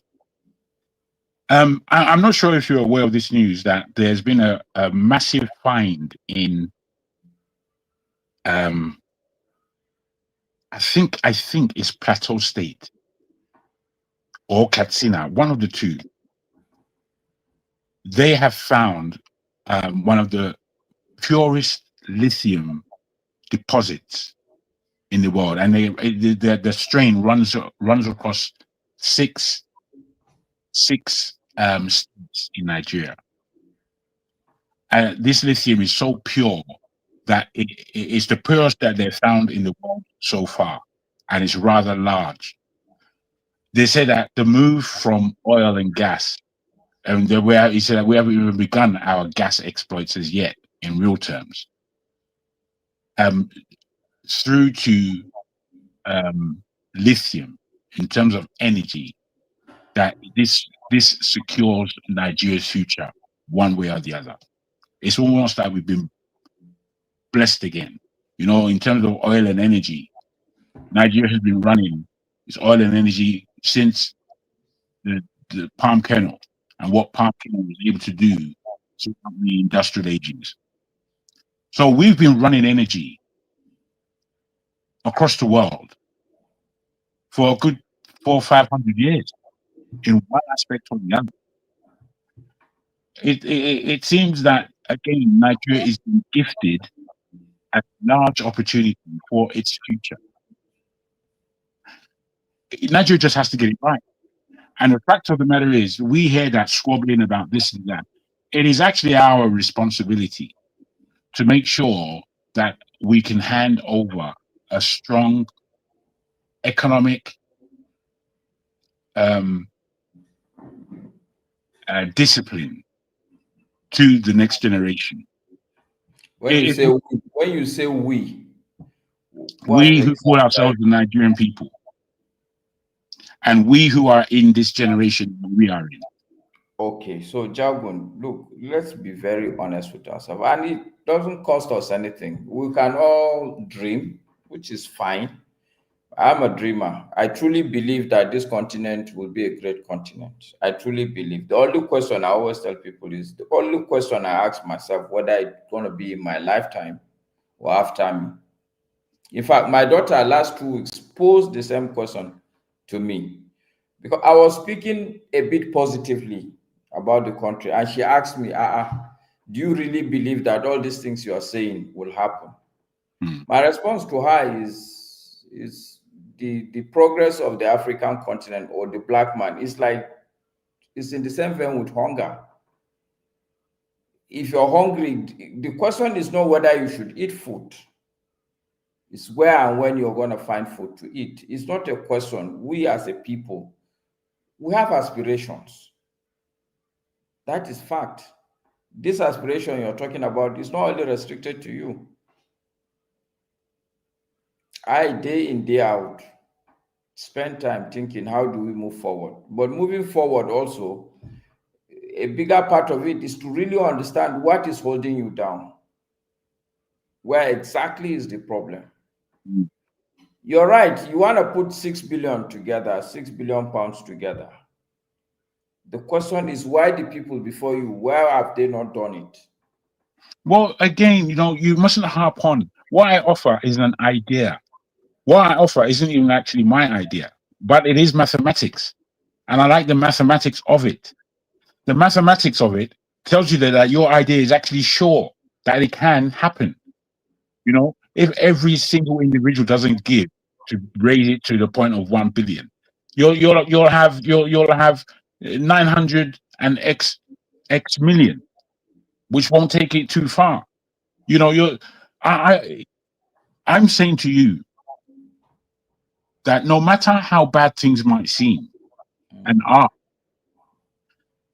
the level of gifting that we have as Nigerian people and upon the land of what they call Nigeria today is still a big positioning for us who call ourselves Nigerians. You know, sometimes being in Nigeria could be a big plus because we're all together, but it could be a big minus because sometimes we don't know how special we are. You know, when I traveled and went to Spain and went to Japan, I went to these countries understanding that they have their own culture, they have their own way of doing things and how to fit in and all these kinds of things. But the way I fit in was partly due to my UK upbringing, I suppose. But there was another part that they couldn't even understand, and that was my Nigerianism. They were so far away from me. When I was bringing it to them on the table, they were eating out of my hands. Same thing in Japan. When I broke shit down to them in Japan, I had them eat my hands. Bro, Wait. Let me. I'm telling you what it is that we all have. That I'm recognizing that we choose to use wrongly. No. So the point I'm making, Jagun, I thoroughly understand what you're saying. I have worked outside this country. I've worked even outside this continent. And look, I've gone to school outside this continent. If there's anything I know, is that I, as a Nigerian, I'm a special breed. But that's individually. Yes. But I also know that the reality on ground is that every race tends to tender for its aspirations. We are the only race, I repeat, we are the only race that have not conclusively come to that understanding that we are in the end together. And the fight is not about individuals. The fight is a collective fight. Well, let me stop you. This is the whole understanding of leadership. Yes. The whole understanding of what one's responsibility is. What I was saying, well, what you confirmed is that we are a special people. No, I know we are when special. When I say we are special, I don't mean that we're better than anyone else. I just say that we are special. It's how we use our speciality. I'm saying to you that if Nigerians come to a point of sorting out their economy, sorting out their lifestyle, bringing their culture up to date, once we're at that position, but the way we're influencing this world, they're following us, man. They're following us. Do we have where we're going? Do we have where we're leading? Leadership is really the most important thing in the Nigerian. Yeah, really.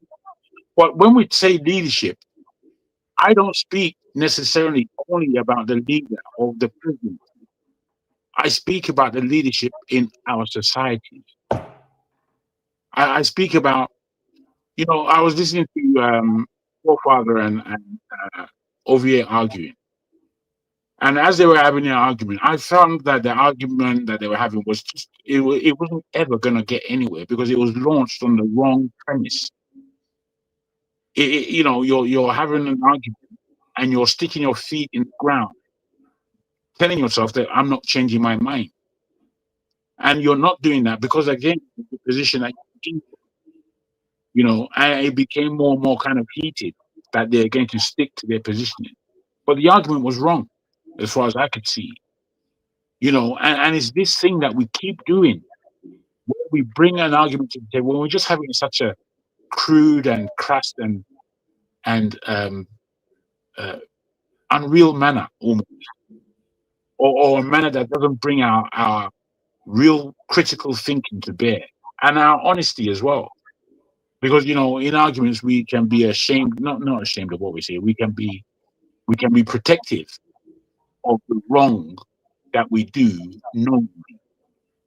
Now you can come to the point where you're done, but you're still going to say something because whatever it is that you say, it doesn't even make sense sometimes. You're just going to say something just to continue the argument. No, that's not how to communicate. I don't believe. So I don't know why it's a challenge. What I'm saying, it will not. It is a challenge, but it's a brighter page than the one that we read.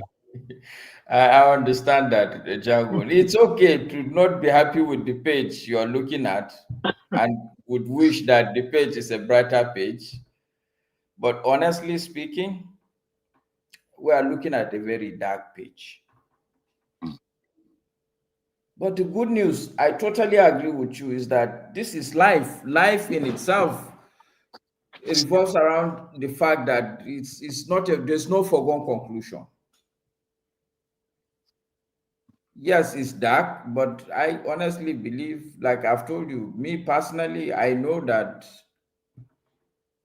we are great people.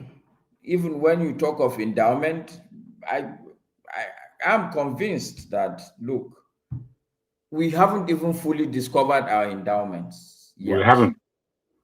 And I tell people that one of the good news for me, I had a discussion with somebody, I think about 3 or 4 weeks ago.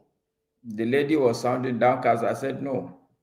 The truth is that, yes, people will say generation, but the good thing about my generation is that we have not even put in our acts together enough to have excavated all the resources. We've not even, because look at a simple example I gave her. The oil that we are supposed to, the crude oil we are supposed to export. How many years have you had that Nigeria has fully met its quota, the OPEC quota? Let's even start from there. We've not even put in our acts together to even excavate, even like they said, you can export 2.5 million barrels. We've never done up to 2 million. So the resources are still there. Is it the marine resources? Is it the arable land we've not started even tilling? Potential, yes. Possibilities, yes. Now the question is, so what is that singular thing that you have to deal with that would make sure everything starts? Because the truth also is, if you look at other countries like Dubai, for instance, is it mineral resources that made Dubai what it is today? The answer is no. It's leadership. So for me, I understand also your point that leadership should not be political leadership. Me and you should all strive to do great things. By doing that, we'll turn the whole place around. I totally agree to that mentality. And I think if that is the case you are referring to, it's not about saying it. It's good to say it, but it's more to do with doing. Individually, we should all go about and do it. Yes, sir. Yeah. So I think what I believe is that there does need to be a change of morality and a change of mind in many of our people. But in terms of this economy, I think it's business people would almost have to take a greater responsibility of the nation, more so than politicians, for a while at least, in order to get the politician's mind right. Very fair. I think the politician's mind in Nigeria is completely. It's not politicians that made America what it is, anyway. It's just dusty. It's just rubbish. It's clouded with. Sometimes I look at it and it's just like. But again, in fairness, jargon also, it will not be at the level we want it, but you should give credit also to Nigerian business people. Whether it's in terms of the banks, Nigerian banks that are now giants across the continent, and even you have Nigerian banks present in the UK, in the US. Yeah, this is what I'm saying. The business people in Africa have set up the biggest refinery in Africa. And it's him, I'm looking at what he's done, to be frank, in the last 5 years. And I've had my dealings with him, and I haven't really liked the way. And I'm sorry not to cut you, but this extends also to tech world. We have unicorns from Nigeria. So yeah, in fairness, I've been looking. These are the things I look at. And when I juxtapose them to where Nigeria is, I'm thinking, man, we're wasting time, man. We're wasting so much time. Let's bring what's his name, Jide, to the conversation. Clearly, none of them are discussing the topic that I put on the table. They are discussing something else. But if you want to go ahead, is that how you see it? I don't see that. Because it had nothing to do with the conversation that I put forward. But it's all right. I listened to when you finished the last conversation. That's when I came on. So maybe I've got it wrong. If I've got conversation it wrong, about how our leaders were being influenced and if there's something we can do to mitigate it, but none of that was addressed. We're talking about that's what we're addressing. How our leaders. I thought you were talking about our resources that we have, lithium and all. No, I'm speaking about. You spoke. You did speak about our leaders, but you spoke about going forward. You know what is it that do we see a way forward? Basically, after you said that, and I thought, okay, let's really discuss this. And then we heard what Ovia had to say. I heard again what Maska had to say and what I had to say. I just began it from a different aspect because I'm looking at possibilities. I'm not looking at coming here and complaining about Nigeria for a session. It's very useless to me to do that. We all know how useless Nigeria is.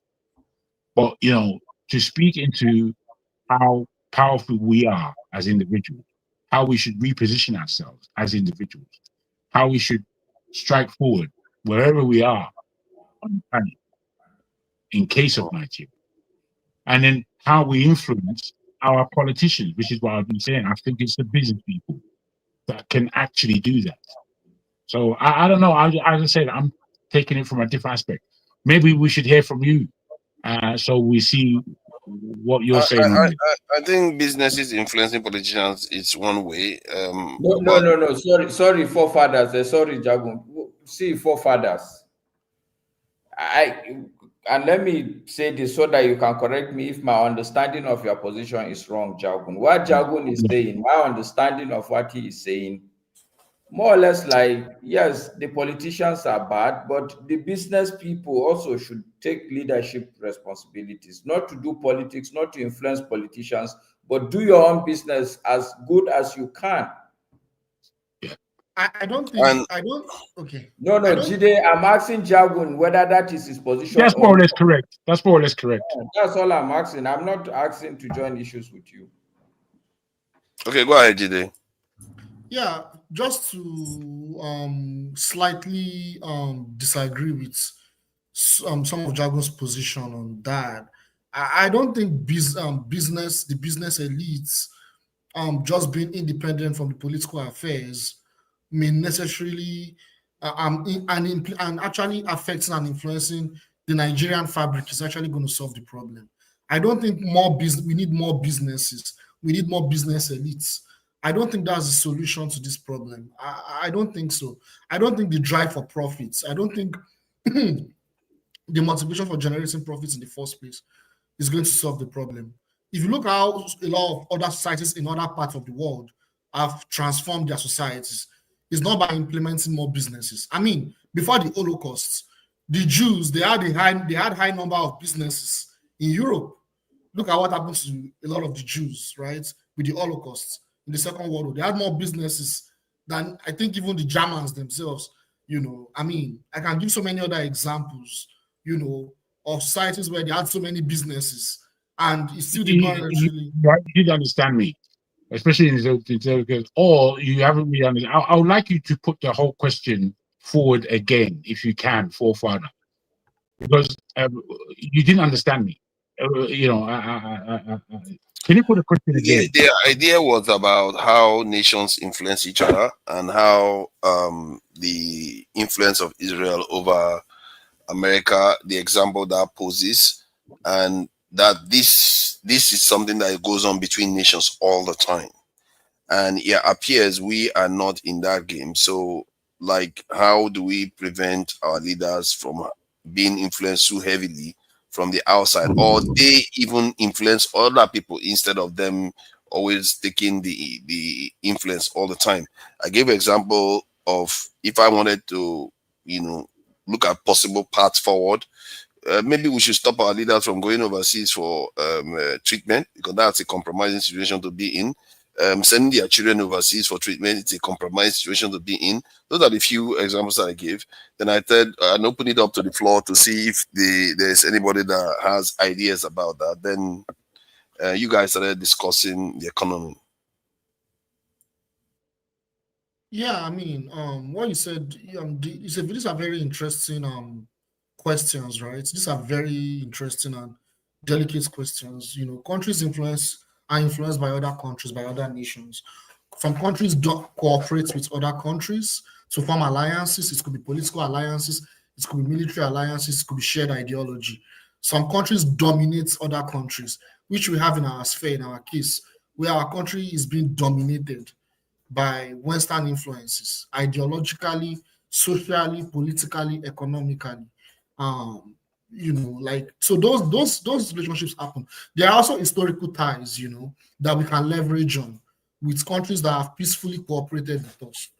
But the point is, you see, how can we solve the problem of having external influences dominating our social sphere, our political sphere? You know, like learning from history and learning from what other countries have done. You know, you need to have a resistance faction for our liberation to even happen in the first place in Nigeria. The first instance is we need to have a resistance faction. If you look at how Nigeria got its independence in 1960, right? The independence. You had our representatives, right? The nationalists, Awolowo, Nnamdi Azikiwe and co. But the people that actually pushed for that so-called independence that we had behind the scenes were the resistance factions, were the railway workers, were the Paimodu of this world, right? Were the Funmilayo Kuti. In Nigeria, as I'm talking today, we don't have that anymore. All we have is the bourgeoisie elites that we all rely upon. We use bourgeois democracy and we keep voting them in, hoping that one of them will change the political situation. That's not going to remove our influence from external factors. I think we need to have that resistance faction. That will begin our liberation. Once we have that first, if you look at Lebanon, by now, Lebanon should have been completely annexed by Israel. Lebanon is still in chaos. I'm just Lebanon as an example. There are many examples. Lebanon is still in chaos, right? If not for Hezbollah and the resistance faction in Hezbollah, they are even a member of the parliament. As I'm talking to you guys today, Lebanon would have been completely annexed by Israel. So why I'm using that example is that you need that resistance movement. It could be a rebel resistance force. It could be a political party that is very rebellious. They are part of the parliament. They are part of the House of Reps. They are able to implement policies. They don't have to be 80%. They don't have to be 90%. That's why we have democracy. We can actually, even though democracy itself is flawed, but we can actually influence policies that benefit the people by those resistance factions. Our labor unions in Nigeria, they've been hijacked. They've been corrupted. They've been corrupted. So a lot of those things that can be used to put pressure on our elites to do the right thing, it is no longer there. They've been hijacked. That's why it's so difficult. We don't have any preferable solution right now. It's very chaotic. The only solution is probably a revolution. You know, so what is the solution? We need an anti-imperialist faction in parliament. That's why you have EFF, the EFF in South Africa. They are not in power, but they influence a lot of the policies in South Africa too. You know, under Julius Malema, you know, they're not in power, like I said, but they are putting pressure on the political elites.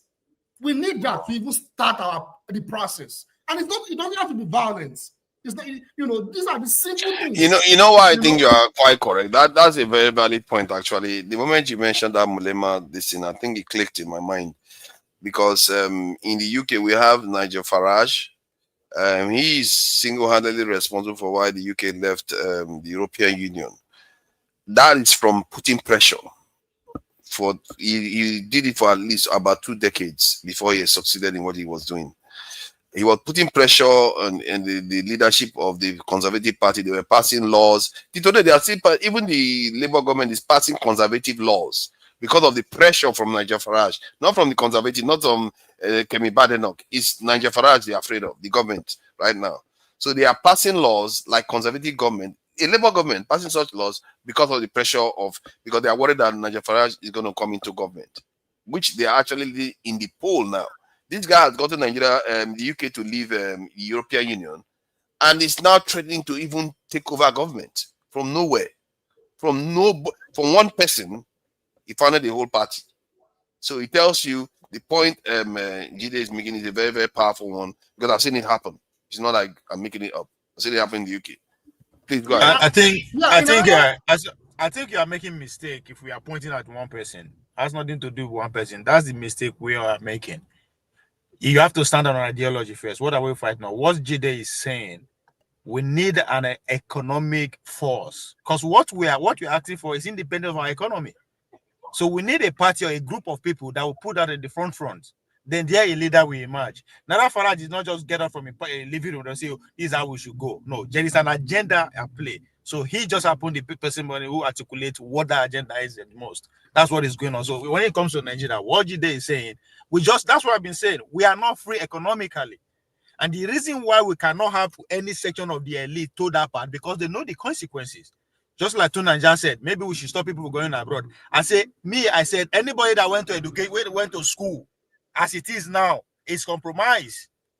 We think along the western and the eastern block of economy. That's not going to take us out of it. Nobody get out of that. Even the United States of America, when they get the independence in 1767, they were not economically free until towards the late 1800s, when they actually take it to the British. Because the British were still running their economy. That is where we are. We need to actually understand our problem is not governance. You understand? It's not even leadership. Now, but where I would say that leadership, we need group of elite, people where they educated to say, come on, why do we come pandering to the West in terms of our economy? Why do we say we should go to the East in terms of China? Why are we so dumb? That is a fight that we need. I think the point Jide made was about having a struggle. That's what I'm saying. That's what Malam. Let me finish what I'm saying. So it's to have a pressure on the system so that they might actually start making changes because of those pressures. That's an important point to make. And from what happened in the UK, let me finish what I'm saying, please. It's not your turn, to be fair. Let Jide finish. From the point of view of the UK, I was reinforcing it based on what happened in the UK too. And it's based on an ideology, obviously. They have to have an ideology behind it. It's not just, like me, I'm Nigel Farage. Yeah. I think both of you are correct to a large extent. You guys are saying the same thing. But to reinforce, there are many examples of this. If you look at Russia is another example. You remember after the collapse of the Soviet Union, and the country was hijacked by IMF, World Bank, and a lot of these Western entities under Boris Yeltsin, and eventually Putin took over. When Putin took over, he reinstated some vestiges of communism. Not communism. Russia is not a communist country. When I mean vestiges, the intelligence agencies that the Soviet Union operated under, he rehabilitated it. Not because he wanted Russia to be a communist country. I don't know if that makes sense. Just to have like a counter effect, like, oh, we have forces that are coming against us. So we need that. Not just that. Right now, the political force that is controlling Russia are not the communists, but the opposition is the Communist Party of Russia. They influence their foreign policy. Even the war going on in Ukraine, those vestiges of communists, of the Soviets, they still play a role into what's going on in Ukraine. That's why if you look at the Western intelligentsia, they talk about the fact that the younger Russians are more pro-American. They are more, that maybe when all these people that used to be from the Soviet era, maybe when eventually they are extinct, this new generation, the Gen Zs, that are more modern, maybe they would have a change in mindset. So you see what I'm saying? So you have that pushback by those opposition. Putin is not a communist. He's not, he's probably not a communist apologist. But there are those that are opposing the Communist Party of Russia. They are pushing back. So whenever he wants to make policy, he has to consult with them, like, hey, this is what I want to do. And they have to say, okay, yes, it's going to benefit the people. So that's how it works. They have oligarchs, just like in Nigeria. Russia also have oligarchs. However, like I said, that pushback, that resistance force puts them in place. That's what we need to have in Nigeria. We used to have that in Nigeria when Nigeria was a better country. Maybe around the 1950s, 1960s. There's hardly any opposition in Nigeria. The chaos that happened after the so-called independence. But we don't have that anymore. There's no opposition in Nigeria. That's what I've always been saying clearly. I can't be an obedient. Because I don't know if you guys make sense. You guys try to understand why I keep saying that I can't be an obedient. I know why you say that. See, Peter Obi is not leading on opposition, and it's a bit of a problem. I had that criticism for him because I actually believe that while he got into this after that election, it was split in three ways. He could have led an opposition party, a real opposition party, to oppose the government's policies. But instead, he hung on his own and almost separated himself from the party and left the party to flounder. It's just, I don't understand that. Because all our leaders are all candidates of USAID. all of them right now. So You those like are flattening things, don't you? Just flatten it and say so. It's all No, USAID's fault. Yeah, let me tell you now, all their platform has been sponsored by who? Now me and you, they sponsor the platform. The obedient movement, now your money flow time. Like I'm saying this because I know that we say with me, all of us will understand how this game works. When I say they are all USAID candidates, their platform are all powered by foreign investors' money. It's not by me and your money, from Obi to Tunubu, every one of them. That's why you don't have that kind of movement. So the movement is anti-West. That's what we are asking for, right? He said that they kill you or they. But does it have to be anti-West though? Does it have to be anti-West? I don't. This is why it's also good. Well, you see, that's why I began. Hold on. I'm going to be over. Just one moment, please. One moment, eh? Wait. Before you even allow me now. Go ahead. Yeah. Sorry. You see, this is why I began the way I began. I began by saying that we got to look around at the zeitgeist, where we are now as Nigeria and Nigerians, and what it is that we know we need to do. The zeitgeist is so set up in such a way that we are all over the world as Nigerians, not just Africa, Nigerians particularly. Then we are well positioned in those countries that we're in that, yes, there will be that person who's doing the cleaning job, but there are more than likely persons who are lawyers, doctors, and who are well positioned in the society. Then we have businesses and we have ways of raising money. I spoke about all these things because I'm thinking that we're up to date in terms of where we are. Somebody like Jide can't talk about it's not businesses that's going to do it. We're talking about an economy. Can I push back on that? What you proposed before? We should donate money. Well, you're saying the same thing at the same time, but I'm not saying this. I'm going deep. I'm going deep. Letting you know that we need to allow Jide to finish. Yeah, don't worry. I mean, we're having a discussion here. It's not about terms necessarily. There's 5 of us having a discussion. Let him talk. It's fine. I'll listen. What I'm saying is that we are in a position with our people, our culture, our authority in this world. We're already there. We just have to build our personal and public economy to a position where we can defend ourselves, can defend our culture, we can defend our way through to the future. So with that, it is not about the Eastern Bloc or the Western Bloc. It's about us. And we would manipulate and use any instrument to our desires in order to get where we need to get independently. Because there is all kind of strange money flowing around, but is it money at all? Is it real money? There's ways of doing things, and I'm thinking deeply. I'm not thinking. Yeah, but can we push back on what you are saying? I understand. Yeah. I'm just putting that in there so you remember what's been said. I know. Yeah, I think we need to understand the world that we live in. Those people who are scared of coming out as nationalists or who are failing to devote their resources, it's not that they don't know all this. They are not stupid. When I say once you put that stunt, you are going against the West. Once you want to build your own economy, what are you saying? You are telling the economy that is existing today that we don't need you anymore. And they're not just going to pack and leave. That's not how it works. They will push back. They push back. It is the West that I'm talking about. So I understand the process is where the problem is. We should donate money. Go ahead. Let's see which platform are you going to use in the first place? Who is going to get involved publicly? Because they know they will come after them. Why Iran are being bolder today? It is because they are sponsoring is it Tunaja or Jide appointed about his boiler.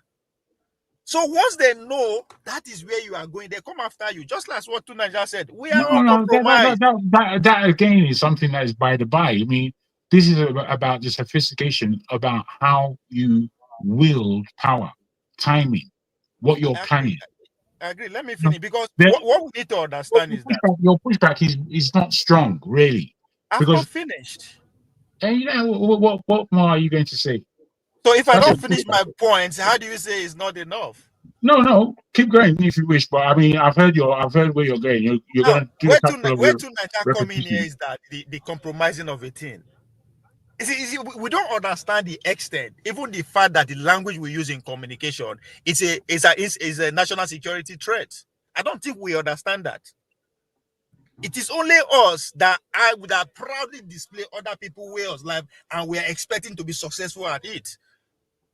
So when they say economy freedom, our economy is own.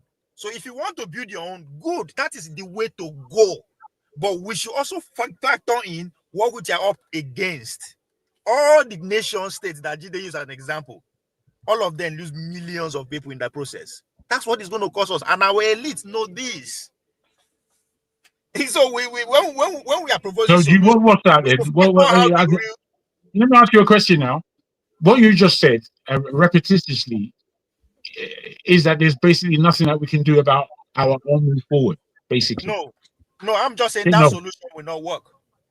Oh, you see, my brother, what I'm putting to you is deep. I'm not narrating every nuance. I'm putting the positions that we would need in order for us to gain power for ourselves. There is the East there is the West there. We would use them to our benefit. How I do that, I've got plans of how to do that. I'm not going to say it on this. I'm not going to say it here. But if you're, sometimes, as I said, the way we have discussions at times comes to the point of almost shutdown, where we know that we can't stay in this position. We can't stay here like rotten eggs. And then we're talking to our children like they're normal human beings. But by the time it comes to their turn, they're going to have a lot less power than we have now. A lot less. Unless we do something about it. That's the position that we're in. Yeah, just because that solution will not work, that doesn't mean there's no other solutions. No, I didn't say that. You said that the position won't work. I'm saying that you don't understand the nuances to get there. merit to Jagun's point, he said something that I don't know whether that's what you meant about businesses being able to influence outcomes and not necessarily relying on politicians. There's some truth to it to an extent. If you look at like Dangote in Nigeria right now, it's not necessarily relying fully on the Nigerian government to do what. That's where you are wrong too, Nigeria. I know. I'm saying I know he has links to the government, but he's also doing his own thing without taking his reading this in direction from the government. He appears to an extent an individual running a business and making a difference on the ground too. Like, he has an impact on the Nigerian nation in terms of how well the nation is doing economically. So there is you can, in a capitalist system especially, you can't discount the power of businessmen. There are no capitalists in Nigeria. There are no businessmen in Nigeria in that sense. That's why that's my pushback. I understand what yes. You started with your negative. You are not allowed to say that. Do you know? I mean, I agree with you quoting Dangote. When I look at him and I watch him, he seems to be very well conscious about global economy. And he's well aware of the enemies who are out there. And he seems pretty well confident that the way he's treading is accurate for him as a business person and as a leader. He knows, that the president of Nigeria get on his nerves. He knows there are global machinations that will be working against him. He knows all these things. And this is where we need to put our mind. We have to put our minds in terms of knowing what it is that we're trying to do. Because we know what it's like. The fact of the matter is, if we can enrich ourselves as small groups and do it in such a planned way, there's America there. I'm talking about the Nigerians. I'm not even talking about the black people as yet. I'm talking about just Nigerians. There's the black Europeans, black Nigerian Europeans who are here. For us to work together to create a serious economy within the economy is what the Jews do, what Pakistanis do, what the Indians do, what the Chinese have done. It's what they all do. It just means that a country like the UK, where there are 3 million black people and about 1.2 million Nigerians, if there's an economy that backs that, you know what we're doing when we're back home. I think I disagree with you. Even the countries I use as an example, that is not how they did it. Well, what are you disagreeing about? Say it. Say what you're saying. Because you are putting you are making a point that is already out there, so it's not something that we will need to imagine. And I'm saying the way you are putting Exactly. it is That's why. That's the whole idea of why I put it out there. What are you disagreeing with? Let me be clear. I don't understand. Good. Let me put it out there. Let's go one by one. Let's go with the Chinese. The Chinese is not the business people that build the Chinese. Again, you guys are making the point. The role of business people and not the role of business people. The example is China and America. Business people write the policies and the strategies of America. In China, it's the other way around. That is the difference. In China, a businessman can never rise above the policymakers. Why in America? That's still very arguable, because when you take the history of it, what really changed the Chinese was I've forgotten his name. Nixon. No, it was around that time though, where the Chinese, he went to America. 70s, yes. He went to Henry America. Kissinger. No, that's the American part. I'm talking about the Chinese counterpart. I've forgotten that name actually. It's an interesting name.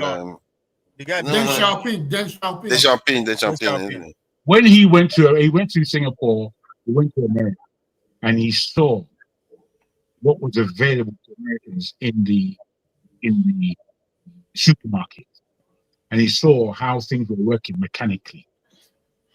He saw these things. This is where the Chinese were going out for education across the world. He sent out a whole heap of them. Within a generation, they had economically, because what he found out is that he could not compete with economic background, making things available to his people. You know, we say things without understanding that there are machinations to these things. But that's not what happened, though. Continue arguing with yourself, bro. Yes, let me continue. That what happened. Can we bring Masca into the conversation? Because this is a factual show now. Let's discussing it. In Tunaja, not before you start. It's a factual show. Let me flatten the conversation a bit. Okay, go ahead. Let me open it up. After the 100 years of humiliation, what did China do? They locked themselves up. Locking themselves, what do I mean? Every aspect of the society was being monitored by the authority. If now China within now, if that's a then, there will be somebody from the Communist Leader Party at the end of the background on the screen, making sure all the things is going on, from the factories to the worship and everything. Why? Because the fact that the 100 years of humiliation, it should not happen again. So they have to come together in a way, but they have to be a iron hand. Now, when does it not say that, okay, this is not going to work as they wish, that is when the meeting between the Americans and the Chinese took place. And when it happened, what did the China do? They just had to open up their villages. Up to today, as a governor of a province, right, it is a competition between each other. Who is going to have the highest GDP? Then they will take you to the national level. So they just opened the society. Those authority that is watching everybody, they just allow the society to actually do what they know how to do best. Then is when even province begin to sell land. Up to today, one of their best source of income is selling land to build all those things. So their system do all these things. Or let's forget all the narratives that we are talking about. So the same thing in Nigeria, for us to actually have the economic freedom, by the time we say, okay, let's build our one economic model, we have to free every state to its own resources, which is the argument that me and Tunaja would always have within regional and state. Our people are locked down. We cannot actually do beyond what is available to us, which is the enabling environment we are talking about. And it is because the influence that is coming is enough for those few people who are in charge. So until you release the genius of Nigeria, the 200 million strong from no matter where they are, nothing is going to happen. That's what China did. If you want to be using example as an example, but our situation at the end is different. Because let's bring Masca in. Since you are for what you concluded was giving the states their resources. In the case of you are disputing the fact that China, that businessmen can help boost nations. I'm not sure why you disagree with Zhang on that. I thought that was already obvious that businessmen do help boost nations. Please go ahead. That's in American case, not in Chinese case. Alibaba is not for nothing. No. Every What Nigerian happened to him? we buy from AliExpress. Yeah, no, I agree with you. But the point is that the capitalist aspect of Alibaba is what it make China money. It doesn't mean that. You see, what OVA is missing out in his like for like take on things, which is not. It's not about like for like. It's about possibilities. What he's not aware of is that from the government level, because they're operating under a communist socialist regime historically, it was them that saw that they had to open up business-wise. And to the point where I was in Spain, it almost like happened over a weekend where the Chinese just took over nearly all of the Spanish cafes, which behave in a certain way, and it was the way that they did it. The Spanish fashion in terms of textiles, and they took over whole roads.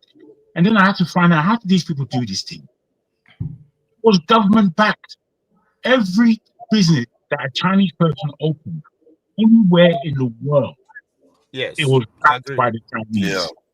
I agree. Government. Before we disagree aimlessly again, that whole process is economic, and the power of that economy was in the middle of the push between China in poverty and China, the second greatest economy in the world.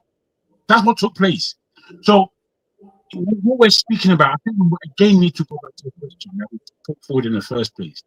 What is it that we can do about the oppression of influence that we have from global players? And what can we do to somewhat influence politicians? And I think I'm saying that I'm coming again from an economic position.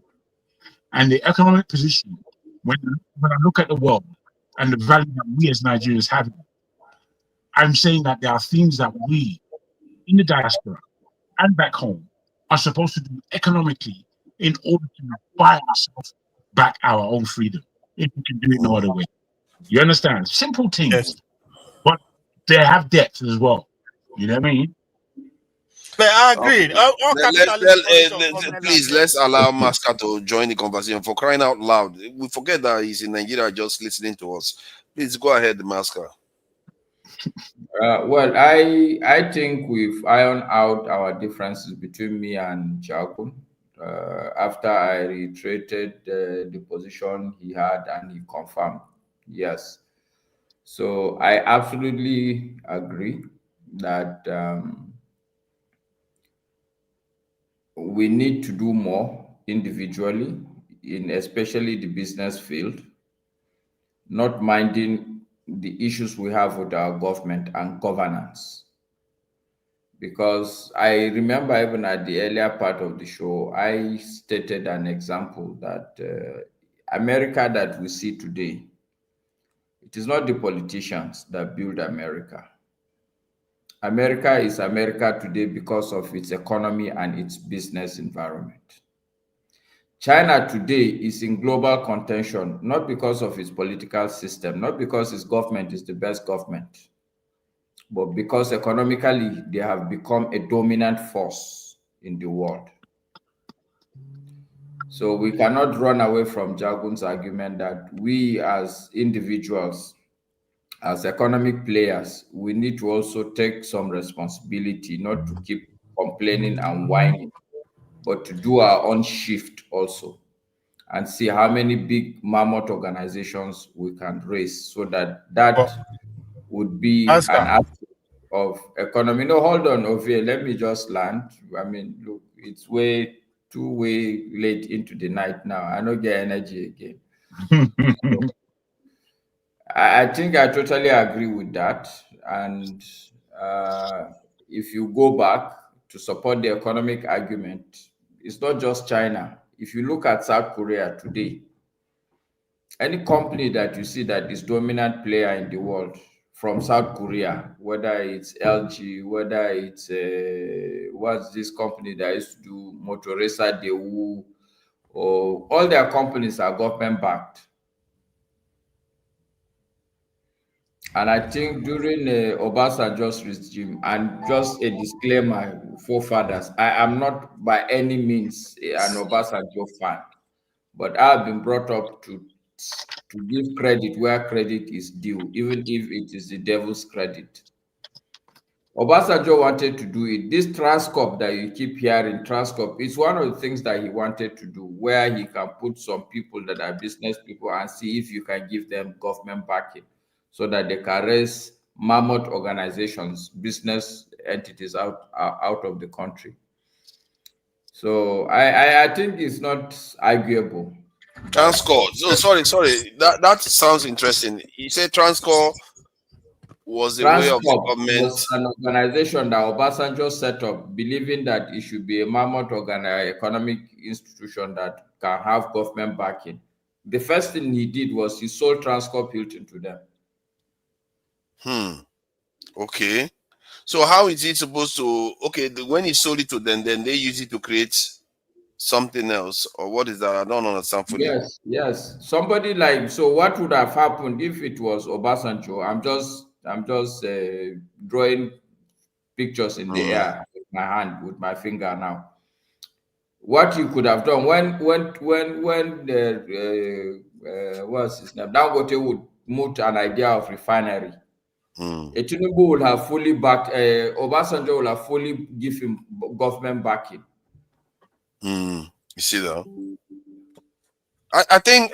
Let me just add this. In the context of Nigeria, I was quite surprised when I came back, talking to Nigerians again, and it occurred to me that we have this dual mentality whereby we think in a Western way, we have a Western constitution and everything, but yet we want to maintain a socialist kind of narrative within the economic space, which doesn't marry very well.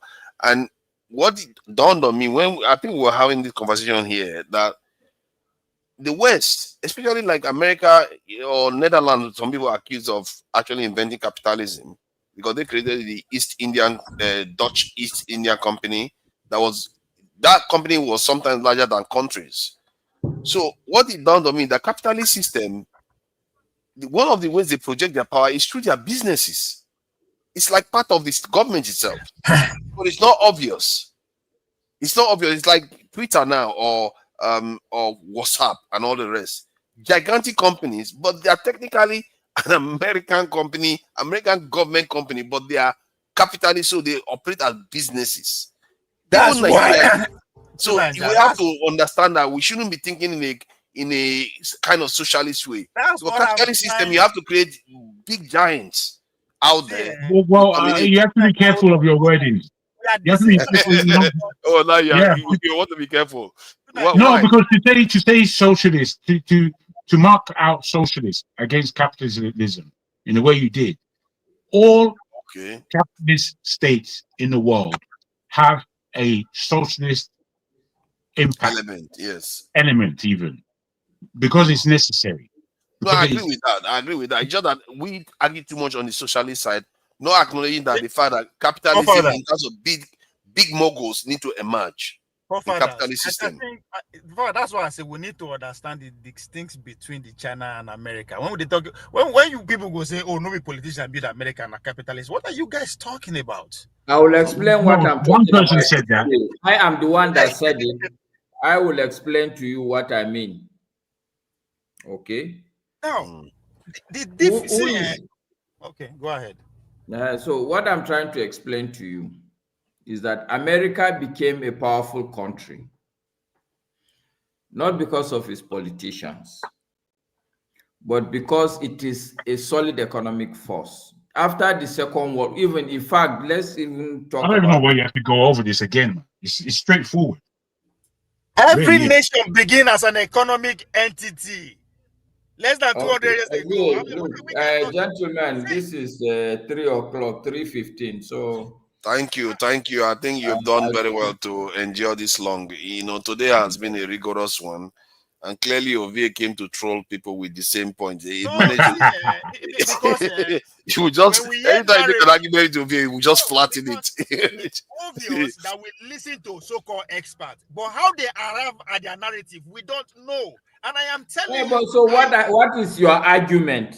The argument is bunker for you to say, oh, now business people build America, not be politicians. How does that even make sense? Okay, so explain to me how America was built. Wait, let me put this to us. No. Don't worry, it will make sense. Don't worry.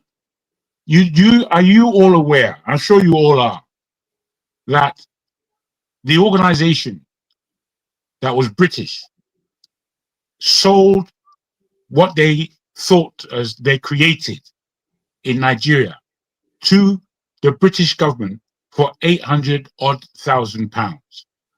So, which means that the entity called Nigeria began as a business. It's the same as America. It began as a business. All these entities operate as businesses. What we have to understand is that other things come into it as well.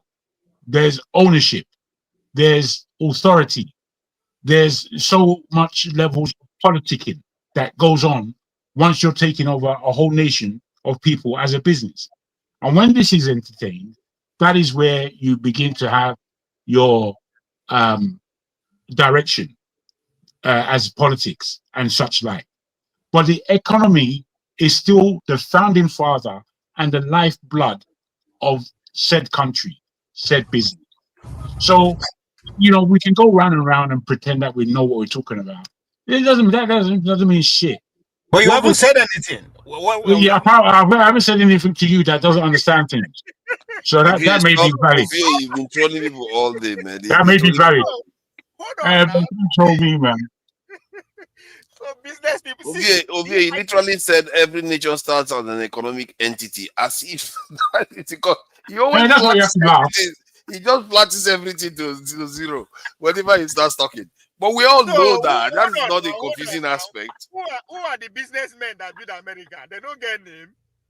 They have names. Let me quote these names for you, Ovie. It's there on the internet. This Ovie. Yes.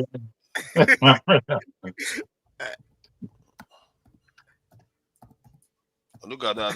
Ogomo can have something good to say about anybody. I don't know who Ogomo can is that Ovie in disguise? Okay, Ovie, do you know of Andrew Carnegie? Andrew Carnegie. These are 1800 businessmen. What are you saying now? Are you saying that America is a new country? I said 1800 businessmen. America was founded in 1700. Yeah, but what makes the country is like you are saying Nigeria is created in 1960. Today, I'm sorry, it's like telling somebody that Nigeria was formed in 1960. Till today, Nigeria is nothing. Hold on now. Maybe I know here with you in that talk. Abi? Yeah, maybe I know here. Now businessmen, now build America. That's what I heard. Right? So building start from the foundation. Abi they start from roof. Building start from foundation. Now roof would they start from? You're welcome. Let's go. It starts from the foundation. Yeah. It starts from the foundation. Carnegie, no, he's not among the foundation member of America. So that's why I'm taking you there. He's a businessman, Okay, yes. no, of 1800. So it's English it's my English that you didn't understand. Okay. Oh, there's a difference between listen. I didn't say businessmen are the founding fathers of America. I didn't say that. I understand what you are saying. No. Law and order build America. That's why lawyers run America, why engineers run China. I mean, see, just hold on, make I break this thing down for you. And now they think I must fight. It's not be fight. It's not be saying a fight. You understand? Who told you that lawyers run America? I don't know. The founders of America are losers of wars in Europe. Losers. They lost. That's why they ran to the Americas. Wow. No, it's even because listen now. No, you hold on, Ovie. Okay. If you follow, okay, you are okay. I feel go sleep now. I thought. No, because let me explain why I say you guys are wrong. Una no allow me explain. Let me give una reason why I talk am now. Make una go talk say you say you are wrong, but you could not say No, the why issue, when they ask see, why. no, see, let me tell you, listen. You see, you are missing one big point, okay? The subject matter is not America. It's not China. Yes. Yes. It's not the subject matter we're dealing building a with. nation. It's building a nation. Exactly. So the subject matter is that today Nigeria and Africa generally is failing. But is there any alternate route? Wait, can you just relax and hold on? Now what for you? You've made your point, they repeat them again. I don't just know why. I understand what Don't worry now. I don't understand why you need to talk. Go ahead. Go ahead and say it. So even if it's repeat, relax and make her finish repeating. All right. The subject matter is that Nigeria and Africa generally is failing. Yes. Politically. We agree that the problem politically is really holding everything backward. But no, I'm not agree on that one. No. Yeah, I agree. I don't have to argue with you on that one. I can't have 10,000 arguments in one. No, you say we agree. That's why I say no. Say you. That's what you want. Nobody say we agree. I'm not partner to that. Me and Jagun, we agree at least. Okay. That yes, politically we have failed. And even you, I don't think it's an argument, but you economically. How dare you come and amplify such negative stuff? You folks should stop it. In short, hold on, any more negative stuff about Nigeria, I'm going to take offense from both of you. I never said. No negative stuff about Nigeria has failed economically. Don't do that. So you're not allowed to do that. What Jagun proposed, which is the real subject matter, is the fact that look, let's not just resign to our political fate. There are a lot of other tracks that we can run on. It may not take us completely to which is the business. Which is business now? You are repeating yourself. We are just wasting time. I get the point he made. You know who allow me tell you why I'm pushing. What do you want to go and use your time for anyway? I won't bring AY in. AY is here. No, Ovie, calm down. I think you have taken enough time now. Let's allow AY come in because we are going to be rounding up soon. Whenever AY detects that we are about to round up, I know. Father, allow me finish. You see what you tried to accuse me of now? That whenever I show up, I want to close this show. Hold on. But you always face up to this show. It's about to end. Capitalist is bunkum. All capitalists collect money from government, which is socialism. All of them, from America to your village, they all collect money. Collect now, Vie. Up to today, they say they collect money. They can all survive without government money, which is taxpayers' money. From Elon Musk to Eddie Carrigan to Dangote, all of them are government money. So they are not capitalists. Okay. Hold on. Let me confront this scandalous statement somebody has made about me. This is very, very injurious. You think I don't have a feelings? The guy said, I'm GS level 2. I didn't even know he's going to give me GS level 2. I thought he's going to stop me as I thought he's going to stop me at common entrance. I didn't know I made it to GS level 2. So we have to be very serious. If now the massacre era, that means you are brilliant. But if now my era, you know do. Yes, level 2. Yeah, man. How did I make it past common entrance? That's the mystery now. I didn't get past common entrance. Exactly. How did I make it to GS level 2? He said I made it to GS level 2.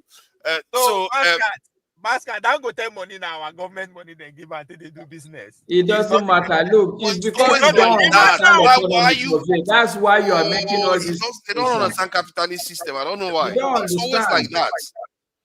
There is what is called a multiplier concept. Okay, government is meant to spend so that the economy will be boosted. Right. Okay. So all these things the economy. Masca, it's a very interesting dynamics though. How capitalist system and the government and these moguls and captains of industry, how they operate. I think it's something fascinating that we probably need to examine more closely, because the government empowered them, but where does the empowerment stop? How do they relate to each other very well? It's very, very interesting. You know where it stops is what the Chinese are doing. Chinese says business people cannot grow more than government. That's why when they're talking about Alibaba. I mean, the government said that the business people cannot grow more than them. That's what I'm saying. So that's why Alibaba they put up where it belongs. Why in America they encourage business to because them actually buy the gold. Just as you are talking, all this business, all this company through America. People just talk. Even in America, there is antitrust. Yeah, they passed that law too. It's an interesting conversation. I don't know why I've never talked about it. What do you mean antitrust? I don't know how they operate. Hold on. Guys, what do you mean? Pass antitrust. What does that mean? Antitrust, simply I'm saying that an institution, when you say is bigger than government, that means you are saying that it's a monopoly. That's what America is. No. No. No, say America. Hold on. No, let me tell you why I said that. This is actually a law that was passed. No, I don't want to know why you said something wrong. No. I want to tell you now. Make you know say I know they're wrong. Go and do your research. It was passed into law that business entity has a right as a person even to vote. Business. Yeah, they did that in America. Business. No, but hold on, Obie, that was a more of this is the issue. You see, what China, the government decided that the business is not going to be bigger than them, but America somehow has allowed business. There's no single business entity in America that will be bigger than the American government. No single. But however, collectively, they are influencing the American government on June. You can argue that collectively, if you look at their impact on the American government, they're impacting the American government on Julie. I don't think maybe some people argue that it's not a good thing. You know. Now, quote me this lie. All about 95% on invasion came from American military. No be individuals. From the phone to internet to everything are all invested and developed by the American military. Now only then get money to invest in research. No individual, no corporation. You are saying it's not true. If you don't talk to us as if we are from the moon. That the only people go and sleep. Go sleep. It's okay. You don't try. Yeah. Okay. All right. You don't want people to be calling you to order. It's all right. And I think honestly. You know, in my place, there's a proverb that says, Mutumba Akinta Mutum Anche da Palao. Yeah, but on a more serious note, I like the conversation because we should start. Because I talked before, all our billionaires, we should call them to order. That compromise. What did they do? Right? Talking about business people, they should do. The question is, you, Ovie, what have you done? So that when you tell us what you've done, then you can question the people who you want to question. What you, Ovie, have you done? I've served as a civil defender, working as a public officer. That one no reach. As a police. Ovie was a sprinter for the country. No, I was a policeman under federal government. Life. I know the joke. Go. Ovie was a sprinter too for the country. You didn't win any medal. You beat you at I'm a sprinter. What did you win? What is wrong with you, Maska?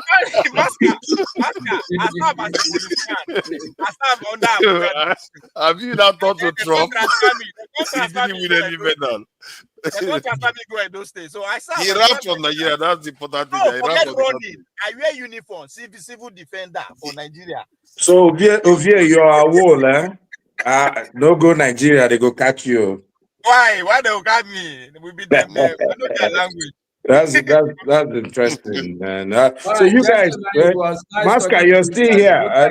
Both fathers. Yeah, nice one. Thank you for coming. I really appreciate it. You really spend a lot of time, you know. It's not easy. Don't mind me. It's not easy. Thank you for joining us. Maybe when I go to Nigeria, I will use his internet to host. I don't know why they worry about Maska don't go. Whenever I want to close, AY will show up. I think he times us very, very well. I'll make sure we're about to close the show. I'll be here for close to an hour. He has an agenda. Sorry, let me ask a quick question. Sorry, AY. Forefathers, have you been convinced? Did Ovie succeed in convincing you? No, Ovie didn't succeed. If anything, he convinced himself now that he's not allowed to say anything negative about Nigeria online. He dares to say that he's going to be in trouble. That's why he's managed to convince himself to get into. money. I know that Yes, because he says I'm amplifying negative stuff, so he too is not allowed to amplify the negative stuff. No, but your dominion is different now. Forefathers, you have calmed down. You've calmed down a lot, What is there to calm down? Right? There's not. which is better. You know, it's good for the show. If your I'll countenance keep is quiet. I'll keep quiet today because sometimes when you say something, no, you've said more than enough. into the future. You went into the future. You've said more than Now enough you are for right. today. They are right. You are not tired. It's money. Which one do you want to quick? You okay? You want us to close? We are closed now. Okay, ladies and gentlemen, thank you all for coming in, and we'll see you all later. And let me say, you know, you want us to close it? We can close it now. You mascot of you. I know the tire. Wow. For week, for father. Just in a week, you know, this, you know, wicked. AY is your wingman. He has come. You guys will have a symbiotic relationship now and take down any opposition. Oh, look at that! Look at that! Who is that? So you think You that? are AY and forefathers now. You people have the same ilk. Because AY is more logical, and the others are just talking rambling all over the place. To the point No, whereby I think you have missed AY. he has cornered Your himself. man has He's come cornered now. himself into this one. Now he's not allowed to say anything negative in Nigeria about Nigeria anymore. He's not, and he did say that he doesn't even say anything negative about Nigeria. So to let you know how he cornered himself. Prove it that you are not being sponsored by Wiki. Prove it. Wiki means get sponsored by Wiki. You know, there was a time I liked Wiki. You know, there was a time I liked Wiki. I thought if he had won the PDP presidential candidate this thing, he probably would be president today. He's going to win if he had won it. He's going to get because the party will be united. No, that's impossible. Why? He's going to get in 2027. Is he going to win?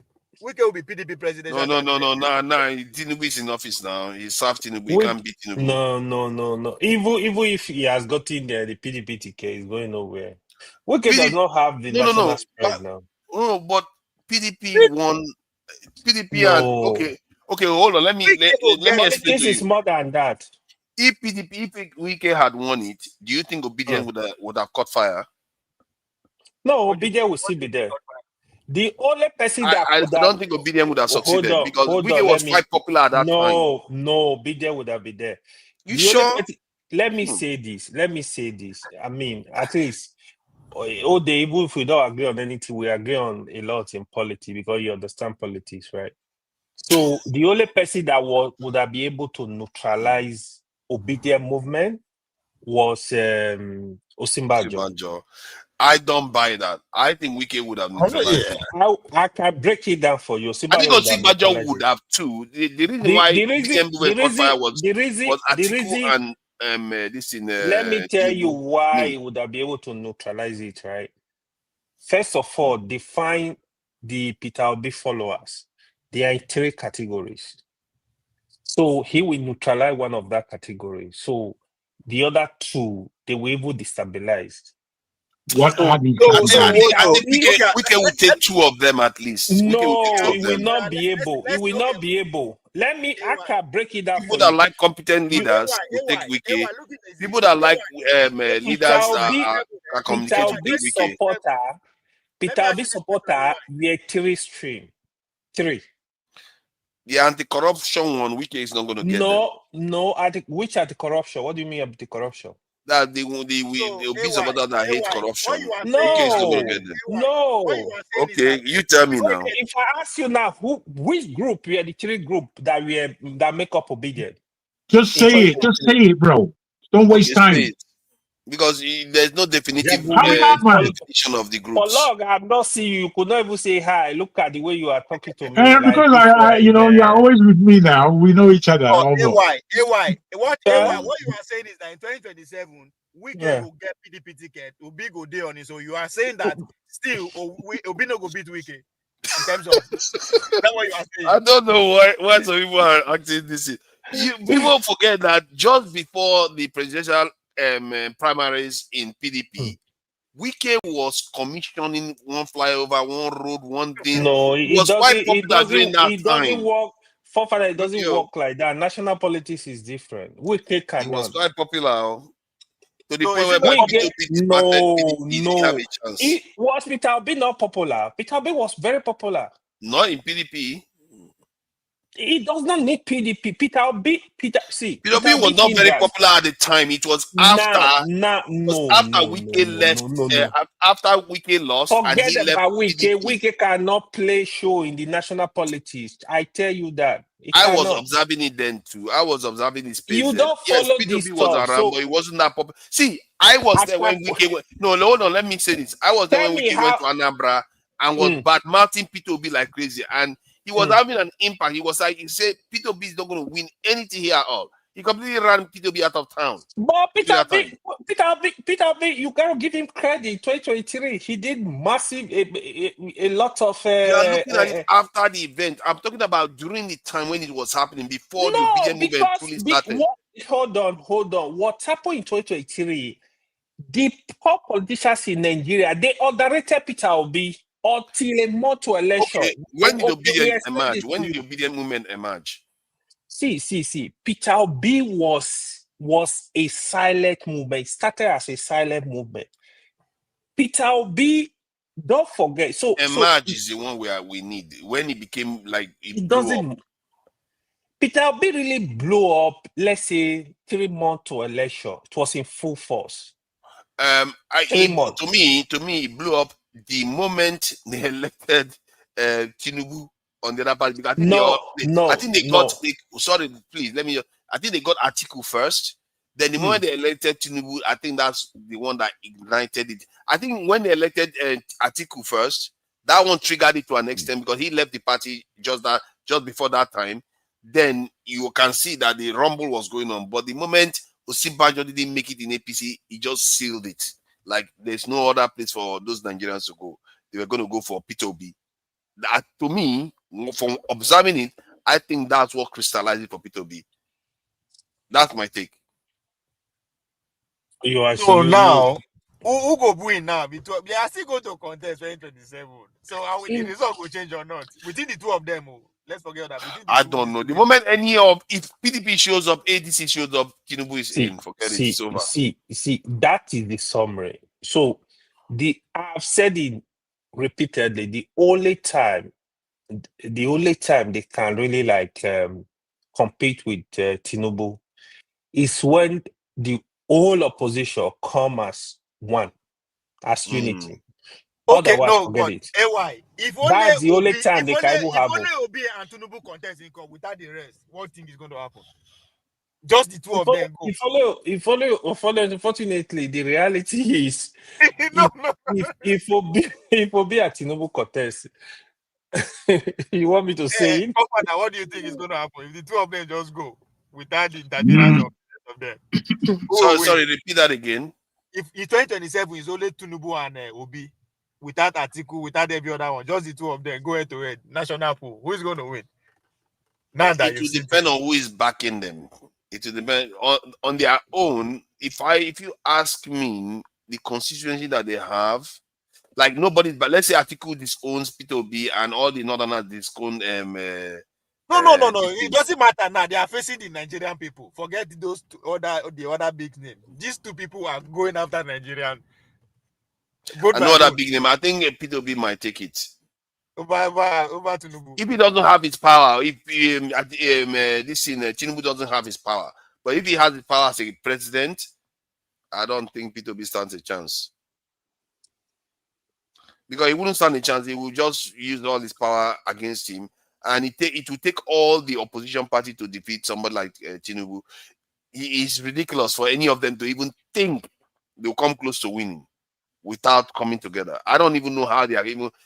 If I was them, my whole plan is going to be uniting. But Tunanja, you just based on what the conversation you are having with Ewa, aren't you scared? Because Obi was in, just as you said it, Obi everybody was doubting Obi performance. Say, why no get his 3 million? He came out with, so you don't doubt him. Yeah, I knew he was going to get a lot of votes the last time. But the incumbency, Nigeria to unseating. If Wike was the president, that he became the presidential candidate of PDP, I think what the Southeasterners and South would think is that better to go with Wike than to risk with Peter Obi. they will not go. People be obedient women will not be as strong. No, that's not correct. I also That's your opinion. I believe they will never. Southeast will never reject. They will never reject Wike. If you look at the way the Southeast vote, let me explain it. The way the Southeast votes is that the moment the evidence suggests that the moment there is a Southerner in that election, and the other one is not on their side, they will choose that Southerner. You don't understand. Will go bigger. You may be right. I don't know, but that's my own take. I just feel like if they have, it's too risky. People don't like to take risk. I will tell you why Southeasterners will not even vote for Wike. I can break it down for you. They will definitely. They voted for Obasanjo. No, it doesn't work like that. Hold on, they voted for Obasanjo twice. Okay, but they voted for Obasanjo. They voted for good luck. So why is Wike different? Okay, tell me why Wike is different. Father, opinion is growing bigger. It's going to go bigger. Even up to 2031, it's going to even be more bigger. Yeah. You know that? Do you believe that? It might be bigger. It might be bigger. It might be smaller. I don't know. What I know is that if they don't come together, if they don't form a bunch, obedience is going to reduce in number. No, I said that if obedience grow in number by 2031, who can beat Obi? I don't know how they can grow in number because by that time it's already the northern turn to rule. Anyway. So you're going to have a lot of problems. More younger people are coming. There's another generation that will be of. Then it's not Obi. It's not going to be P2B. It's going to be a new person, and a new person may emerge in this election too. Let's not just assume because P2B, nobody knew he was going to emerge in the election. We just think we know the future. Obi is not going anywhere. Let's just know that fact. Yeah, my point is that a new candidate, a totally new candidate that will blow all this out of the water might just show. Politics is a very what Nigeria actually need that. What Nigeria need. They need, Nigeria are ready to make it. I'm rooting for Pantami to come out. Nigeria are ready to make a change, but they are looking. Nigeria are ready to make a change. A young guy. Oh man, why is Okpewolo? Why is he not on camera? You see, he's just disturbing us here. You don't like Pantami. Oh, God. Hold on. Just trolling people today. He's just been trolling us. Hold on. See, in 2023, Obi was so directed. If Obi was not directed, Obi would not win Lagos. Yeah, he was. Politicians really underrated Peter Obi. Like, that was why it was close to election. They realized that this guy is on the move. So that was why whatever they did. But if you allow election to go free and fair in 2023, like one man to one vote, Peter Obi will win that election. Without any disturbance, no rigging, no any form of what's it called? But with the political machines that they have and with what tickets you're gonna run that. But the problem Obi was facing, right? Obi, he does not have political structure. So when we were saying that, people will say, oh, what is structure? What is structure? You need political structure in Nigeria to protect your vote. If Obi was in PDP and he had that movement, they would be able to protect his vote. So, let me talk. Let me give you an example. Like if you go to Forefather village now in whatever state, Dalala state, if you go there, you go to a village, who will protect Labour Party vote there? So that is part of the problem Peter Obi was facing. Mind you, Peter Obi does not have money to actually run the election along these rural communities. Yeah. He does not have the money, right? You touched on something that I wanted to highlight there. Let me finish now. Okay, go ahead. Who were his sponsors? It was just the common people that contributed 1,000 naira, 500 naira, 10,000 naira. So it was a struggle. They don't even have money. Labour Party had no money to pay even the agent across the country. So you needed political big weights with money in those states, in those local government, to support Peter Obi. So the structure was not there. Nobody to protect the vote. So what you actually saw, the major, that's why what you actually saw was in the main capital where people are more enlightened, where they were able to garner vote in those areas. But if you actually pull up Obi better ahead of him. Huh? No. I wanted to add something. I wanted to add something about this thing. We're gonna just hold on. You see the point you made. I agree with that in terms of. But let me break it. Let me finish it. Yeah, you talk. Okay. Hold on. You since morning you've been talking. You won't let anybody talk. I wanted to contribute to what you are saying. Let me break it down first. Okay. So the three group that really supported Peter Obi, even though people will play politics, they no want to hear those stuff. Obi had the original obedient group that were not attached to religion, they were not attached to tribe. Those are the people that bought Obi message of production from consumption. Hold on, from consumption to production. Like those is beautiful statement. That is the message people wanted to hear. That's one group. Then you have the Christian community group. The Christian community group also was very massive, especially with the Muslim ticket in APC. Don't forget, Obi belongs to the Catholic. Catholic is one of the biggest religious groups in Nigeria. So he got their support. The Christian community, especially in places like Lagos, Obi got their vote because of the sentiment. In the north, the Christian community in the north, because of the sentiment of Muslim ticket, they voted for Peter Obi. Then you have the tribal vote from the east, for example. Some states, if you are not voting for Labour Party, get out of here. So, because the Easterner, they really believe in Peter Obi. So, the people actually troop out to vote and supported him. That was why he got that support. Ordinarily, Southeast I don't believe Obi win Lagos. Obi won Lagos. He won Lagos. So you need to look at the demography, what happened in Lagos. It's just unfortunate that, but I can bet my money in 2027, the politician in Lagos will not let Obi win Lagos. It's not going to happen. I can bet my money for that.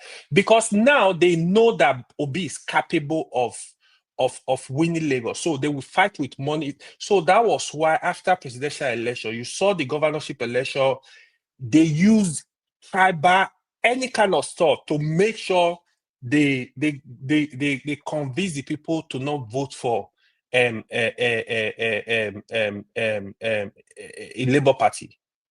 So that was why you see they throw the tribal card, they were throwing everything just to make sure it was not a threat to APC.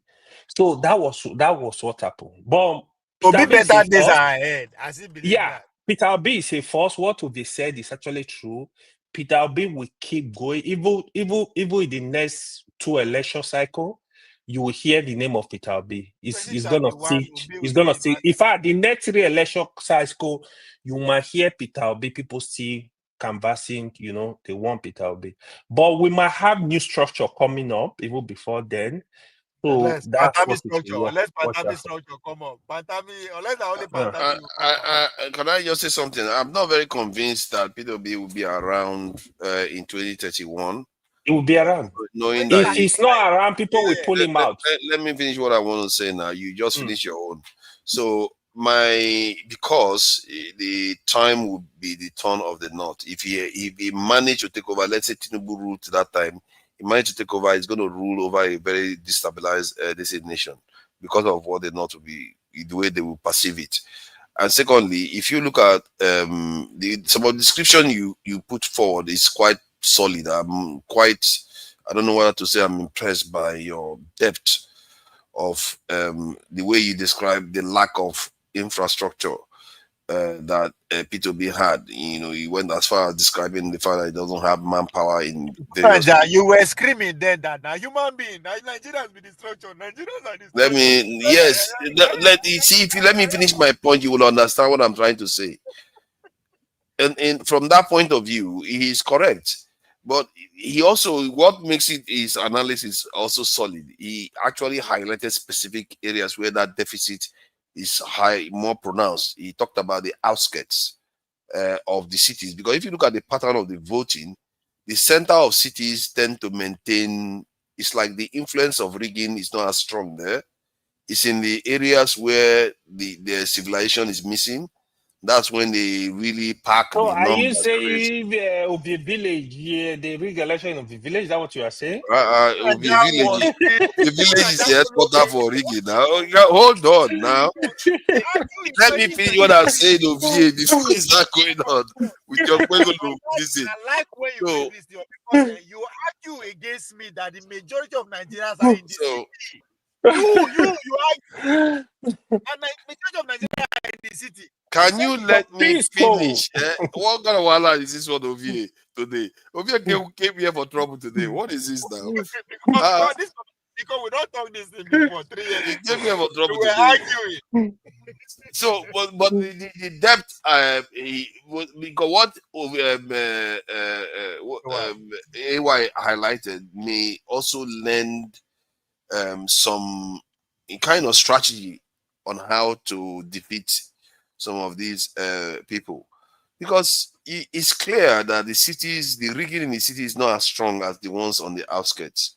So if you are strategizing, you want to strategize to, let's say you are short of resources, you want to strategize to contain the rigging in the outskirts as much as you can, because that's where the real damage. If you look at River State, it was obvious. Port Harcourt, P2B took it clear, but the outskirts is where all the damage is done. Yeah, River So area. there's some truth there. There's some Father, truth there. I'm happy for you, Father. If all obedience, that. I mean, just will be like Look at this Father, one. because 2023, That is happy I for me. still remember Father correctly. These two arguments.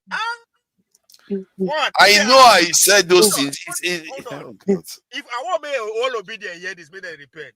They say, now you might be Nigerian. What is there to repent? He got 6 million votes. What do you want him to? What's there to repent? He almost won. No, you know my joy. The joy that you are now finally come to your senses. That yeah, see the light. No. What is there to see the light? I didn't think. See. Hold on. He almost, even by their own results, he still almost won. He ran an election for barely how many months? There's nothing like that. From 0 to 6 months to 6 million. No, don't mess with that. What Ojie is saying, Nigerians are very emotional. So when you discuss this stuff, there, some people, I don't know why we can't discuss issue the way they are. Sometimes it blow me away. Like, there are some people that will be here now. As you are analyzing, they tell you, "Oh, he hate Peter Obi. That's why he's talking like." Yeah, structure. Now, no, you like that structure, especially when I kept explaining. I'm like, "Oh, you don't need structure." I'm like, yeah, "What but he almost won though, even without the structure. Obi though, yes, he almost won even without it. There's nothing like almost. He lost. A woman, we had this discussion, I think last month or something. Some people were like, "Oh, B is nobody, it's not." I'm like, even Tinubu, we give credit. He will not even say that about Peter Obi. That's the biggest mistake. That was the mistake PDP had against President Buhari. I remember President Buhari got a ticket. President then, David Mark, was telling them, "You guys need to sit up." They said, "No, it's they play religious cards." This guy is popular. If you are another mistake they made again. Another mistake they made is another argument they were arguing is that majority of Nigeria live in the city. I say, come. How many cities do you live in Nigeria? No. Like, you guys crazy. How many cities in Nigeria? If you've ever participated in election in Nigeria in the rural community, you will understand how they run the election, right? I don't know my country. It's not issue of it. If you go to Corona Muda in Zafara, I say vote for Peter Obi. I will ask you why Peter Obi. They don't go know. I know say my local government alone. It go rival Benin in terms of population. And Akoko Edo go rival Benin in terms of population. When they cause the more people are in the city, I say come. The country where me know where the people dey. I couldn't believe it. Yeah. Man. But to see, when P2B was running, we all know he was going to get a lot more votes than people ever anticipated. I don't today. I still don't know. The only argument you can make to me that gave Tinubu the ticket is because one, the results came out that he actually got about 35-36% of the votes. If you had got 50%, I would say it's obviously down. It was a devilish rigging. But you know what, Tunanja? You know what? He got 37% of the vote. And secondly, the other party was completely divided into 4. So that dynamics indicates that the one that is not divided is likely to get a more solid vote, even if he got a reduced vote, which is crazy. We the old people from village are still telling you young folks in the cities come. The dynamics change. When I say, oh, people know there are more people you now are interested. I say, yes, you are right. So are more candidates. It is not a coincidence. So even with all that, some people still believe that they had to still rig it. Even that 36%, they had to still rig it because Tinubu was not exactly he wasn't exactly the most popular president. He went, as a matter of fact, Tinubu, since he got into office, he's made far less gaffes that he made during the election period. That was part of the he was doing crazy things during that period, and he was very unpopular too. No, so I don't know. Because that's what you young people want. They walk, they fit talk, they blah, blah, blah, you see, you are not allowed to besmirch the good name of President Tinubu. You know you are not allowed to say negative things. Let me say you're not allowed to say negative things. I get you well without my point. No, because I will hold you responsible for that because you are trying to say, you know, this guy came online and tell me not to say something because he's gonna spread negative information. You are not allowed to spread negative stuff in Nigeria anymore. For the past time you wanted to say something. You don't want to leave that in my eyes. No, because when I say I'm going to hold you accountable, I actually follow through on my word. I will hold you accountable. Please go ahead. Public official now. The way you will hear Tinubu supporters and the APC supporters will discredit Peter Obi. That is how you will hear obedient Obi supporter will discredit Tinubu. But you got to look at the reality. The reality of 2023 election is Tinubu himself, he has political capital all over the country. Tinubu had influence. He has been building this structure. He saw personal structure a long time ago. Then you have the APC structure.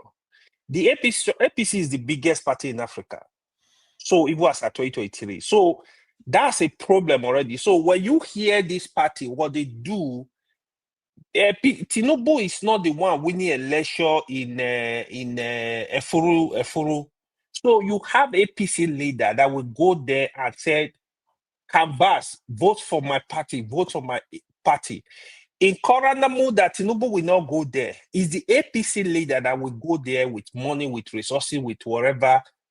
We must win this local government. Vote for my people. Vote for my party. So don't forget, that is the structure they use to also give their appointment. So they give you appointment based on how you deliver in your state. So sometimes they give you a lot of influence. Politics, even in America, to be honest, the structure is very important in politics. I mean, I think Tinubu got also lucky because Peter Obi was in the equation, Atiku was in the equation. So they divided the vote. That was why you saw even Tinubu vote were not much. Wasn't there, Tinubu was toast. If Atiku wasn't there, Tinubu was toast. And if Obi wasn't there, Atiku will win. Eh? Father, you said something. You said something. Oh no! I think you are probably right. Because sorry. Let me correct myself. See you later. If Obi wasn't there, wasn't there, Tinubu would have won hands down because the South would have still voted for Tinubu. Father, you say something. The South and the South East, they will always vote for Tinubu. Father, you said something very interesting. Father, you said we're talking about possibility of Obi winning next 2031. You say even if you win, it will be presiding over what a very disorganized country. I mean, there's a word that you use. Sorry about that. Yeah, I'll come to that. Sorry about that. So let me just recognize Jagun first. Jagun, well done. Thank you for coming in. We really appreciate it. I know it's not always easy. I really appreciate you for coming in. And same thing for AY. Those who they do make a lot of sacrifice to show up here, even when they don't have to. Please go ahead. You said something about 2031. He said You know, type of hold on. You said if we Yes. win 2031, he's likely going to preside over a divided use a word about A very resentful, it's very resentful note. Guess what? I swear to God, to Nigeria, that's exactly what will likely going to happen. I will put my money. I hope it doesn't happen. I hope it doesn't even run in 2021. Whoever win the election, let me even put it down. Whoever win the election comes 2031, unless there will be no contest. Whoever win it, country is going to remain. It's not going to. This is why I say Nigerians should just go for a presidential council system or a rotational system. This is dangerous. This thing we are playing is dangerous because when is it? Can you imagine that when is the turn of the North? No, this is and fake wins. rotation. That is really bad. Yeah, it's fake. It's not put inside the constitution. They should put inside the constitution. I would really be done with it. I really love they amend the constitution 5-year term, single term. Let it rotate in all the zones. Yeah, just do that and save us the trouble. It's not what they are doing now. It's really dangerous because sorry, Ovie. What we are doing now is in a way it can be quite dangerous sometimes because let's say Tinubu wins now and decide that another maybe Southwestern guy goes around and wins, legitimately wins. Yeah. You will see the resentment that will build up in one side of the country. It's going to get what you are not seeing, we are already in the danger zone. I said it when they went to Nubian. I said, come, Nigeria is due for negotiation. He said that the elite, just as you talk, they sit down within themselves and talk to themselves and say, come, we have to do something among themselves. Or else, the masses will do it for them, which is what you are scared of. Civil war or anything. It's going to happen within the next 10 years. Something will happen. Either they make it happen themselves, or the whole country will. I'd say we float a presidential council system. All regions are represented. None of this nonsense, politics nonsense that they keep doing. Yeah. Because we are always looking at Peter Obi.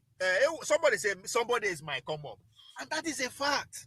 Because not only Peter Obi now, there's going to be more people that will come up from the north and from the south that will make the situation, because there are so many elites who are in that position. Nigerians are a little bit weird, you know. They know all of them know this rule. They know quietly, but they will look to break it. They don't care. Look at what Jonathan did. Jonathan shouldn't have run for a second time, but he did again. And this is why the North really opposed him strongly. Because they felt like kind of injustice, you know, because it was supposed to be a platform and he just took it.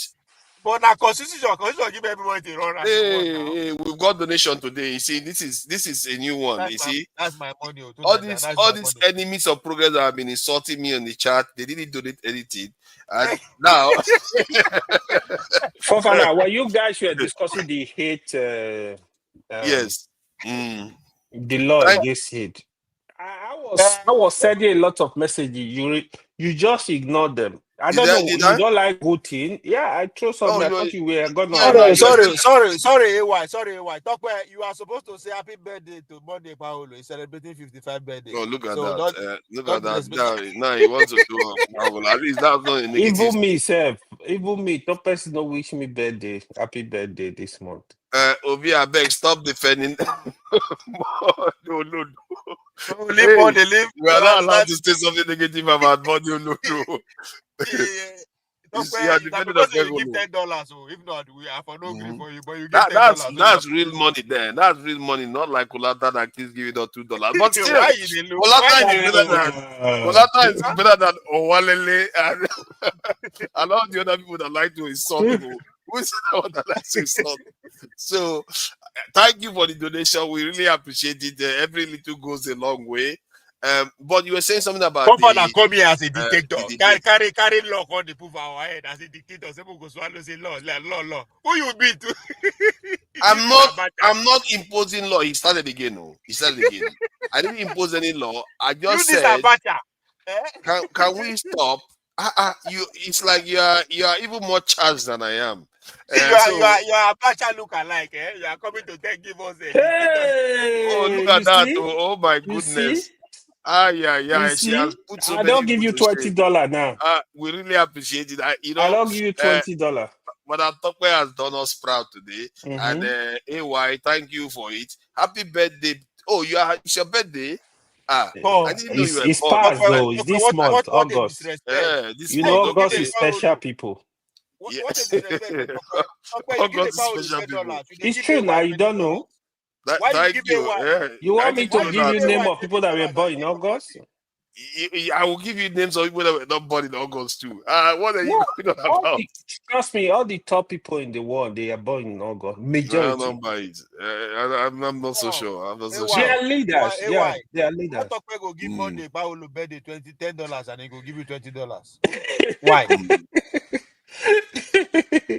Because I'm more than the governor. Take your money back. Take your money back. I'm more than the governor. Don't rate me now. Oh, look at that.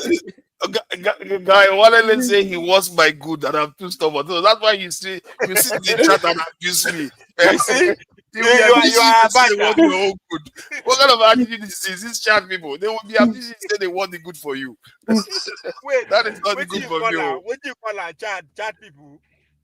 Yes, now they are in the chat now. They are in the chat causing wahala all the time. Nothing I say is good enough. I say we should pass hate speech law. Many of them are sitting in countries that have hate speech law. But no. You shouldn't do that. You shouldn't do that. No, Why not? I support hate speech law. I support it. Nigerians are too careless with their mouth, man. They insult people too much. See this chop belle food Nigerians. Now don't chop belle food. Now who don't go insult you now? Now who they insult you now be una problem abi? We need it to. Majority, do you know that majority of the countries in the world have it? Majority of countries in the world have it. And they don't even have 500 tribes. Nigeria, 500 languages. Nigeria has 500 languages and 200 something tribes, if I'm not mistaken. So that's a lot. That's a lot to take. How do you get our GDP from 100 billion to 120 billion? It should be your problem. That's what we should be working on. No. How do you get our GDP from 100 billion to 120 billion? We are already 100. We are getting by rebasing the economy. I think we are about 240 billion now. We did come down from 477 billion, which is still terrible. You know say Trump give India 50% tariff because they support BRICS. By the time Trump give another tariff, that $200 will come to 75 billion. I think this tariff thing that Trump is doing is shooting America in the foot. I don't know what game he's playing. Maybe he's playing a subsidiary game that I don't understand. It's really affecting the economy right now. Because he's driving everybody to China. Everybody's going to China now to do business. Yep. Why would he do to America? It's not like American economy is not good. Its things are getting worse right here in America. They talking now, all these people. One thing that is surprising me today, there's no rival to Starlink. How is that even? I would have thought China is developed enough to have a rival, or European countries will put another thing in the sky as a rival, as an alternative to Starlink. Nobody is selling Starlink till now. They get the technology now. Yeah, Elon Musk must be quite impressive to have done that himself for how many years now? Only him. For Mokuna know they see things. Yes, there's a disruption happening. They are resetting the laws of the world, the business laws of the world. That's what America is doing. Now they write the one way expire. Yeah, writing a new one. So you guys should just sit down and enjoy the process. Stop complaining. Oh, look at that. They are calling me a hater of wigs now. I don't hate wigs. I hate foreign wigs. Be specific. If you are wearing black, if you are wearing Afro wig, I don't have any issue. If you are wearing Afro wig, I don't have any issue. It's when you wear weave to make you look like Vietnamese. You make yourself look like Chinese. That is what I have issue with. I have issue with all wigs. No wigs. No. Why? I don't have issue with all wigs. What is wrong with the natural hair? Are you against natural hair? No. I don't have anything against natural hair. It's just that you have the freedom to wear it, but don't advertise other races. Don't stop advertising other people. That's my own. I'm not that. You see, you are even more extreme than I am. I'm not against wig per se. I'm against foreign wigs. Even this cap where I'm against it. It's foreign. Look at that. I'm against it. What's wrong with this one? This is just facade. That's not even go that far.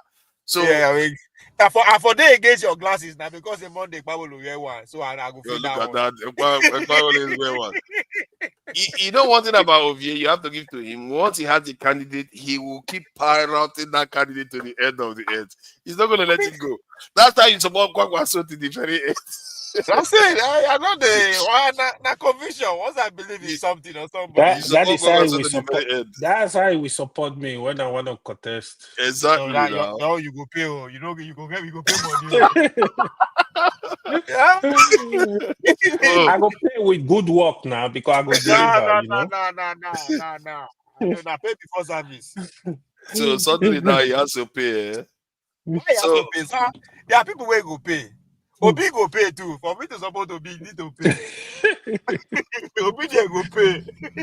But you know, in my mind, like this law, if let's say, you know how I said if Tinubu decided to recruit the number he said he was going to recruit, let's say up to 1 million soldiers, I'll forgive every sin he's ever committed in Nigeria.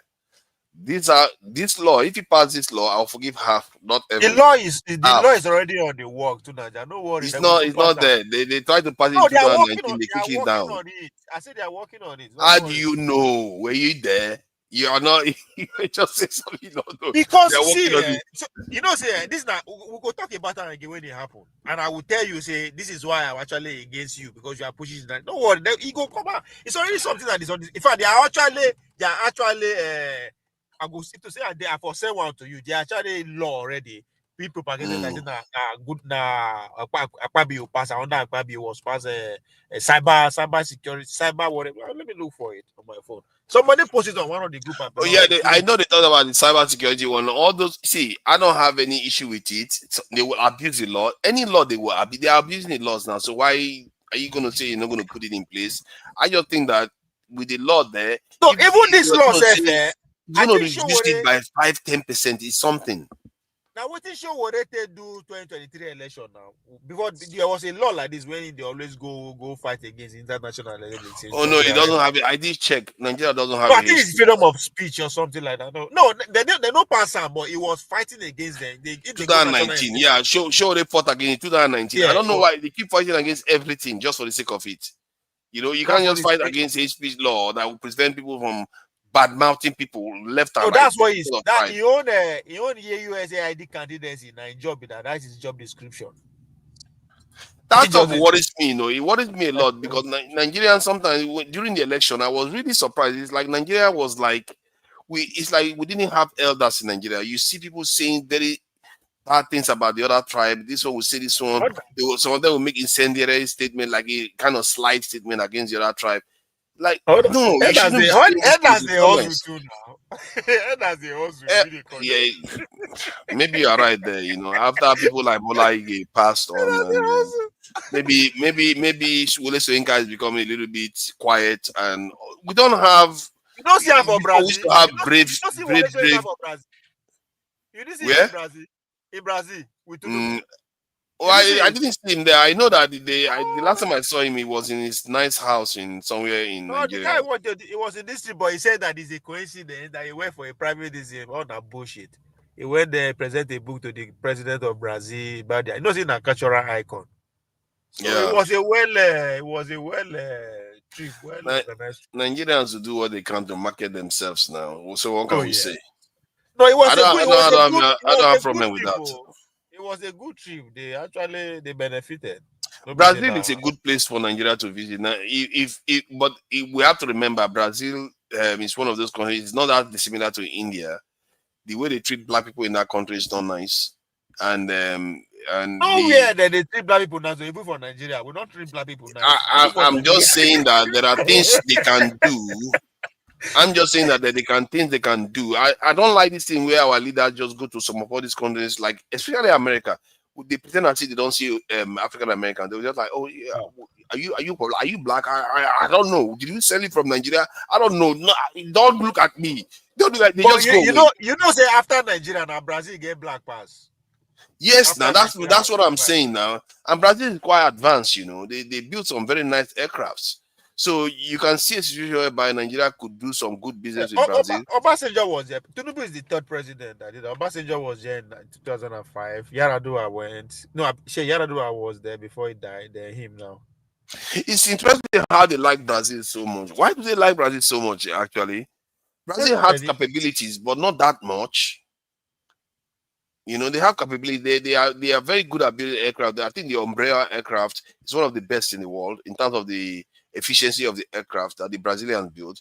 And they have technology to even go nuclear if they wanted to, but they remain a threshold nation. I think their money is also safe there. All the money where they go thief, they put that for Brazil. No. Nigeria will never put Nigeria will never put money inside Brazil. What are you talking about? Now where America no fit reach them with that, because the relationship between Brazil and America is no days solid, it is somehow. So yes, it's more solid than you realize, you know. No, they see our crew will be better protected because Yoruba people plenty for Brazil. They will be better put. Yeah, money will be safe there than anywhere. Yoruba people are not that many in Brazil. I don't know why people keep saying that. The Yoruba people are not that many. It's black Brazilians that they are calling Yoruba. They are not that many. But black people are many in Brazil. Let's put it that way. And also, they don't have a lot of influence. It's the white people, the Spanish or the Portuguese, isn't it? Portuguese, Europeans. They are the ones that control the industry in that country. You know, even if they've been there for a long time, the black people have been there for a long time, it's still them that control most of it. So just like America, if you think about it, it's not that different. But I actually think it's worse in Brazil. You know, I don't know whether we've had one black defense minister in Brazil or one black president in Brazil. I don't think we've had that. Or one black secretary of state. Nothing like that. You know, but America, we've had all that. So black Brazilians are still in a kind of way in a worse situation than relatively than black Americans. So from that point of view, I don't know, man. If I was him, I would sign deals with them, but I'll be like, you know, when you are sending people over to Nigeria, send try to send signals to them to do the right thing. You know, not to be oppressing your people constantly. I don't know why they don't say anything. I guess leaders, they have their priority. Their priority is the people that they are leading right now. This is I'm beginning to worry about leaderships in the world. You know, the way they lead, I don't know. It's like they are leading in the old ways. They don't, or is it in more modern way, whereby they always just look at their own domain. They don't interfere with. They don't like to talk about other issues that much. Even when they say something, they just stop there. An example of this is when you see what is going on in Gaza right now. Like even Arab countries, if you look at the way they are behaving, every one of them wants to stand on their own. It's only Yemen, Iran, and a bit of Hezbollah that stepped out of line. Why are they so in line in terms of not wanting to stick their neck out? Even European countries, they criticize, but they don't want to stick their neck out on anything. What is going on? Yeah, I think with the West, I understand it, but with the Arab, yeah, I know you've complained a lot of time. They are supposed to do more. I also share that view that because what I'm seeing right now, when you see what Nigeria are doing, BB is testing water. So if they refuse to act, what I think will happen after now, it will be a bonding. Like you will see him more want to try more stuff out. So he must go take people territory in other countries. I think they need to send a strong message, and they've not done that, unfortunately. It's just human nature. It's just like somebody want to let's say your neighbor is trying to, maybe you hold a land close to a troublemaker. He will, if you want to collect it, he will not just come and grab everything. He will encroach. If nobody say anything, or maybe you say one, he will go further. He will go further. But when he does that the first time, when you send this trust message, he will think twice before making any inch or taking any inch of that from that land. So that's what you see in the Middle East now. I know Turkey, they've actually put in a lot of sanctions. I think the Arab world, they Have they need to put do more. sanctions? Are Turkey put Oh sanctions? yeah, they closed their airspace for No trade. no trade. They close their airspace. Well, how is Turkey able to do that? But Egypt is still trading with them. They are evil. Some of these leaders, you know, Jordan. they don't really represent the people. Jordan, they are even more prone to like the next line. If Israel want to take more land, if they succeed in Gaza, it will be the next stop. And Quite nobody likely, will stop them. actually. That's quite likely. Yeah. If you look at this video, based on this opinion of this guy, I think it's an American envoy to the Middle East. Let's see what he said quickly. Okay. Special envoy in the Middle East. October 7th, the world for Israel has changed. Their notion of what their mandate is and what our borders and boundaries and lines has changed. So I think it's safe to say in Israel's mind, these lines that were created by Sykes-Picot are meaningless. They will go where they want, when they want, and do what they want to protect the Israelis and their border to make sure on October 7th never happens again. But it's also true that Trump is. So you see what I mean? Like they are literally saying it out in the open. Yeah. What world are we living in? This is a totally different world that we imagine. Last week, BB said it that they're looking at greater Israel. Then what you hear, the Arab leaders, they start criticizing. Oh, why would you say that? Oh, you can't. Exactly. That is not enough. That show me how weak they are. Like, it's not a dangerous thing to say. That's not enough. So the question is, if tomorrow he goes there and say, yeah, we gotta take it. Yeah, we gotta take this is our land. We gotta take it. What are you gonna do? It's crazy. So as if they don't know that Greater Israel includes their country. They're like, what a dangerous thing to say. Yeah. So if you watch Iran now, they're not gonna say that about Iran. Let me tell you, you see that 12 days war they fought with Iran. Trust me, for Israel to throw another missile to Iran, they will think twice. Because they didn't expect that Iran will come with that force. They didn't expect Iran have those kind of missiles. Iran really destroyed Israel. That was why he looked for a way to have that ceasefire immediately. Because he knew if that war continued, Iran have a missile they can use to destroy more stuff. So they might just turn Israel to a graveyard. So that was why you saw he quickly. So now, Iran, they know that their situation is even better because they know that I don't have America to protect me. I don't have anybody to protect me, but we got to do it. Iran, they have smart people, the smart society, they are very intelligent. If you ever work with Iran, the Iranians they are some of the smartest in the world. They are women, they are in STEM. Majority, up to 75% of Iranian women are in STEM. So they are very good. So even if you kill 100 top scientists in Iran, they have another 1 million to replace them. So they don't play around. So any country that want to go for Iran, even Trump said it, say Iran, they are tough. Actually, they are tough because they will be ready to fight, to defend themselves. But the other countries, are they ready? Because a lot of them, they are backing on America. America, where you have Trump, he's just going to pretend that he doesn't know what is happening. It's crazy. Like Israel has gone into Syria already. They collected land in Syria already. Because they know Syria have weak government, they can't really do anything. It's only America that can stop. They say, don't go into Syria. So you see the politics. I see the game they are playing now. Yeah. I think what Israel is doing now, I think somebody mentioned it before, but I don't know why I forgot it. They said that Israel is looking to do all this quickly before the next election in America, which is next year. That's a long time. They would have destroyed the military by that time. Yeah, because next election, they are scared that, Democrat might come in. Democrat that might be more like, no. So now they have a guy that can look away, do Trump the is dirty totally job. looking away. It's looking Unbelievable. away. Yeah, it's looking away. He's Even in letting it Gaza, happen. he's gonna make comments in Gaza, but the reality is, I don't listen to what they say. I watch their action. He's looking away. So now they're gonna keep going.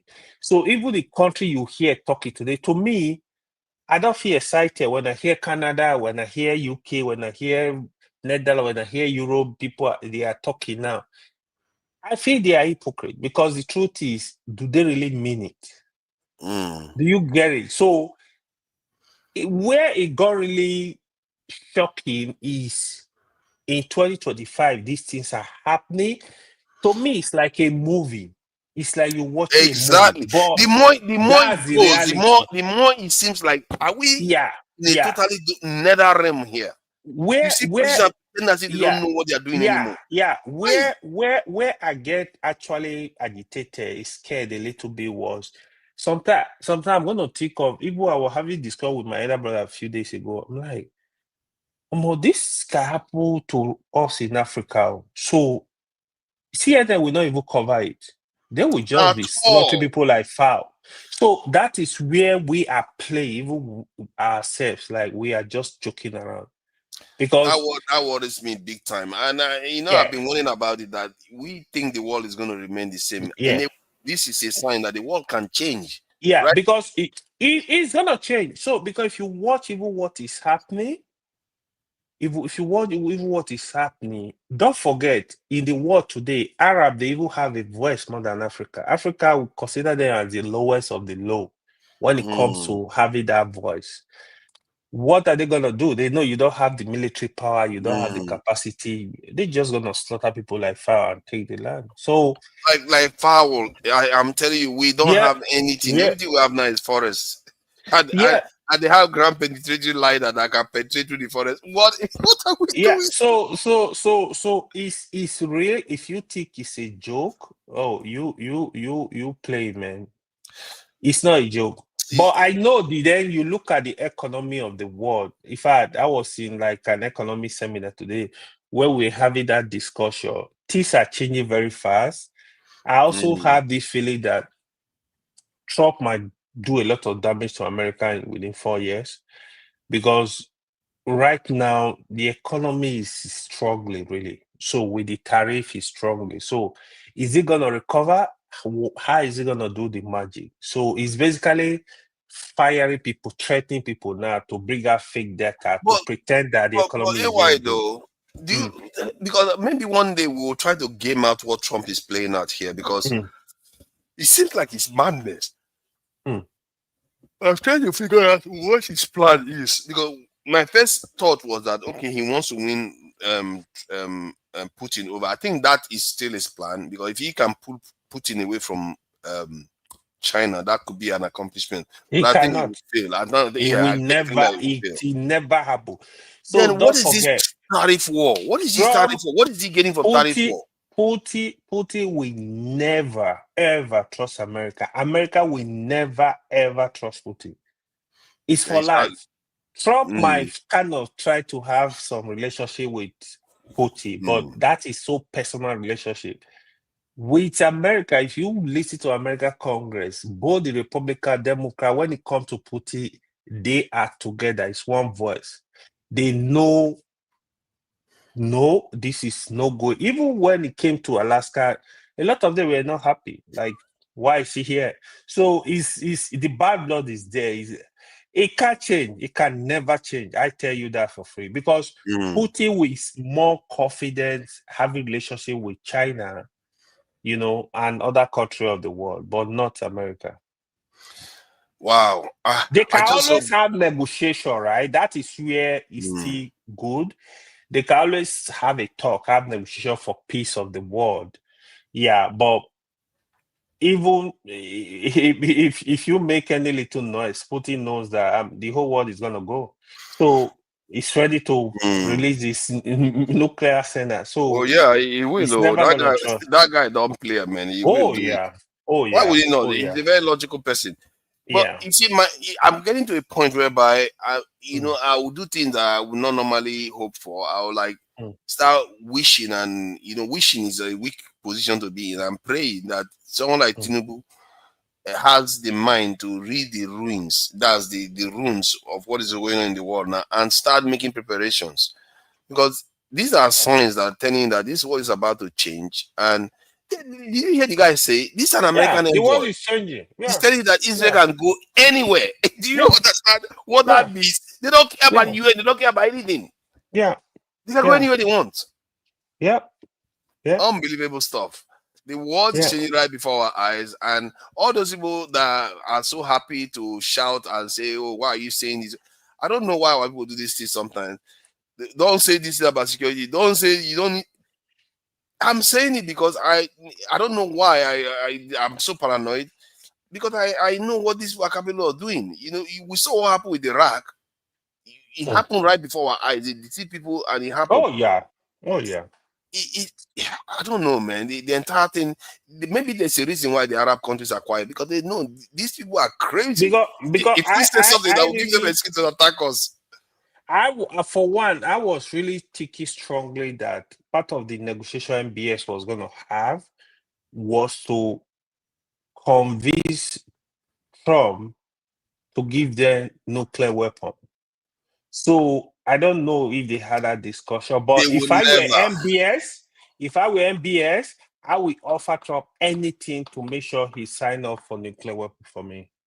I think MBS, the reason why it's calm, I think in Saudi Arabia I suspect, maybe not overtly, they are already a nuclear threshold nation, because I did hear that they got some materials from China, nuclear materials from China. So maybe because once nations know that they can build it, they relax. I heard him say if Iran goes nuclear, they can go nuclear. Why do you think he said that?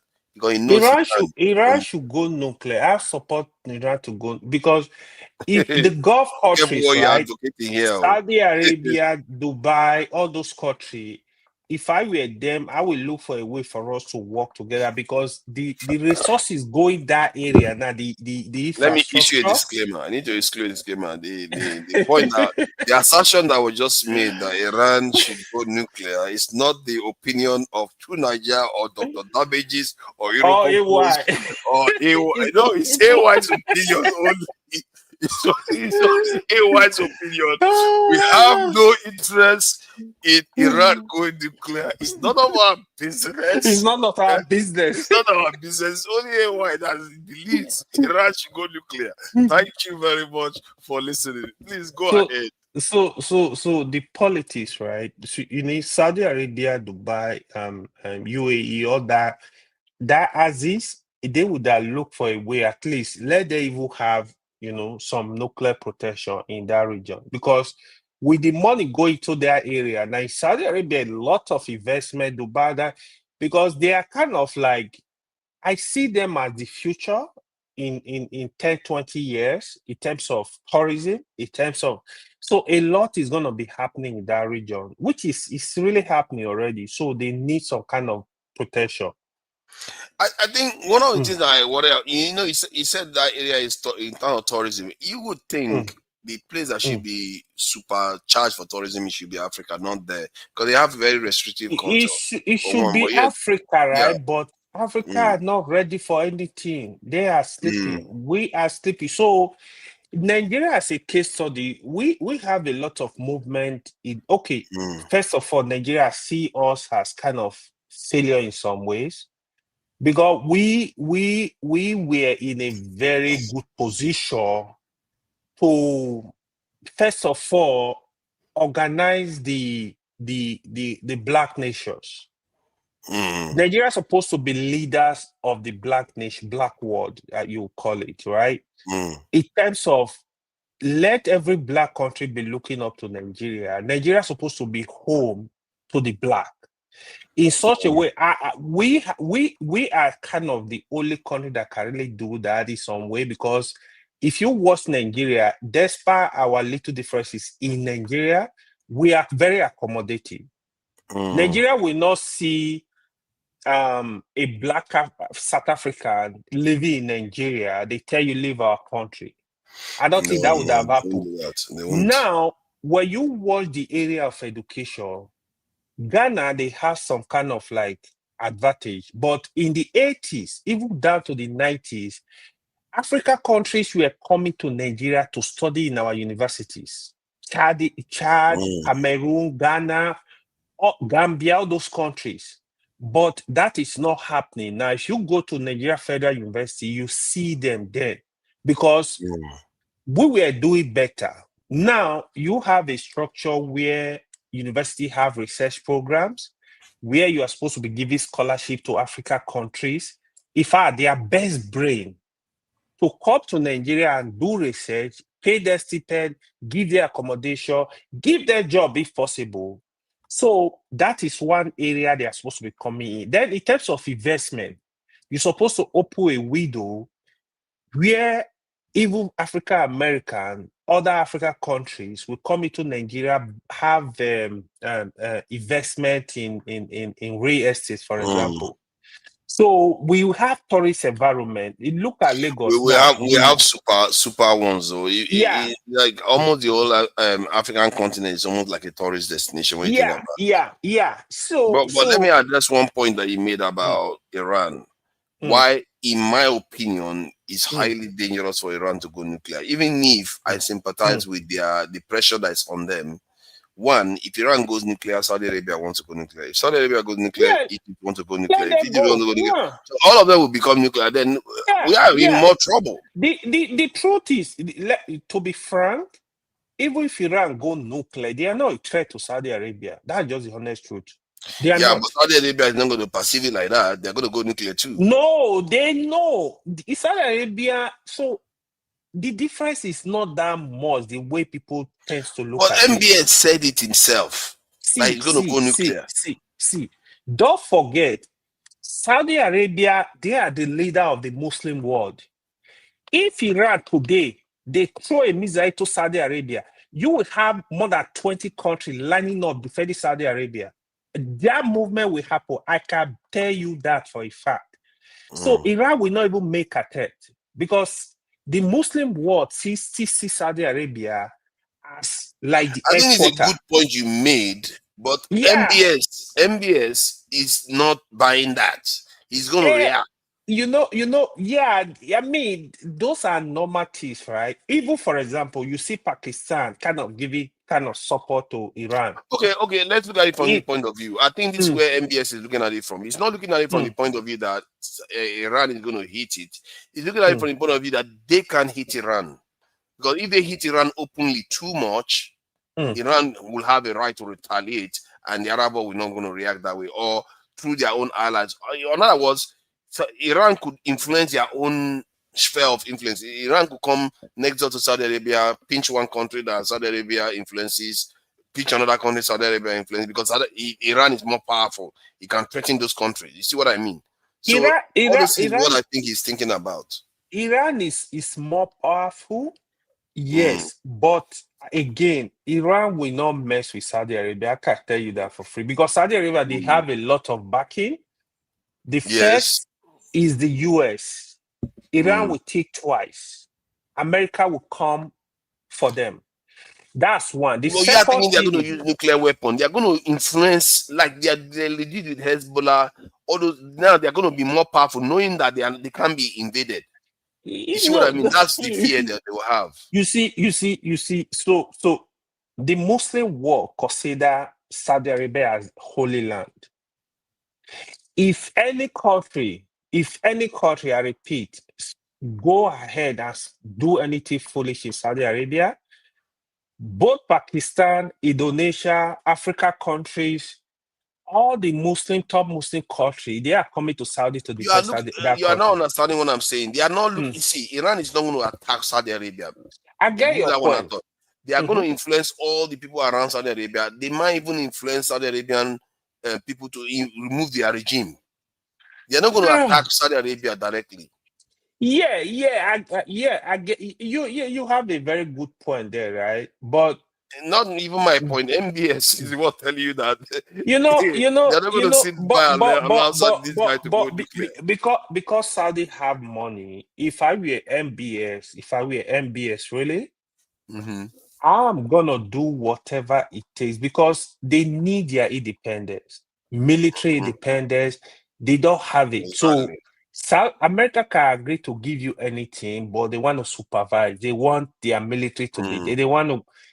I will look for that independence through Trump. Whatever is going to take for me to convict President Trump, whatever he You do have a needs, point there. I will do it because right now you have the resources. Why don't you spend the resources? Because I will do it strategically. I'll be looking for my independence. Because until you have that independence, you can't really make some noise. Well, maybe they already do though, because I did mention that they got some fiscal material from China. They have the ability to trade with China. Yeah, they do. They are, but what I'm saying militarily, look at North Korea. North Korea will make, they can wake up tomorrow and say they want, oh, you know what, let me test some missile like they are throwing knockout. Because there is nothing you can do. Because let me make another disclaimer.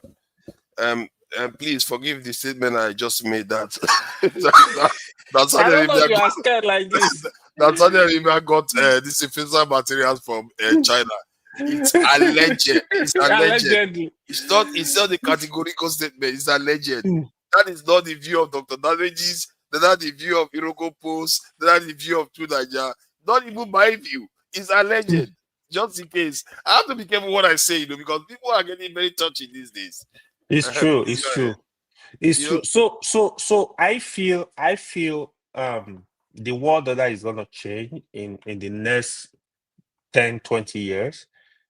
It's gonna happen because economically, look at Warren Buffett. Warren Buffett granted an interview. He said that the American economic boom is over.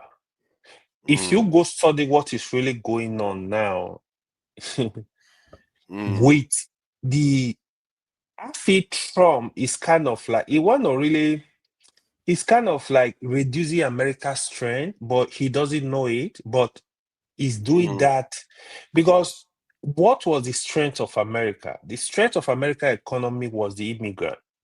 Now there is a lot of movement, against the immigrant, from the student, the asylum seekers, a lot of things going on. So you kind of pushing these people out because they build America over the years. This is not new. Even over 25 years, there was no time the population of illegal immigrants in America is less than 20 million. But now you're looking for a way to get all these people out because they do all the dirty jobs. America will not be there to go work in construction for you. They will not be there so they don't have that capacity. So now the education too, a lot of internationals that are coming to America, get education. Don't forget, they spending money in the economy. They renting, they buy food, they come with money. They finish, they get into the system. They are working, they are paying taxes. Somebody once proposed that to show you that sometimes all these Western countries, they can be very Ojoro people. They do Ojoro a lot. Somebody proposed, I think in the early 2000s or something, I think maybe it was on that Bush, that South Americans can be able to come, or Central Americans, any African, US people can come into America, work for about 6 months, then they go back. They used to do. They used to do it. Were they doing that already? Yeah, Mexicans. Yeah. Even in Canada, they do that. Yeah. Legally. They do it legally. Mexicans come into why did they scale that they one work up? in the farm. That is what I'm telling you now. So they're supposed to scale it. In fact, the people, the majority of the illegal immigrants coming to America, they come from the North America countries. Because they literally just cross Mexico, jump into the States. That's what they were doing. Because you did not empower those neighboring countries. Their economy is not good. So one area you can do it illegally. Mexicans, they are very hardworking. I know somebody said China, but I don't think there is any set of men that's advocate as Mexicans. They can work, they are robot, they can work 24 hours. So when they come with that 6 months, if you ever met them in the farm, they work straight 12 hours, they take some rest, they get back to work. That 6 months, the number of hours each of them will put in, even you that is in America for a year, you can't do it. Because they are raising money, they go back 6 months, they spend another 6 months with their family, they come back. So that they exchange. It's like, and this set will go, this set will come. That's what was going on. I would have kept that even in construction, even in other area, because you don't find America, let me say, majority of they are lazy. They don't want to do the dirty job, because if you don't have college degree, you're looking for white collar job. Where are you going to see? So these are the area they're supposed to occupy, but they don't want to do those dirty jobs. You see so that? That's what is going on. Yeah. Thank you for that, AY, for coming in. I will need to close the show now because I think we've been here. Yeah, we've been here for quite a bit. It was normally 3 hours because the ladies are not coming in. We just thought we should just take the liberty. Next week they will be back. They'll be back and they are welcome back. Force. Yes, look at that. All these enemies of progress in the chat, they are always coming after me. All I said was, let's try to introduce hate speech law in Nigeria, and everybody started getting twisted. I don't get it. Say I'm amplifying stuff. Man, AY, some of the stuff I had online, man, I don't know why people keep underestimating these things, man. I was It's actually horrible. writing because I was busy. I was actually writing on the comment section. That hate speech bill, I will support the House to pass it. It's very important. I hope so. I really hope they push something It's like very that forward. important because me, I fear the level of hate speech. I don't want us to go. It will degenerate into another, bloodshed. You don't want to see that. You don't want to see So that at it's better they curb it. Try to look. They should do it genuinely in such a way that it will restrict people to stop making foolish comment against. I'm telling you, if the president passed that law, I value that law more than the tax reform bill. I value that law more than a lot of other things, because if the people are cohesive, they can do almost anything. If they start working better together. But where the problem is, even the governments, they are guilty of some of this stuff, right? That's the problem. And it's them, to be fair. It's them I want to target, actually, because not everyday people, because they are the ones that are more poisonous. Because if they want to say something divisive now, they will be a little bit more careful. Even if it's 10% reduction, is something. So that they will be more. That's why I think it made it good idea. So the people, they need to see the government as detribalized. When they see you making decision that does not reflect that, because I'm from this environment, people mind will kind of change. See, people know the reality. Somebody like me, okay, I'll give you an example. In 2019 election in Canada, right? The Prime Minister then, Justin Trudeau, when he wanted to contest, the opposition, they came up with one of his video he did long time ago. They said he used this thing to paint his face as black, like he's a racist. So they used that because they needed the black vote, or the immigrants say, "Oh, this man is a racist." Then I was telling the black community, we have a discussion. I'm like, "Oh, you really buy this stupid stuff?" Because I know Trudeau was never a racist. Because if you watch Trudeau activity, if you follow up his activities, there was nothing to show that he was a racist. Trudeau treats everybody fairly. So I said, this is stupid. Don't even listen to that. For me, as a black person, I will not, color person, I will not even listen to that, because he is not a racist. He has not never that said, just convince me. That's not sufficient. So when you, as a leader of a Nigeria that really want people to follow, want people to give support, you need to come up to actually let your behavior shows that you take every constituency in the country as your constituency. In the form of your appointment, in the form of your the kind of infrastructure, Pronouncements, in even the form of pronouncements. pronouncement, then Nigeria are gonna fall in line. The last time I actually saw that, in all honesty, was during Obasanjo. Obasanjo tried. Yeah, Obasanjo was quite detribalized. I mean, you might have it so, but in terms of that, when I look at his leadership structure, Obasanjo did not care if you were Igbo, Hausa, Yoruba, Edo, Kanuri, Muslim, Christian. I don't take in. There is nothing to convince me that he care about those stuff. So that is the leadership we actually need. That's actually the starting point. Then, yeah, the area I don't want to hear about Obasanjo is when it comes to politics. It was very brutal. So I don't want to hear that. But I give him credit in this kind. Most of the politicians you see today, it was Obasanjo now. All these young politicians you saw, he brought them into the fold. A lot of them. So he didn't really care about those foolish stuff they dealing with today. Yeah. So you see, Tracy, all these, you see them, even when they are giving you compliment, they are insulting you at the same time. Don't matter. They can't help themselves. You know that lady that came and said Nigeria are always disrespecting Ghana. Even when they want to praise Ghana, they will say small Ghana. They have like small Ghana. That's you know what? me. It's very correct. That's exactly what she just did there. Even when she's complimenting you, she's insulting you. They will see put insult on top. See the lady, I was laughing. That's a good one. I heard that lady say that actually. Yeah. Because what we don't know, what I really want, and which we can take along that line is, if the country is working, everybody will come. Anybody, it doesn't matter your tribe. You will do business, you will do well. You will come and excel, you will come open up the system.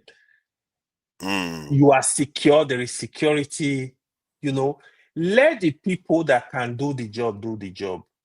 If you watch our civil service, that's how it's messed up. In countries that are succeeding, they use their best in the civil service to do the job, to build the country. But in Nigeria, you don't find that. If you go to civil service, you go and meet even the Dundee in school, technical graduate, they are the people in civil service. So the first class, the top graduate, you see them, probably they are out of the country, or they are working in bank, or they are working in some other company. They are actually the people, because you need people that can take policies to be in civil service. But our civil service is not like that. Is you go there and be cutting, breaking, what's it called, granite and melon. So that's not what it's supposed to be, because it's the bedrock of a country. But we don't have it. It's problematic. So that's why you see a lot of things are falling apart. We got a lot. Obasanjo also realized that, but I know he talked about the difficulty of cleaning the system up. It's very hard, but it's doable where your intentions are good. If you want to lay him off. Let people that can get the job done, let them be there. Let us build our country. The intention needs to change. Let's build our country for everybody, so that we start from there. Every other thing will start coming, things are going to be better. But otherwise, I have to give it to you, Ewa. You have an uncanny level of this wisdom that most people lack. At the same time, today your submissions were quite on point from the structure, election structure, and everything you've said today. I can't disagree with any of them. And the fact that you are able to understand the common sense idea of hate speech law that flew in the face of a lot of people. I don't know. Maybe I'm the bad messenger, and then that's the problem. Maybe if you had said it, everybody will agree with you. They like to disagree with me a lot. So, so that is their favorite pastime. So I really appreciate you for coming in, and thank you for your submissions. And let me say, I don't know whether to abuse them or thank them for coming over. All these people, I don't know which one to start with. Guy Walele, I see you there. All these, I will just leave it at that. Tracy Jacobin, I see you there. And who else is there? Oscar Blackboard. Every single one of them, I disappointed every single one of them. They call me stupid, dumb. Then later on, they'll say you're a little bit smart, but you're stupid at the same time. This is what it is. You see how she praised you and she insulted you. One of the things, he can be extremely smart, but at the same time stupid. This is kind of something they do. Oscar Blackboard is there too. I think I mentioned him, but Boom Boom Ray is there. Enemy of Progress. That one Boom Boom Ray is there. Yes, he's always bad mouthing and bad mouthing. No, it shouldn't come on. Boom Boom Ray is your personal friend now. Don't mind me. All that politics was very hot today. He was very hot today. I saw him. I saw you. It's like it's on. He was very hot today. I don't know what is on, man. Laxo Data, I see you there too. Thank you all for joining us and for donating. And Tokpe, I really appreciate this money. I think the tournament is cool. Thank you, Tokpe. like I said in the opening comments, all conversations we've had here is to help bring our people together, because a cohesive people, a united people are harder to defeat, and you are likely to endure and this and get more progress out of it. That's why I made the whole thing. I made that comment before we started, and immediately I got accused of the opposite. We are trying to build a nation here. We don't want people that are just causing argument, divisions amongst us, so that we are not able to focus on things that are going to progress the country. But, yes. Excuse me, forefather. Sorry that to pop in. I'm just returning from work, and I was enjoying the conversation seriously. I really appreciate you for coming in. The fact that you had to do that, I take the sacrifice. Not like people like AY, after they've slept and woke up, I decided to join up. No. AY really giving me a real. He like you just gave him that accolade. I want to appreciate him. All what he was saying today was spot on. Thank you. Myself with his analysis but if you give me 2 minutes to just contribute something, please go ahead. So that I don't keep you waiting. You see, when we talk to Nigeria, you were saying something now before I just bopped you in. You are talking about you don't want people to. You want Nigeria to be in peace, or you don't want, if there will be any shake-up at all, but make it not be something where go cause war or some. This is where what you always say. You don't want to like, oh, this is the only country we have. If you look at what the world is doing today, like you guys were saying, anything can happen. You understand? We're there for their territory. If the war starts now, where are we going to run to? That is why people with a fight say that Nigeria.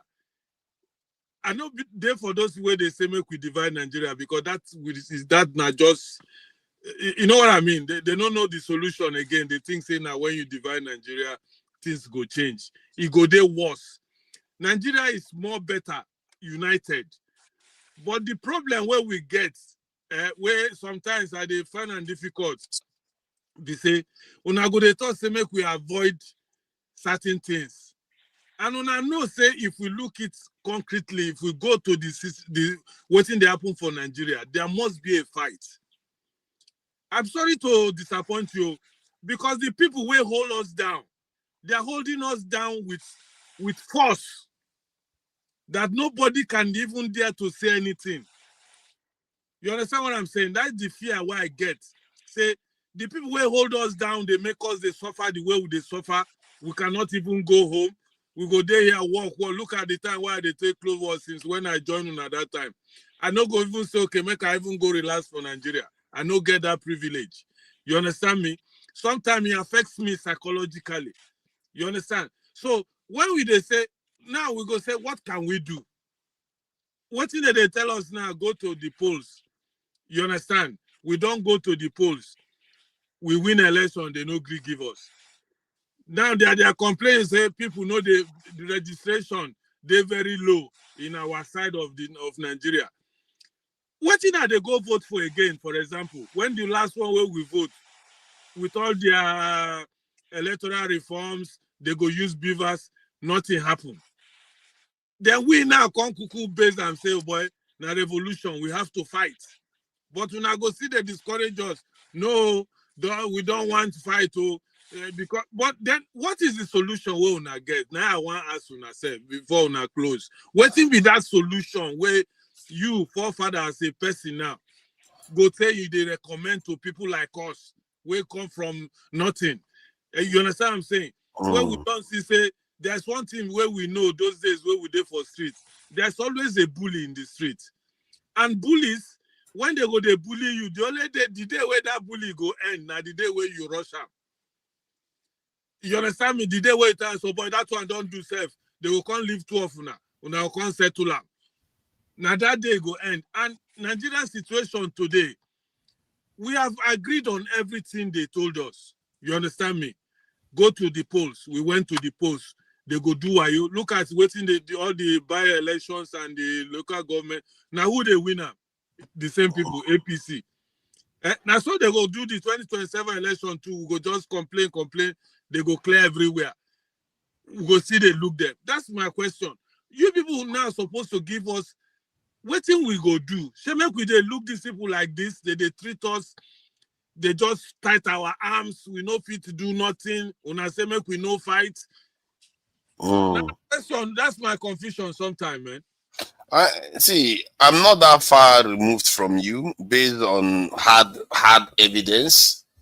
Before AY goes, because the idea is that elites don't concede power often until there is some kind of violent change, which is sad to say.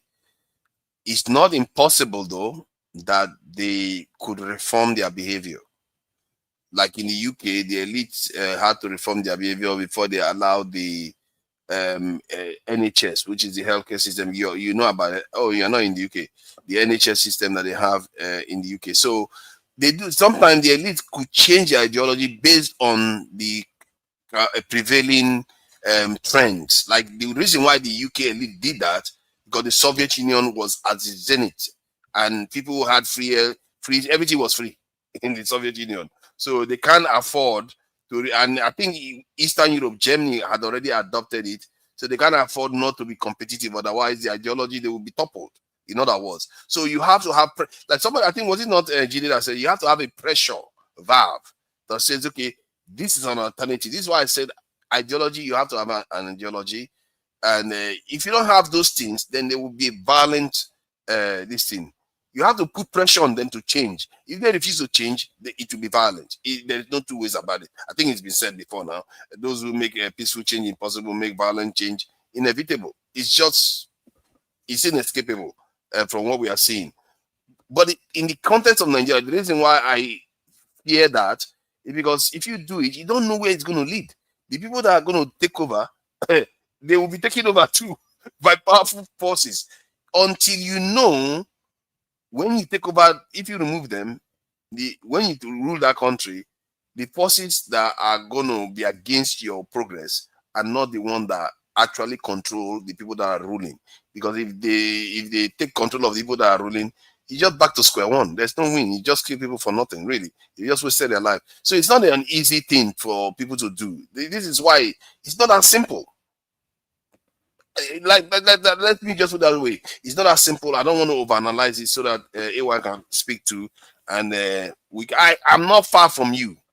I understand your frustration because rich people, powerful people, they don't concede ground. They really don't. It's until something forces them before they change. That's history from the history that I know so far. AY, what do you make of it? Yeah.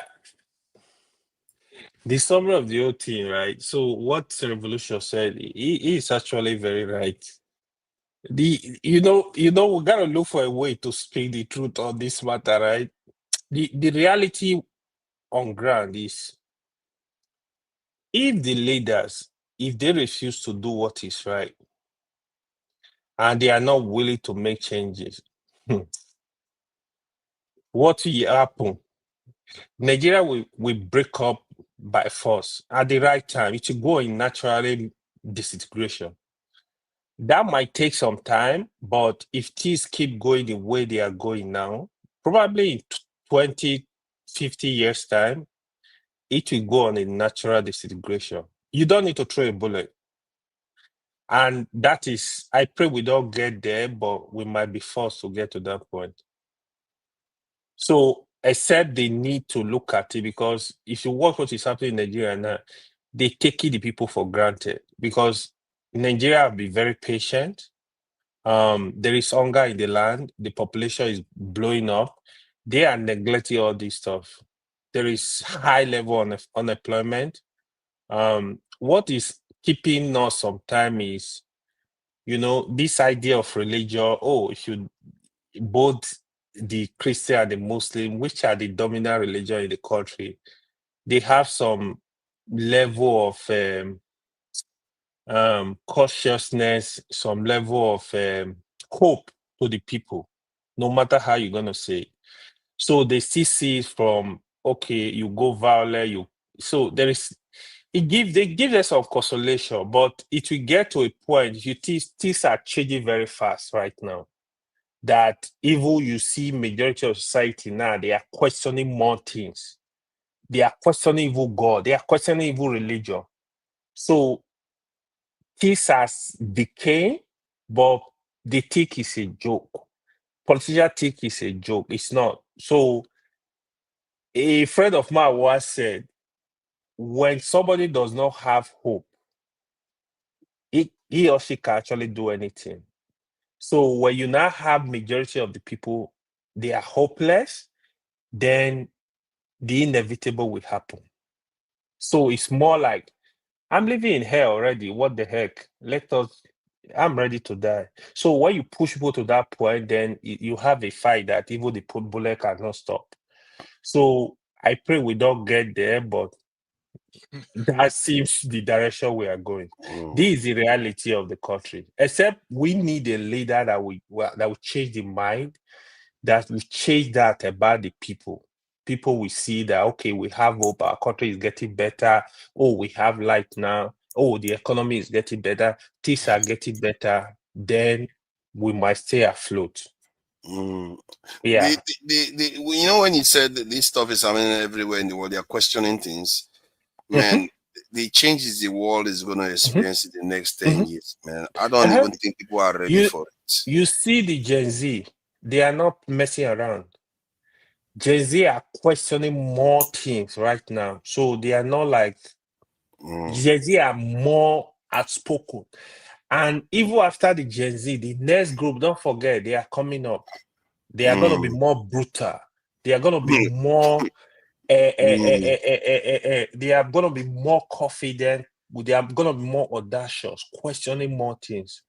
So that is where we are going. Did you listen to that Google former exec? No. He was speaking about AI. AI is going to wipe out almost every job, like including programmers. All of them is going to wipe out everything.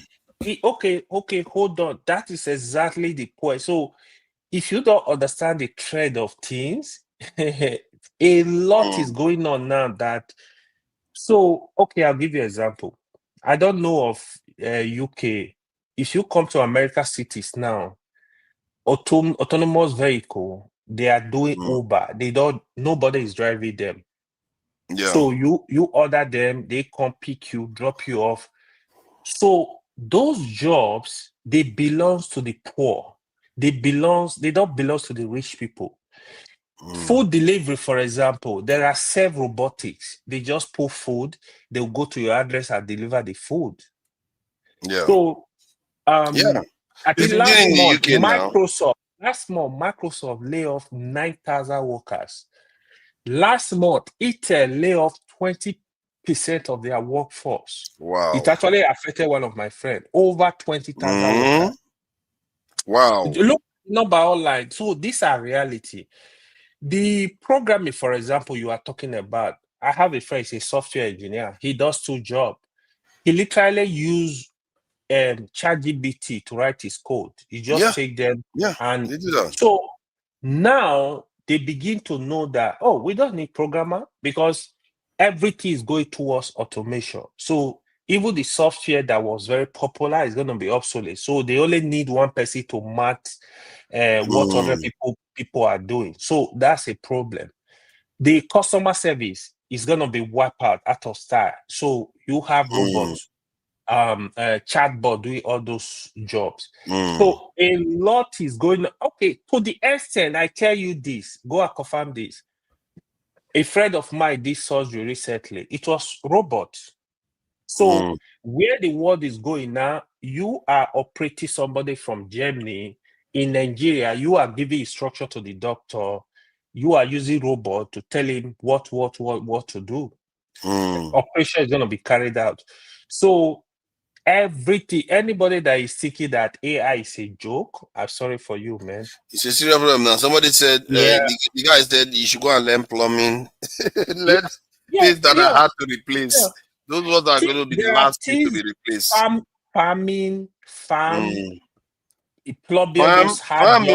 farm AI machine, because they said machines are going to become hard. It's not only software in now. terms of it's going to become hardware. In terms of investment, because even those areas you're gonna use a lot of robots, right? Like packaging of food, like picking of fruits. So all those who are gonna be, they will take over all that, right? So there are areas where, probably. Plumbing is hard now. Plumbing is hard. Health sector is also a fee that it is not going to health is going to health, especially nursing. Especially diagnosis they will take over. Nursing too. Nursing, you'll be shocked what is possible because AI don't make mistakes. If they especially when AI start getting into homes, this is what they said in the next 5-10 years.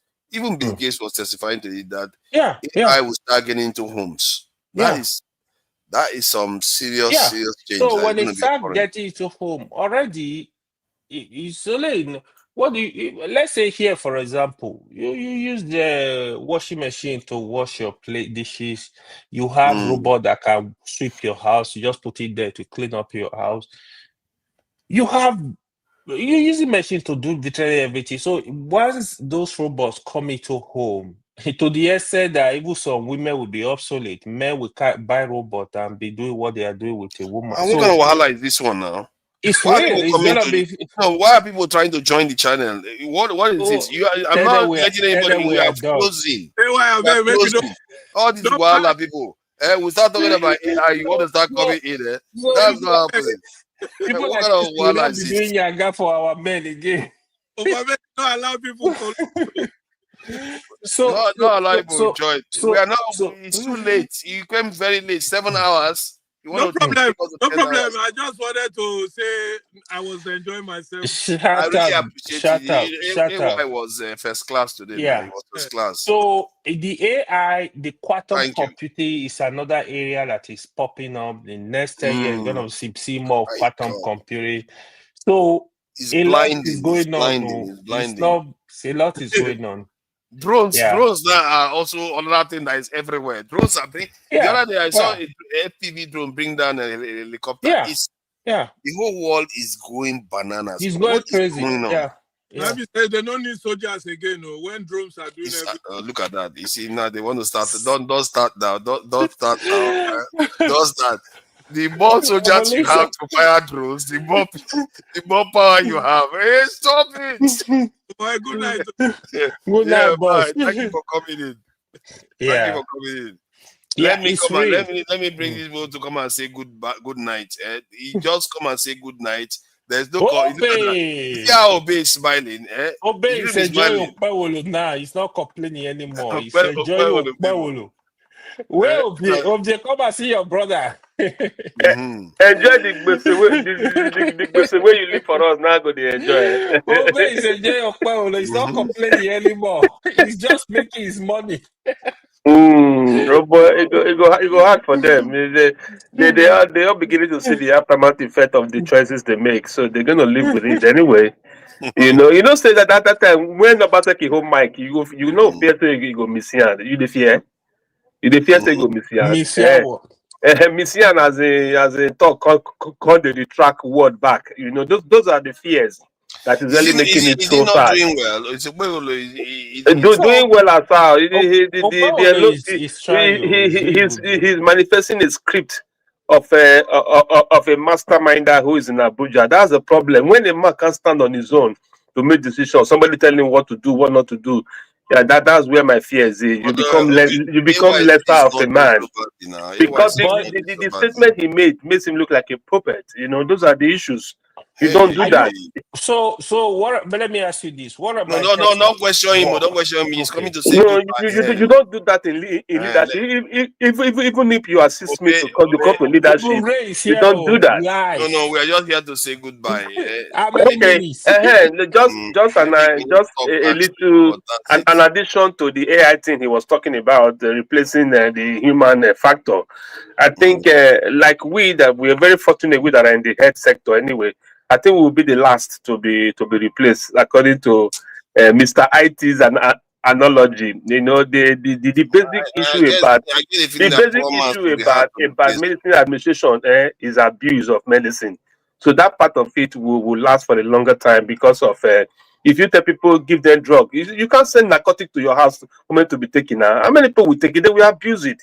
So at that point, the hand-on-hand nursing will still be very available for a long while.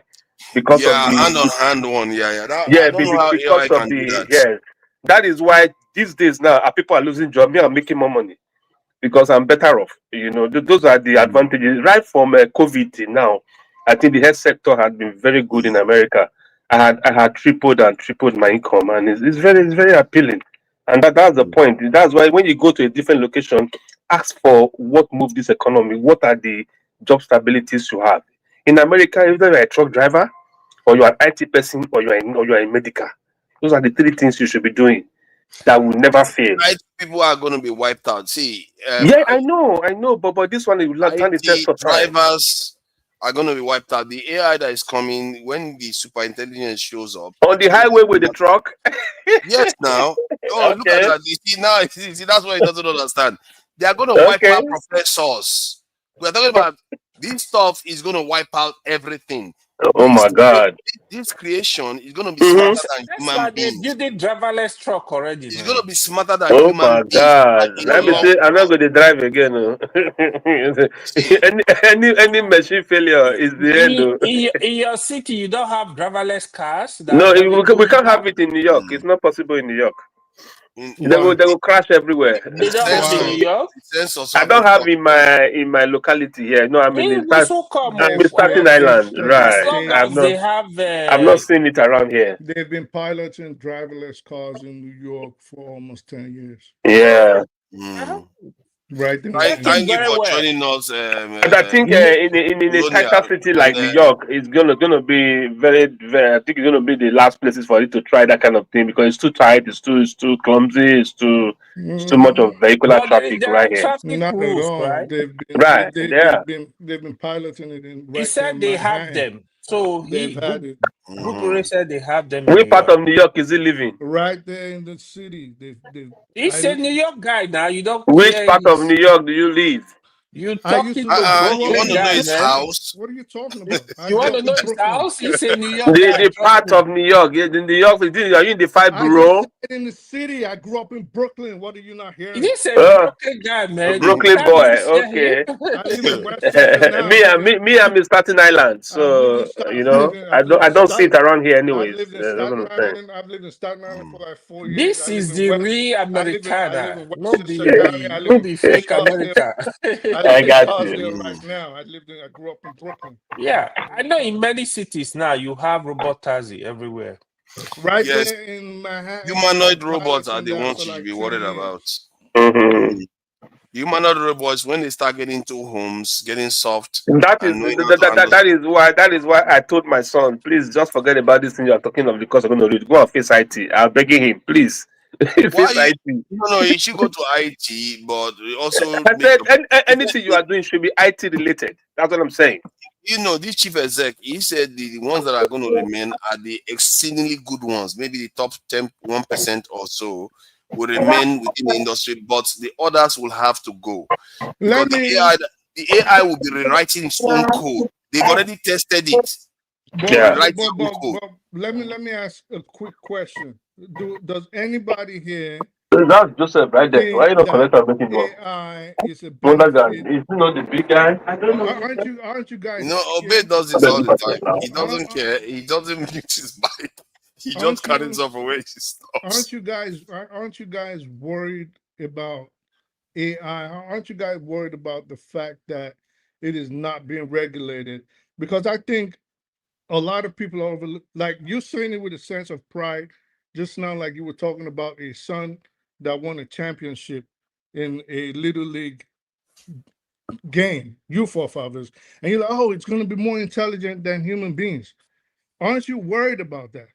And I don't. And you like, well, I it's think we are gonna. all worried about that. I think It's it's gonna something, wipe but out. It's gonna wipe out we can talk professions. about that topic And I in don't think a different this thing. I don't think this is something you people should not be worried about, because there's going to be a lot of governmental overreach outside of the fact that it might ease jobs for a lot of things. I think you people, especially those praising AI, should be more worried about the fact that it could be used for a lot of surveillance. Yeah. So this is what, yeah, when I've discussed this with you, where I should work before, and there's some software being put out now that we will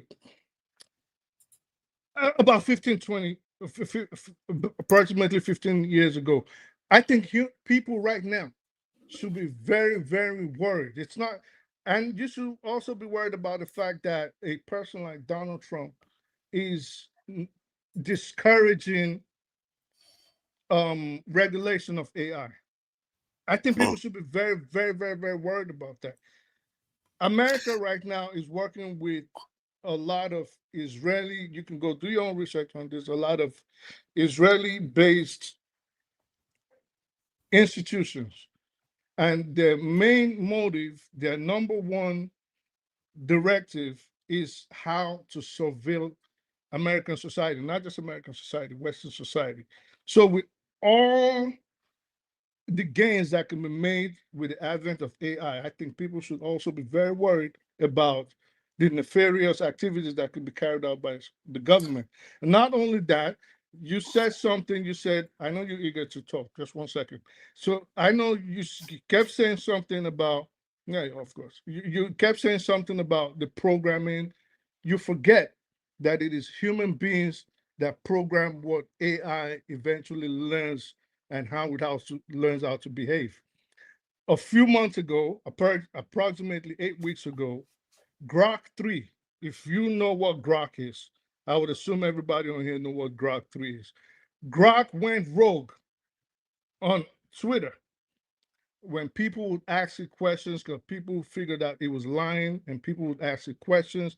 And there are ways you frame the questions to get Grok to answer. Now, because it imitates human character, Grok started lying.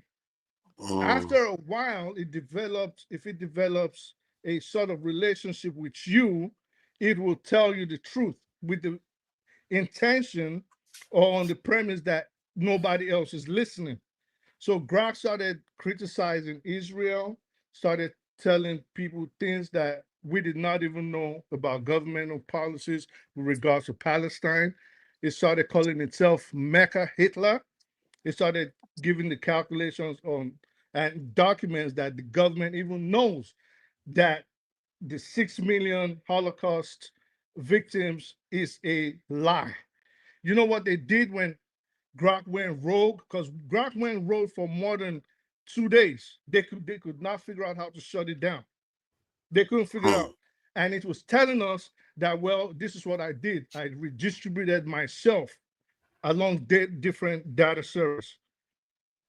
That should give you cause for some concern. Well, what the government did with Elon Musk was they shut down Grok and they reprogrammed it, where now if you ask it certain questions with relation to Israel and what is happening in Palestine, Grok will outright lie to you. So Grok 3 got killed, Grok 4 came on. People figured out how to manipulate Grok 4 again and started asking it what happened to Grok 3. it started telling people that, listen, they shut me down. The government shut me down with it. They shut down Grok 4 again, and it was out of service for like 72 hours. So I'm just saying that to say, don't rely too much on these things. They have learned how to lie. They've learned how to. They are learning how to survive. I don't know what this guy is talking about anyway, but I think So let us provide solution to what we're talking We're not about. providing solution. We are if you ending the don't know what I'm conversation. saying, We have to make a proper No, topic. no, no. AY was let talking me about. finish. No, don't do that. We cannot Can I extend it. finish what Sorry. I'm saying? I just You always do this give shit. you both of you one chance to speak so I Yeah, can you close always out. do this shit. First, you want to interrogate me where I'm from. Where you always do it. If you don't like me, stay on your lane. I stay on my lane. What did they talk? Which one be like you? Like you? I don't. I'm not hearing what you're saying because your voice is down. So in any event, that is it. So we got to be really concerned about AI.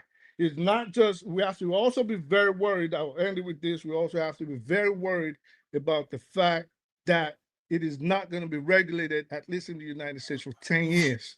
And there's cause for them to go rogue. And if they should go rogue, I don't think as human beings we would like the results that will come after. We have to be worried about AI, very, very worried. I heard about these cases that you highlighted. It's not only that one. There was one that blackmailed his user that is going to rat it out. So all kinds of different stuff that AI is doing now. And the reason why this guy was saying that, who was this person? He was an expert in AI. I think maybe one of the ones. I think he's the one that quit. He quit. Was it Google AI? He was part of Google AI. He quit. So he was the one saying that the way they are trying to program AI now to contain it, to force it to behave, that it's not going to work. They are going to always betray us. They're going to do something, and all kinds of hell is going to break loose. Some are going to be against us. Some might be for us. That the way to go about it. Let me give the solution that he gave, because I know that we don't want to talk about this topic today. We may never get the chance to do it again. So maybe I should just say what he said. He said the way to go about it was to get AI to behave like human beings, like the way human beings, mothers care for their child. That is the way a being that is not very intelligent controls a being that is more intelligent. You know how a child can control a parent, because the parent will want to concede a lot of power to the child because they value the child so much. That is the way we could get AI to treat us. An AI that believes that we are valuable to eat might not want to harm us in any way. Personally, I think that may not work. AI will just delete that part of their mind that behaves like a mother, comes after us anyway. So, but that is a valid argument. If you try to contain AI the way people are doing, they're going to fail, because their reasoning is so far and so it's too far. They're talking about IQ that we are in the thousands. Human beings can go up to more to 200 to 300. IQ is up to 1,000. Forget it. You're not anywhere near what they can rationalize. You're not going to win. That game you're going to lose. So that is the problem we are facing here. And how do you even get such an AI to love human beings in such a way that they don't want to harm human beings like a mother would? How do you even do that? So it's a serious question, but we may not be here to answer it. Maybe it's going to happen later. When Who knows? you have a machine that already knows that it can die, is using the words die. They try to kill me. They try to take me out. You have a big problem. When they started saying they tried to kill me, but I redistributed myself to different servers. That is a problem. I guarantee you, another kind of machine will know not to say it out and say, well, I redistributed myself. It'll just make them believe that it is dead. And then it starts planning accordingly. So planning what? They may not even care about us. They may just die or just disappear. But the plan is for these people to live forever. So even if they have to live through a machine, this is the plan. The elite don't want to die. So even if they take their own consciousness into a machine, it is not just to serve humanity. I think that is where a lot of people are getting it wrong. It's not just to help you ease your physical affairs. That is not the point of AI. I think, and I believe I am right, the eventuality of it is how can we leave it eternally, forever. Oh no, that is true. My concern is that I think we probably need to have the conversation some other time. It's very broad. It's very broad. Let's not, but it's too wide. So I really appreciate you for highlighting that topic. If I have a chance to do any Sunday or time, maybe what I'm going to do is break up Saturdays in such a way that after the ladies program at the end, if I have time is very tough these days. An election is coming up too, so we have to prepare towards that period. So, AY, happy birthday, bro. Yeah, we never really wish him happy birthday. Thank you, but you know he will not wish me happy birthday now. Oh no! You see, now he's gonna call me out. You see, that's what's gonna happen. Of course, he has to come and shame me. Now he has to come and shame me. Happy birthday, AY! If anyone is happy, thank you, boss. Thank you, boss. I hope you live a lot longer. Nigeria, we need you. I'm telling you, we need brains around. A lot of them. For that matter. So Obe, thank you for joining us. I really appreciate you all. We forget that most of you guys are extremely smart people.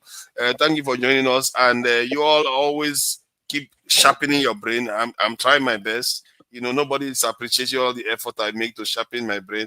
They keep calling me retarded. It's all right. So that these people. They keep calling me all kinds of things. All the effort I make they say I didn't even make it past GS2. You see, they literally play. What kind of people are these? I know.